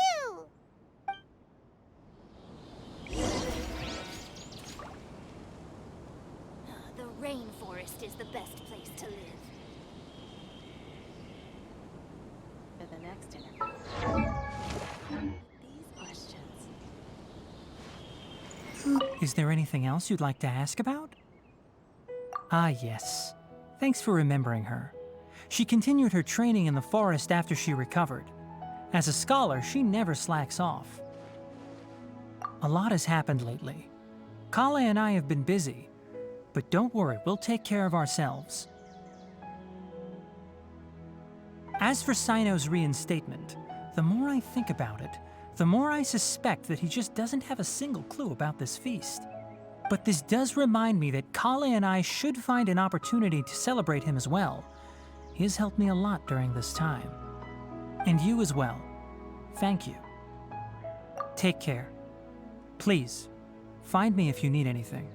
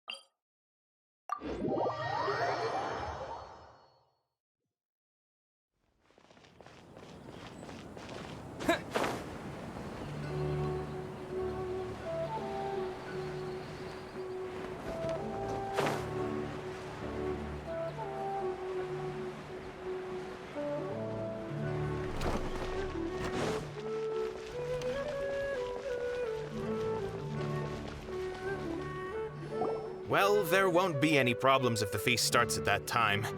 Everything has already been prepared. Mr. Zubair, I finished tallying things up here. Well, except for the guests. Is a simple reply really that much to ask of our guests? It's affecting our arrangements. Oh, it'll be fine. Besides, it never hurts to get things ready in advance. I was thinking the same thing. The feast will be held sooner or later, right? Hey, Nilu! Traveler, Paimon! We got your letters, and here we are! You're the best! The other guests haven't even replied yet. Huh? Are we the only ones that have arrived? Yeah, I had someone deliver letters to all of our guests. But maybe everyone is still busy with other things.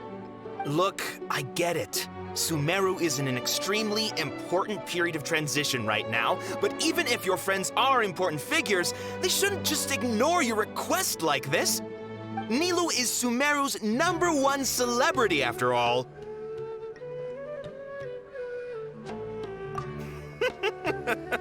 You have no idea how happy I am to talk to people with good taste. If you consider enjoying Nilu's dances having good taste, then almost everybody has good taste. Because Paimon thinks everybody will love her performance. That's right. We all think she's amazing too.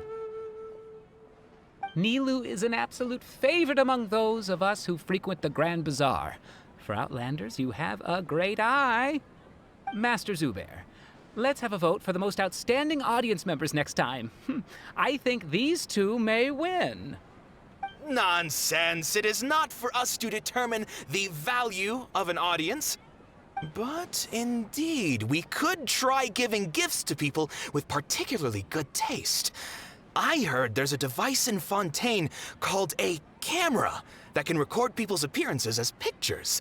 Such pictures would make superb gifts. Ooh, good idea. I wonder where we can find one.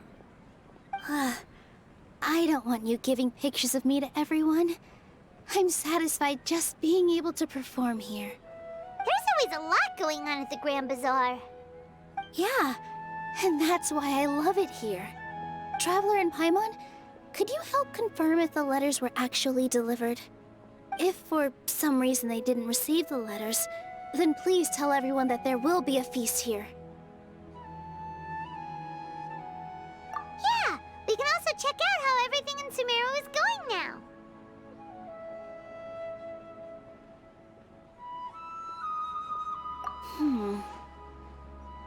When I wrote the letters, I heard that Dia was in Port Ormos, and Alhaitham was at the Academia. As for Sino, we've only heard that he appears at the Academia from time to time. I'm not too sure about Ramon's whereabouts. My guess is that he's with Dia. As for Dunyarzad, I just hope she's feeling better. I sent her a letter, but I was afraid of disturbing her. If you have time, please ask about her for me. Okay, got it. Let's go, Traveler.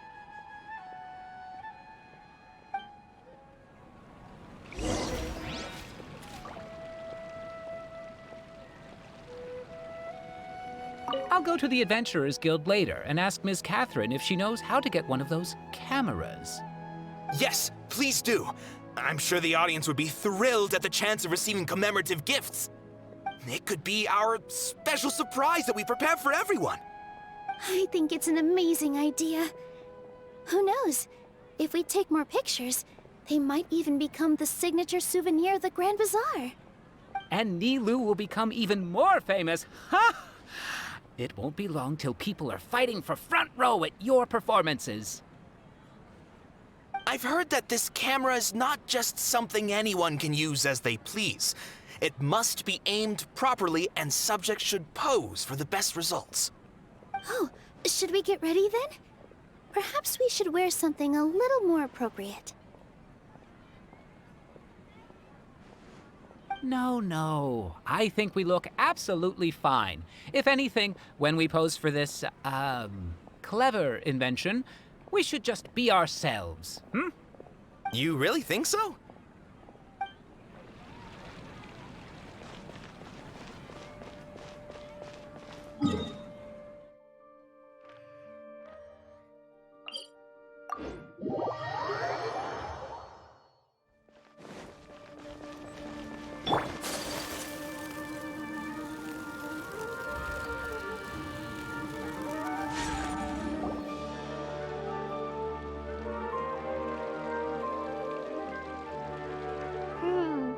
We haven't seen Alhaitham anywhere. Let's ask that person over there.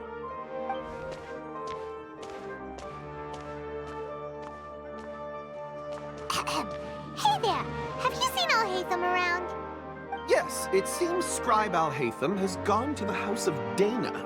You should be able to find him there. But you're already the second group of people I've seen looking for him today. He must be quite the busy man. Oh? Who else was looking for him? Mr. Cavey was just here asking about him. You wouldn't believe how terrible their relationship is. And now you two are here. Don't tell me everyone's here looking for gossip about the sages. No way! We're strictly here on business. Ah, I see. Sorry, I thought maybe everyone's as interested in rumors about the sages as I am.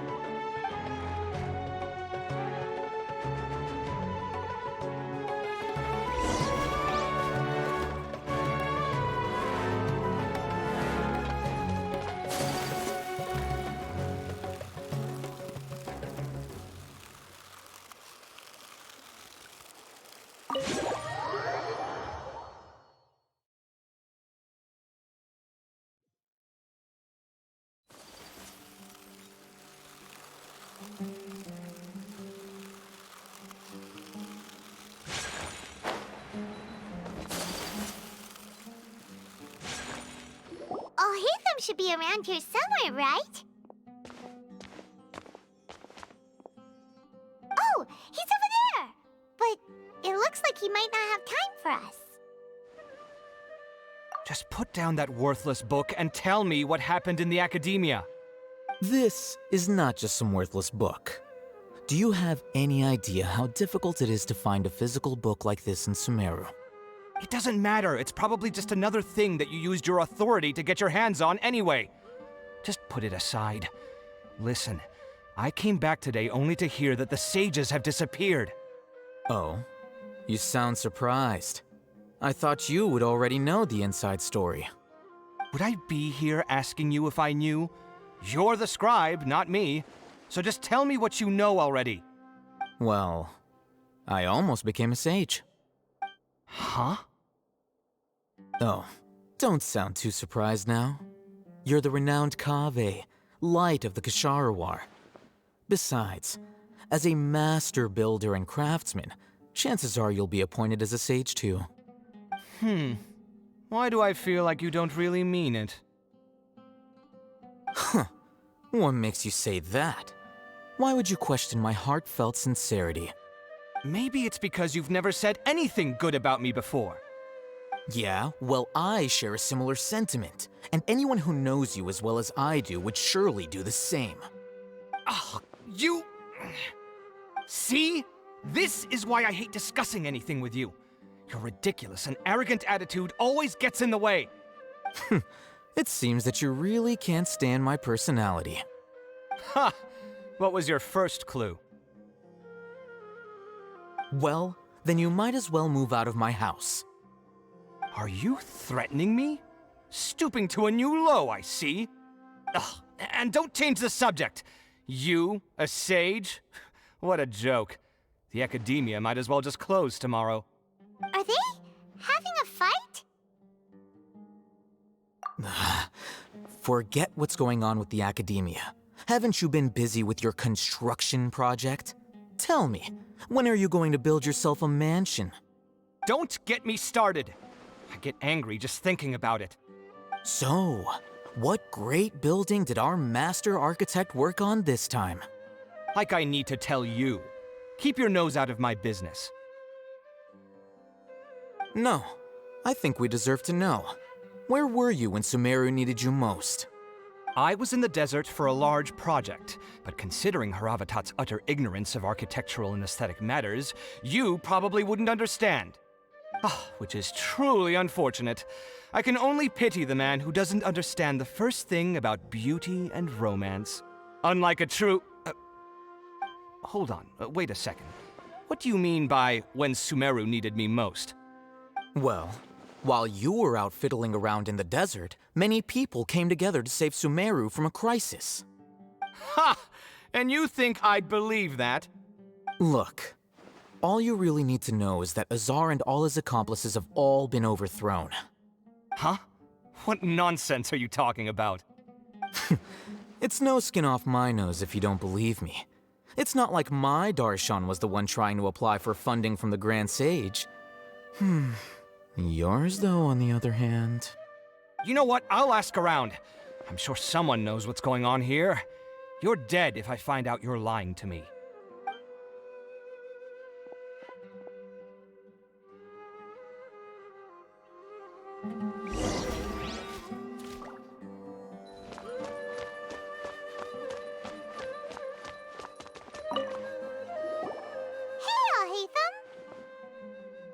Oh, it's you two. What's the matter? We're running some errands for Nilou. Have you received her letter? Letter? Nilou said she sent out a letter inviting everyone to a celebration feast in 2 days at the Grand Bazaar. We'll also be celebrating Zaino's reinstatement as General Mahamatra. If she addressed the letter to all Haytham of the Academia, then the letter should have gone to my office. I've been busy these days, so I haven't had time to check for any new mail at my office. I only now have some free time to attend to personal matters. Have you always been so busy with your work? Of course not. I'm only busy these days because several sages have been dismissed recently and the whole academia was practically turned upside down. Kainari told us they all went to train in the Avidia Forest. Apparently, they will spend the rest of their lives there. That is already the best possible ending for the likes of them. 4 of the 6 great sages were possessed by their desire for power and attempted to create a new god. In order to pull it off, they even imprisoned the other 2 rational sages. To imagine such things could take place in the academia. I don't know where to begin. Yeah, you're right. Huh. Feels kind of strange to hear them called that after all this time. But then again, the 6 great schools sounded pretty impressive too. Yes, at least that's how they're supposed to sound.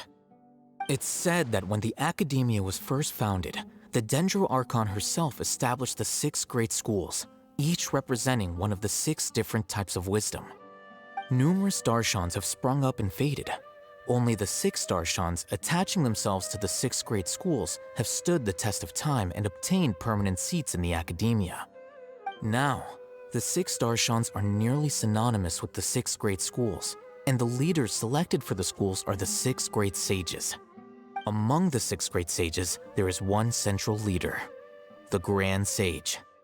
Unfortunately, only the sages from Vahumana and Amorta remain now. They were imprisoned for opposing Azar and were only rescued after Azar's downfall. So who's managing things in the other 4 schools now? Do they need to find someone new? Yes. Normally, new sages are selected based on a strict set of criteria. Oh, didn't you just say something about becoming a sage? If they pick you, then we'd have a huge connection in Sumeru.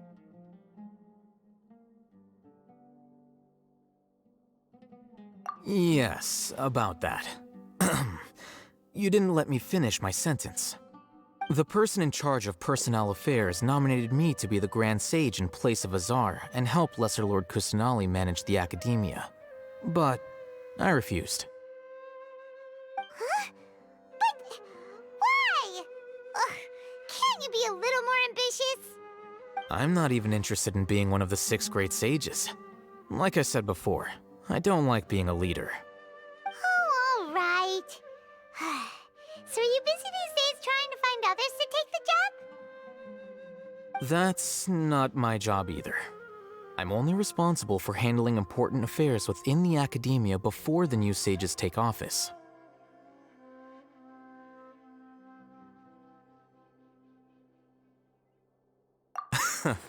And the first thing I'll do is reject Kasharawar's application for funding. By the way, who was that other person just now?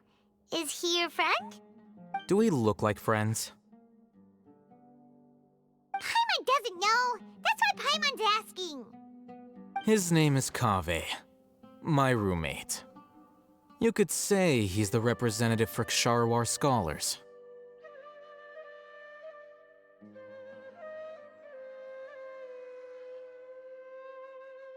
Which is exactly why he always has so many problems. So everything that's happened recently must be a huge change for the people of Sumeru.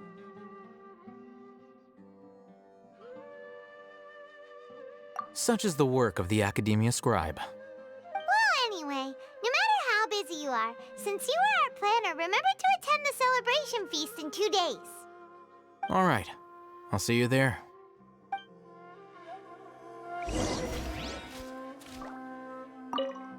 The House of Dana is the last quiet place in the whole academia now. I was originally planning to stay here a little longer, but there's a chance that Kaveh might show up again. Tuh, what a nuisance. I'd better go somewhere else.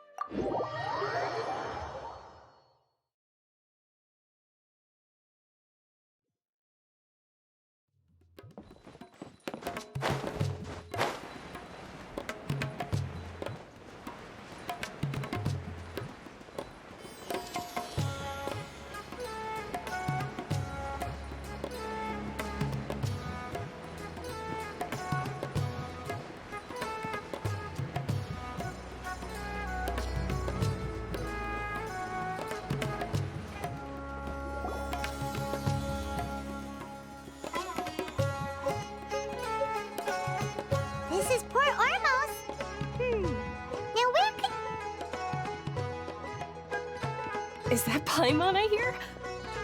Huh? Oh, it's been a while. How are you doing? Dinyarzad! It's been so long since we've seen you! I'm doing well.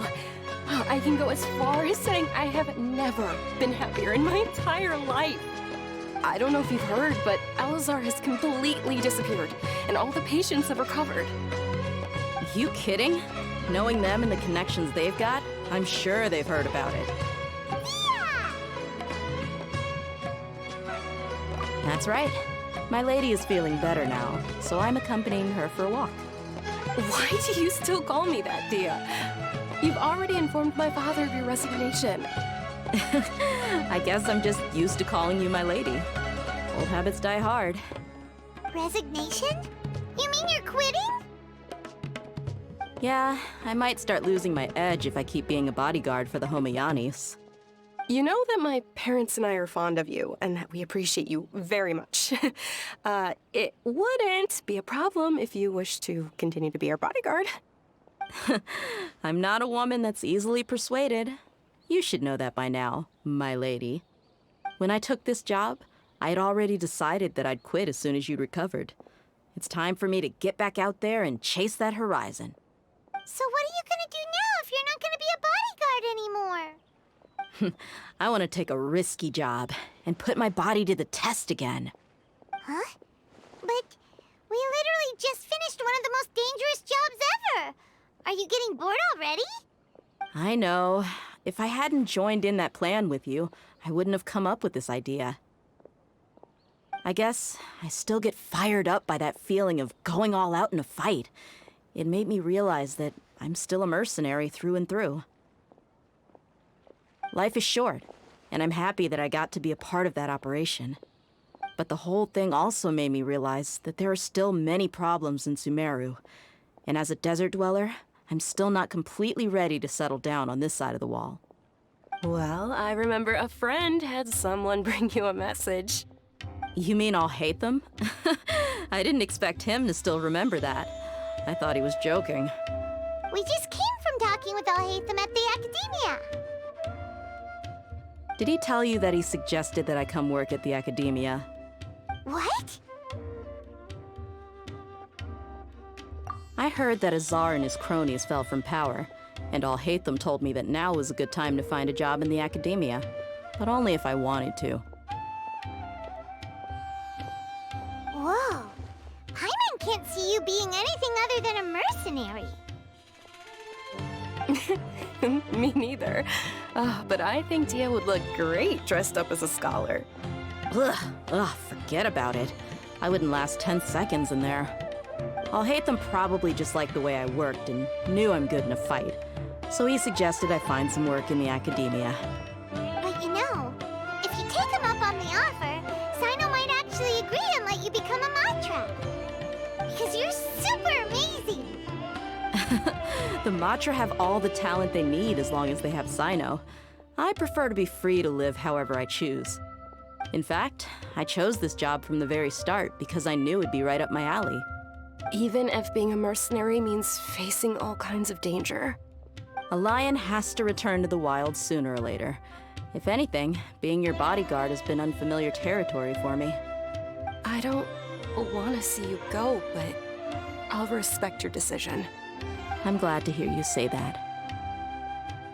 Come on, no need for the sad face. It's not like we'll never meet again. Once the whole Dendro Archon thing is settled, everything in Sumeru will take a turn for the better. That makes me happy too. But a peaceful society will probably mean less demand for mercenaries like me. Before long, we'll be a dying breed. So I'd better get to work while I still can. Huh? But wait a second! You make it sound like you're leaving now! Well, no, not yet at least. I promised my lady I'd stick around until next week. So, have you been in Port Ormos this entire time? We were wondering if you had received a letter from Nilu. Oh, did Nilu write to us? She heard that you were seen in Port Ormos, so she sent the letter here. Huh. It was probably sent to the inn that we're staying at. My lady has been very energetic lately, and keeps taking me on hikes, staying out even into the night. By the time we get back, the receptionist is usually off napping on the job. Right, and we tend to leave quite early in the morning, so the old man on duty is also usually dozing off. So what it really sounds like is that the person on duty is always asleep. I bet the letter's at the reception desk. I'll go check later. No wonder there wasn't a reply. You never received the letter. Good thing Nilu asked us to come and check on that. Sorry to make you two come all the way out here. It must be something important for Nilu to specifically write to us like that. Yes, she said they were preparing a victory feast in the Grand Bazaar, and will also be celebrating Sino's reinstatement as General Mahamatra. She was hoping you could come. Great! I'll be sure to attend. Count me in too. But is there some sort of dress code or anything for the feast? Can I just show up looking like this? Since it's being organized by Nilu, I don't think she'll be too picky about that. If anything, I think she wants to see us as our most natural selves. All right, then this is how I'll show up. The feast will be held in 2 days, so don't forget. Sure. Thank you so much for letting us know. We'll see you there. Oh, by the way, do you happen to know where Sino and Raman are? The General Mahamatra always comes and goes without a trace. Normally no one knows his whereabouts. Oh.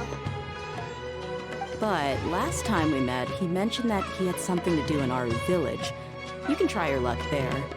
As for Raman, your guess is as good as mine. I only remember he said that he had something to discuss with Sino. You can ask Sino when you meet him. Don't mention it. You'd better get going. All right, on to our next stop.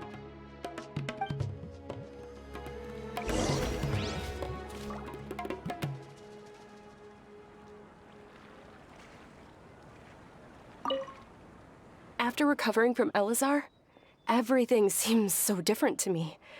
When I look at the scenery I visited before, it has a completely different feeling. Yeah. You need to be stronger than an ox to take life by the horns. I think I've heard you say something like that before. But today, I finally understand what you mean. Is there any place you'd like to go? I can accompany you. I've got time. What if I tell you that I want to go to the desert? Fine by me. If we go to the desert, I can introduce you to my friends there. But we should prepare and get everything we need before setting off. Let's go! I'll go pack my luggage now. After we're done with the feast in 2 days, we can go have fun in the desert. You can count me in.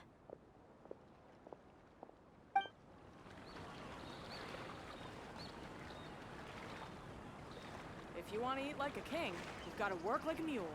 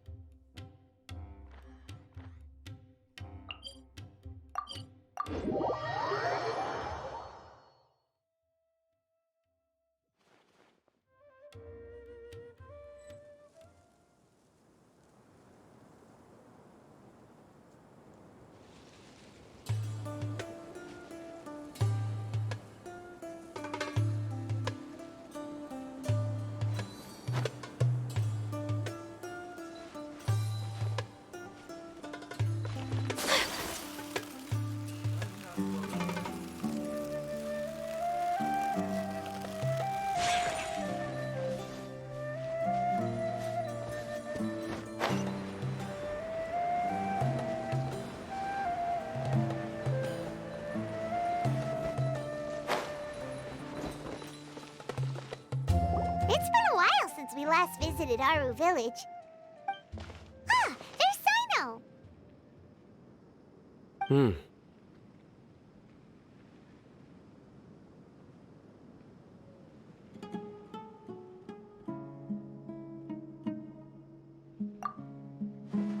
What brings you here?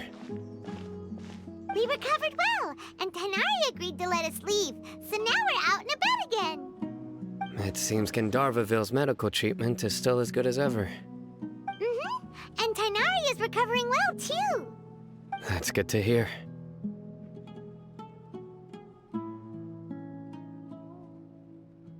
Yeah, you're the one who brought us to him when we lost consciousness, right? Thanks for that. You're welcome. Tainari has excellent medical skills, and Kale is quite attentive. It was the best place for you. But why are you just standing here like a dead tree? I'm meeting some people.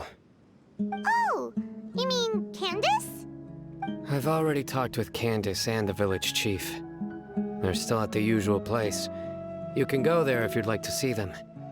But you know one of the people I'm meeting as well.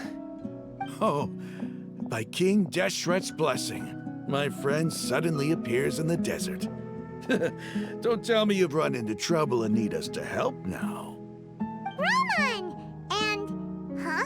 Sataria? Oh, you know me? Oh, well, you're pretty famous in the academia. Don't worry, these are our friends. No need to be so guarded. I see. I'm doing well. Many good things have happened recently. Same here. Really, I feel that my whole life has started to shine after suddenly finding a new direction. Oh, tell us everything. Yeah, you go ahead. Alright, well, I suppose I should start by saying I've decided to leave the academia. What?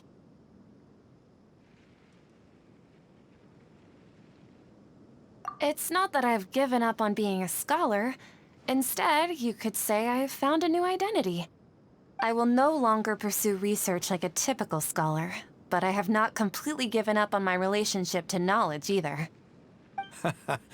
I can see what you're saying now. What do you mean? I plan to leave the academia and return to teach here in the desert. Wow, so you want to become a teacher? Sataria will return to support education here and teach people from the desert.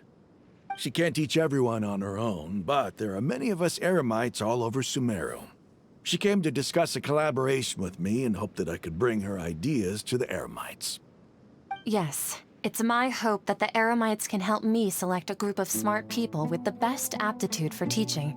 I'll teach them, and after they've finished learning from me, they can go educate more people. That is the true meaning of education and the spreading of knowledge. The people of King Deshret suffer from sandstorms, exile, and ignorance. Miss Sataria is more than welcome to come teach here. Her arrival is like a star shining in the desert night. The stars have always guided caravans, thieves, soldiers, and travelers who get lost in the night. They lead those in the dark out of trouble and back to safety. Oh, please. Where's all of this coming from? I'm starting to feel a little embarrassed. You deserve these compliments. Mercenaries are accustomed to danger and don't fear death, which is why we recognize extraordinary actions that common people would easily overlook. Sataria's idea will bring much good to many people. At first, I feared it was destined to fail. Everyone knows that the academia doesn't allow scholars to teach in the desert without permission. As you know, all knowledge is under their surveillance and control, and very few desert dwellers are as lucky as me. But what I heard at that time has been haunting my heart, as if there were lightning bolts constantly bombarding my soul. Sataria, you tread a treacherous path, and the longer you ignore it, the tighter the academia's grasp on you will become. Sataria, why haven't you gone home? Never forget that the desert that belongs to you lies elsewhere. Miss. These words sparked something in me, and I knew that I had to bring something back to my people after going home. I gathered up the courage to approach the Grand Sage, only to find that he was no longer at the academia. Lord Sino told me that Azar didn't belong there anymore. Azar has received much-needed punishment. Though, if you ask me, it may have been too light. You probably have already heard.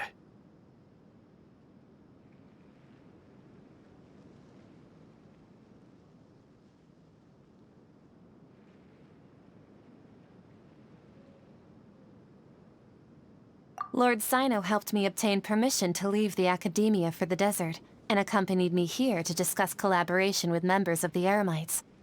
My plan was able to go smoothly thanks to him and Rahman. You're all doing so much for the desert. Aside from that, I also have some other business to discuss with Sino. Lesser Lord Kusanali has allocated many resources to support and develop the desert. I've done some business for her, and part of it required the assistance of the Eremites. I applied for a few batches of educational materials from the Academia, and sent them to several groups in the desert, as instructed by Lesser Lord Kusanali. I believe the people will make good use of them. That's exactly what the people here need. Physical books and other related items. If it weren't for Sino and Lesser Lord Kusanali, I'm afraid we'd never be able to get our hands on them. Apart from this, the Academia is also recruiting scholars that are willing to teach in the desert. I'll let you and Satarian know as soon as I have any more news. We must be persistent about this, and maintain these resources to ensure long-term effectiveness. This is the first time in hundreds of years we've had a glimmer of hope. I think this may be the turning point for the desert. Remember these words. Here lies our faithful priest, Kasala. His wisdom is a miracle among the people, deserving of high praise and admiration. I hope people with wisdom like that priest will rise again among the desert dwellers. Then we'll once again see the wisdom and glory that once shook the world. Enough about us. Are you here to discuss some business too? No, not at all. We're actually here on behalf of Nilu. Nilu wanted to write to everyone, but she wasn't sure where the letters should be sent, so she asked us to come find everyone personally. A celebration feast will be held in 2 days at the Grand Bazaar. She hopes that all of you will be able to attend. At the feast, we'll also be celebrating Sino's reinstatement as General Mahamatra. Although, judging from your appearance, it seems you've already been reinstated. Paimon thought you would only start working for the Academia after the feast. Celebration? Feast? It's the first I've heard of it. Tighnari was right. He really didn't know. This feast is for you, Sino. Sounds to me like you'll have to be there. It's rare to see that kind of expression from Lord Sino. You must not like feasts very much. No, not really. But I'll go. Well, I still have a lot to handle here. Besides, I need to look after Miss Sataria in the desert, so I'll have to pass. I'm afraid I won't be able to join you. Although, if you'd be so kind, please give a message to Miss Nilu for me. The message is, I'm sorry for how I treated you before, but now I understand the beauty of your dance. It's like a light shining in the sky. You and the art you symbolize are not only beautiful, but also lively and powerful, so much so that it was prohibited. Please keep dancing, and someday, I'll be able to appreciate your art in person. Okay, we've got all that down. Our job here is complete as well. Oh, Sino, remember, party's in 2 days. Make sure you're there. Got it.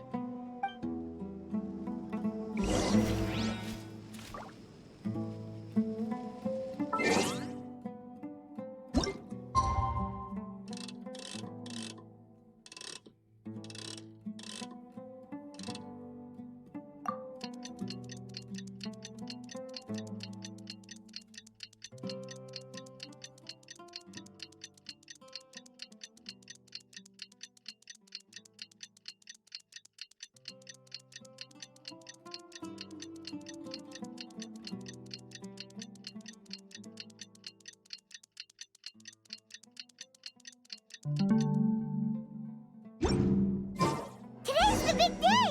Let's go to the Grand Bazaar and see how the celebration's coming along.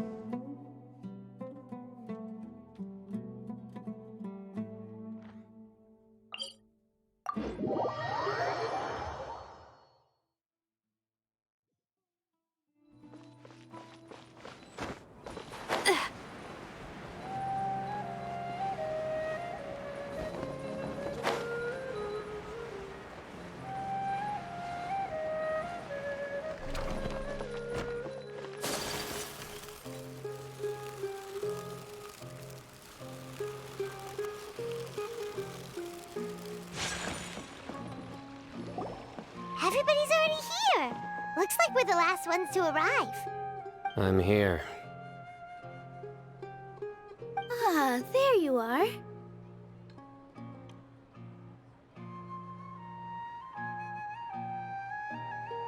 Well, look who finally decided to show up. You look like you came here immediately after finishing up some work. I'm very happy to see you here. But we're not late, are we? It's just that everyone else arrived ahead of time. I propose that the last one who arrived be put in charge of today's speeches.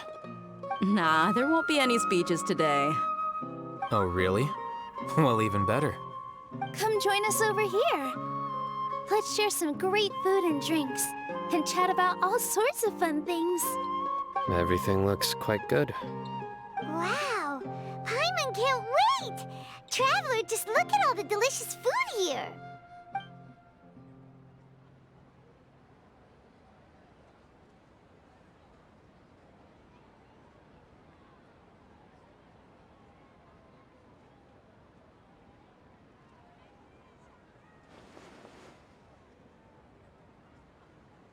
Whoa, it's so delicious! Oh, this grilled meat tastes amazing! The food was specially prepared for you by everyone in the Grand Bazaar. And we have gifts that were sent by the residents of Sumeru City when they heard we were holding a feast. Everyone that came said that you saved Sumeru, and wanted me to thank you all on their behalf. Ah, feels kinda nice to be seen as a hero. I could get used to this. Being a bodyguard is also a hero's job. You've always been amazing, Dia. My lady sure has a way with words. Thanks. I'm glad to hear it. And I'm happy to meet everyone that participated in the great plan. Don't mention it. Come to think of it, we've really done something impressive together. It's unbelievable. We owe it to our abilities. And luck. Really? Why do I remember everybody thinking that luck was against us and feeling like we hardly had a chance of succeeding? That's how I remember it too. It's luck that brought us together, and it was luck that let us form a team. Then, it took even more luck for us to formulate a plan and implement it successfully. Moreover, judging from the results, everything worked out well. Yeah, everyone gave it their all when it mattered most. It was almost like a performance. We took the stage and put on our best show. Everyone played their part, and thanks to everyone's efforts, the performance was a great success. So, would you say we're good actors too? It's such a blessing that Lesser Lord Kusanali was able to return to power at the Academia. Yes! Even after being abandoned and neglected so many times, she's finally returned. Uh-huh. Lesser Lord Kusanali once used all her power in a great disaster, which resulted in her losing all her wisdom and memories of the past. The Academia basically abandoned her because of it. This should be something everybody should remember. Huh? You look surprised. I didn't say anything wrong, did I? No, everything you said is correct. That's good. Something wrong? Yeah, what's with that face? You knew all of this already. Even if those two giants of the Academia are here, I still have to say it. Those sages really have some nerve. 500 years ago, Lesser Lord Kusanali used all her power for the people of Sumeru, and what did they do in return?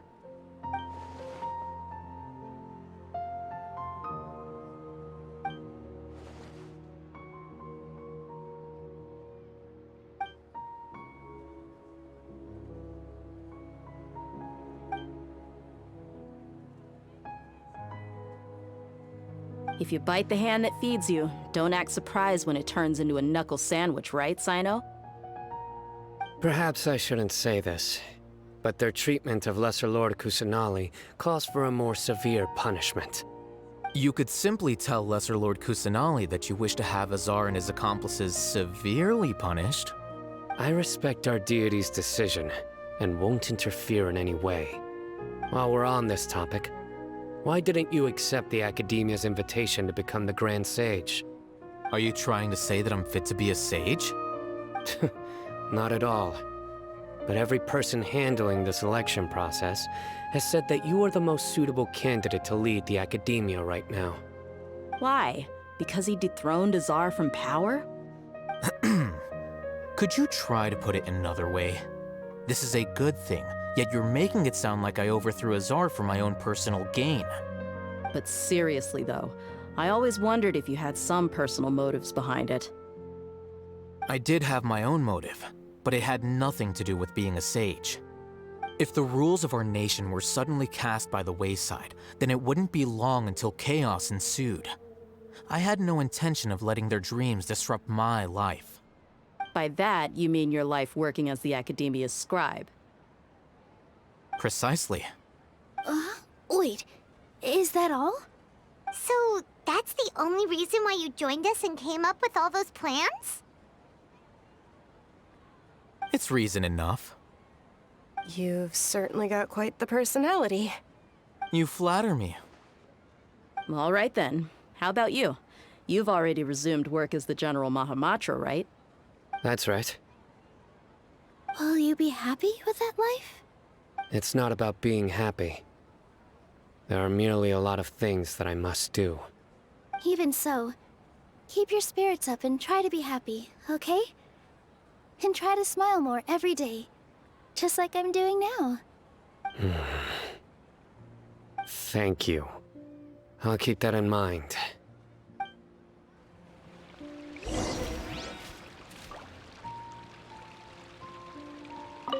I seldom participate in such lively gatherings, but the atmosphere here is quite good. No, this gathering today has a unique meaning. The Grand Bazaar is lively because the people here feel happiness from the bottom of their hearts, unlike the farces at the Academia. That happiness is an emotion that'll be forever alien to those bookworms who have driven themselves insane by studying. I seem to have taken both keys when I left the house. Oh well.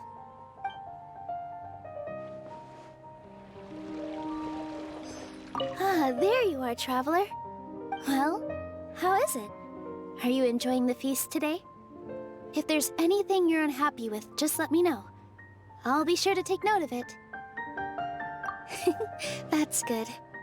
It's the first time I've ever invited so many exceptional people to one place. I was a little nervous myself.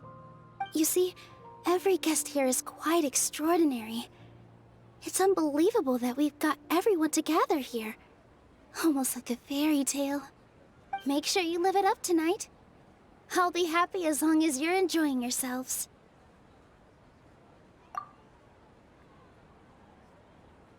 I'm honored to have her think of me this way.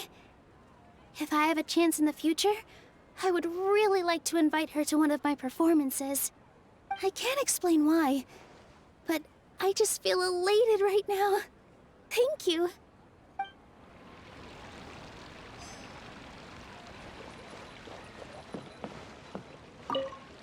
The atmosphere here is good, and everything is delicious. Yeah. I don't often come to such places, but it feels quite good. I have a lot to handle these days. Otherwise, I could show you around. There's always next time. We're friends after all. This feast is pretty good. I like it.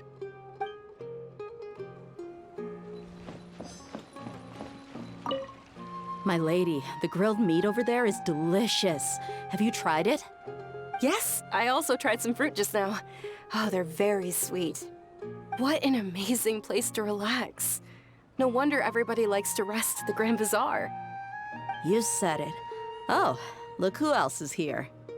Hello! Oh, I'm so happy Nilu invited everybody. Oh, now I have the chance to meet all the heroes. Hey, less of that polite chit-chat and more eating and drinking. The feast is about having fun, not stuffy formalities.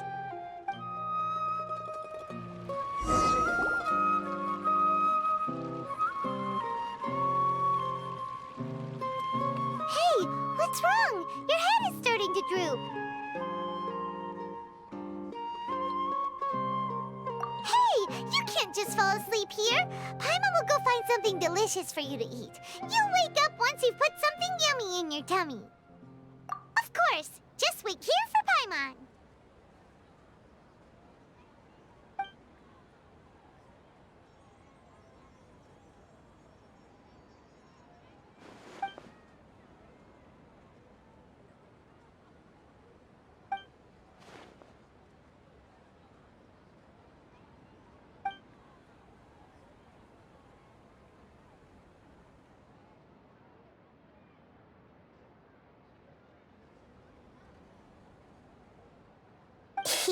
It's me.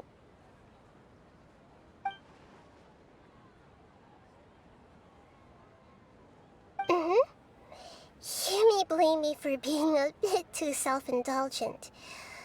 I was thinking about talking with you, and the next thing I knew, I had made a connection with you. The connection between us is amazing. It's like flora and the fence it grows upon.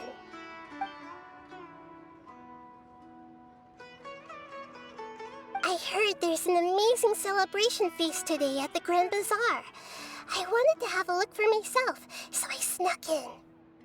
Lately, I've been so busy dealing with all the fallout from recent events, so I really haven't had any free time.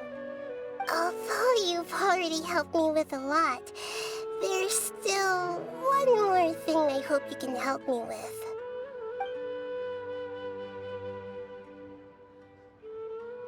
Please say thank you to everyone for me.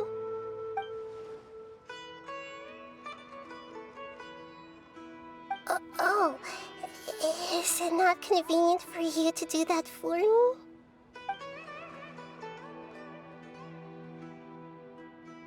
But if I just show up all of a sudden, people will become all quiet and stiff, won't they? What if I end up scaring them and ruining this wonderful feast? That'd be the last thing I want.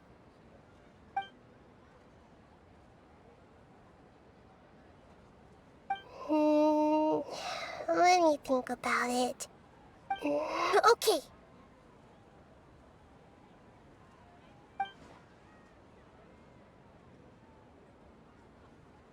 Yes, I have.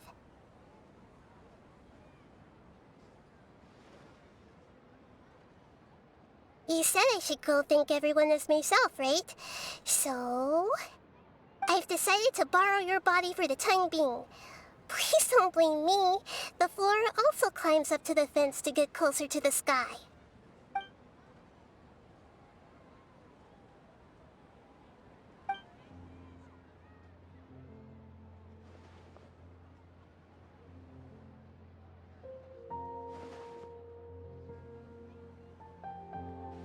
Everyone! Are you awake now? Paimon was just about to bring you the food. It's me. Huh? That voice. Nahida? Hold up. What's going on? I didn't expect to have a conversation with the consciousness of Lesser Lord Kusanali in the Grand Bazaar. Interesting. Is this also a part of the feast? No, of course not. Are you... Lesser Lord Kusanali? Hello, Nilu. You know who I am? Yes, I already know every one of you. Nilu, Alhaitham, Sino, Dia, Paimon, and Dunyarzad.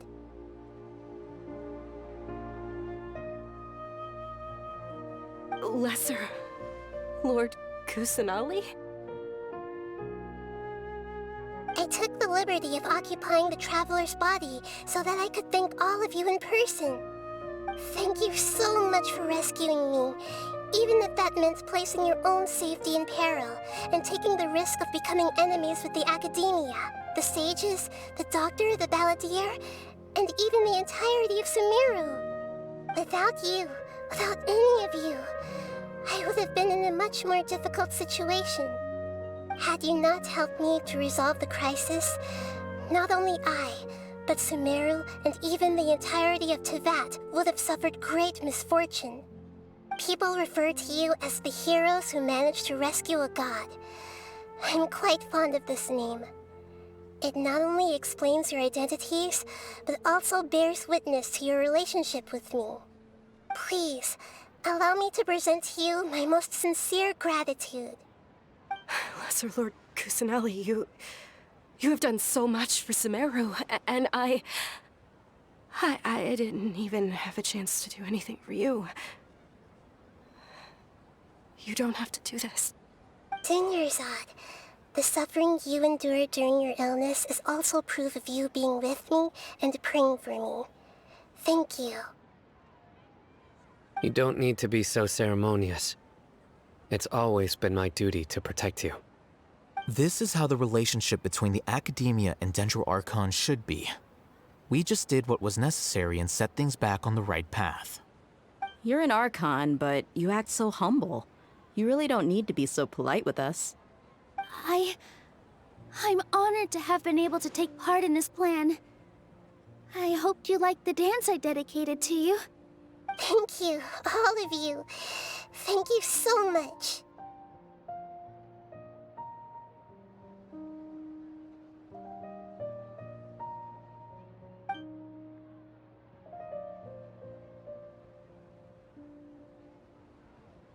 Yeah.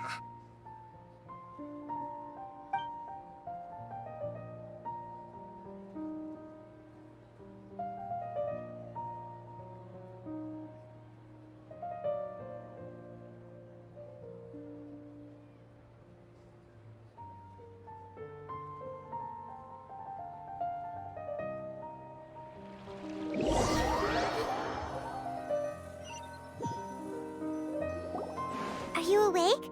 Did you rest well? After Nahida left, you ate a lot of food. You've become a glutton. That just means you still have a lot to learn from Master Paimon, the Sage of Gluttony. All right, since you're awake now, should we go and have a chat with Nahida? She should be in the Academia right about now. If you have any questions, now's your chance to ask.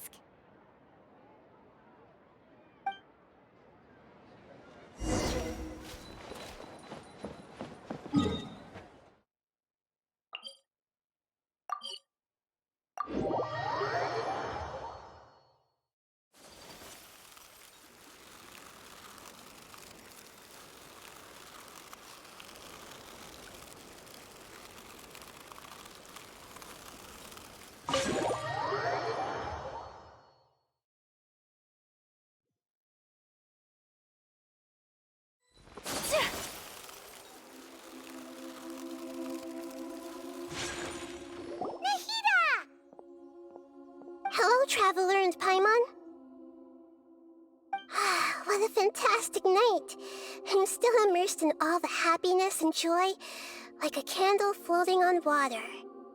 So are we, and that's why we're here to talk with you. Is there anything you want to know? After recent events, the Akasha can no longer function as it used to. I've given it some thought, and have decided to shut it down permanently.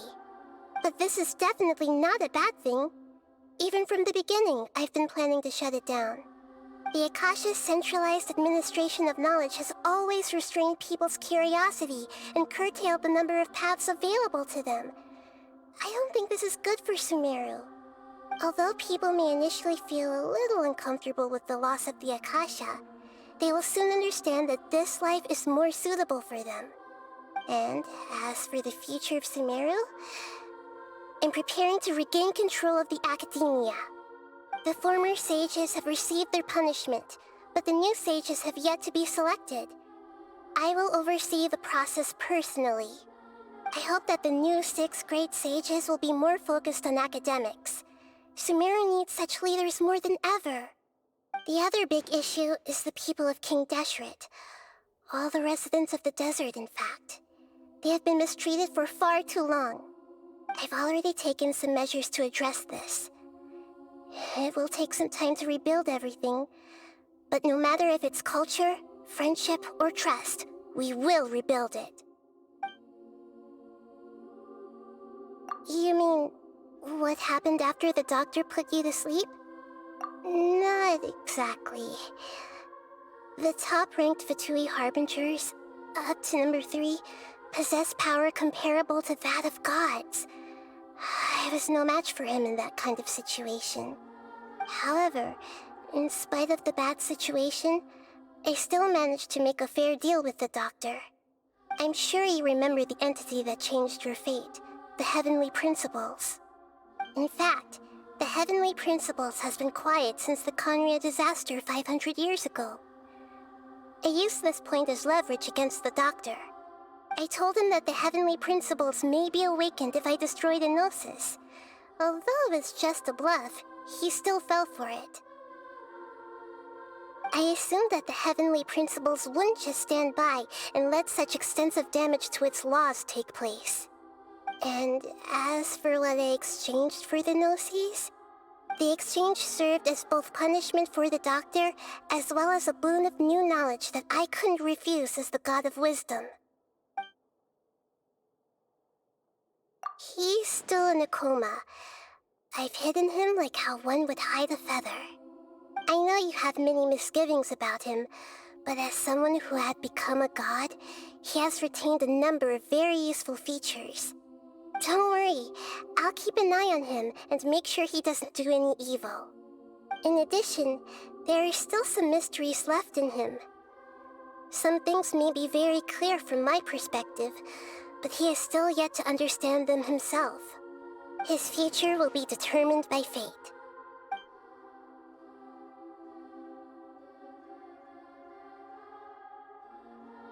Is that where you're headed next? Fontaine, the Nation of Justice? As far as I know, that nation operates in the judicial system. Does their Archon personally judge people? No, there's a Chief Justice in Fontaine. Generally speaking, the Hydra Archon, Focalor, won't preside over individual trials. However, even then, Focalor will still make herself present at just about every trial. It seems that she just likes to immerse herself in that sort of atmosphere. As Archon, she still reserves the right to influence the final verdict. Anyway, let's just say she's got, a very unique personality. Are you sure? Isn't there something else you haven't asked about yet? Huh? You mean... About your sister. While you were resting at Gandharvaville, I took some time to perform an Irminsul search for information on your sister.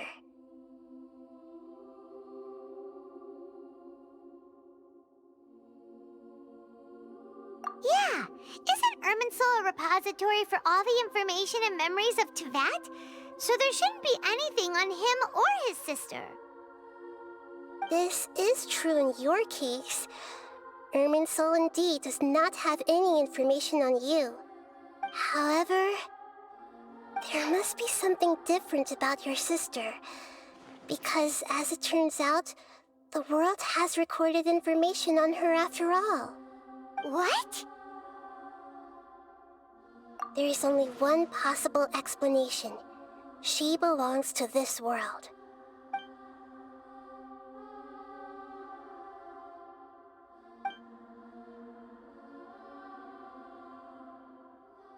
But nothing about this makes any sense!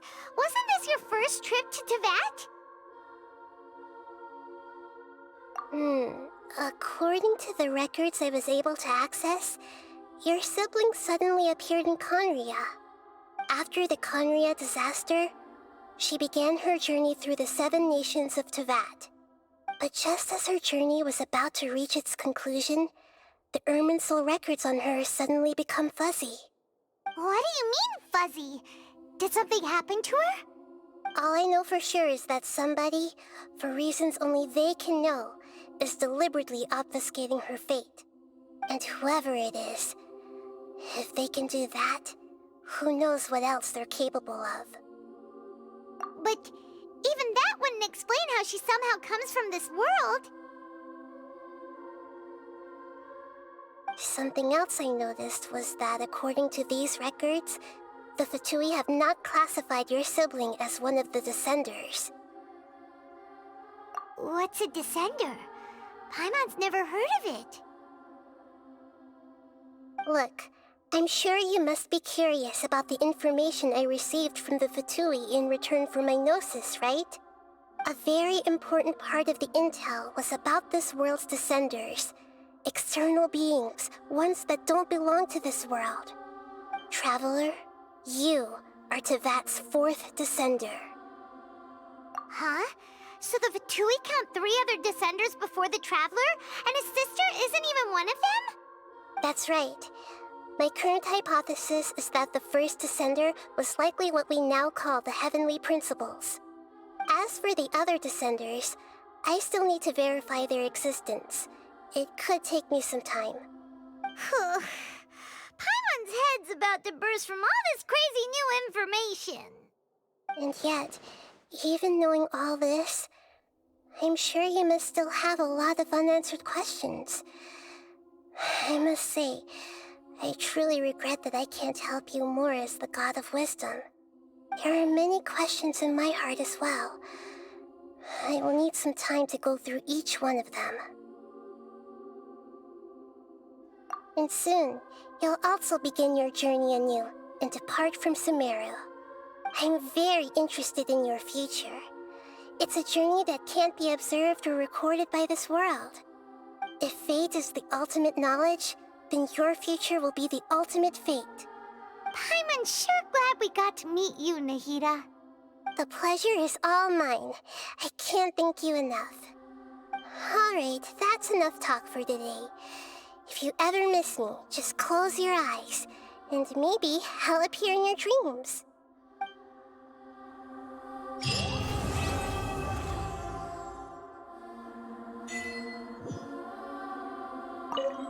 Is there anything you want to know? According to the records, I was after the Conria disaster, but just as her What do you mean, all I know for sure, and whoever it is. But something else I noticed. What's a descent? Look, a very important traveler. Huh? That's right. As for the other... and yet, there are many questions in my heart as well. I will need some time to go through each one of them. And soon, I'm very interested in your future. If fate is the ultimate Paimon's sure the pleasure is all... Alright.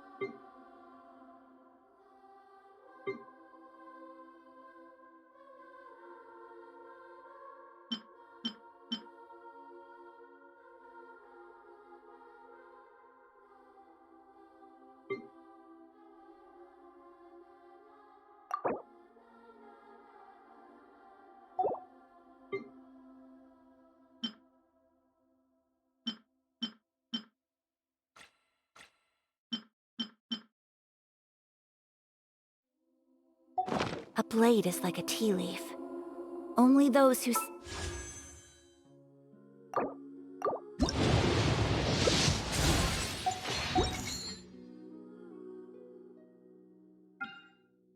it many times can appreciate... True quote.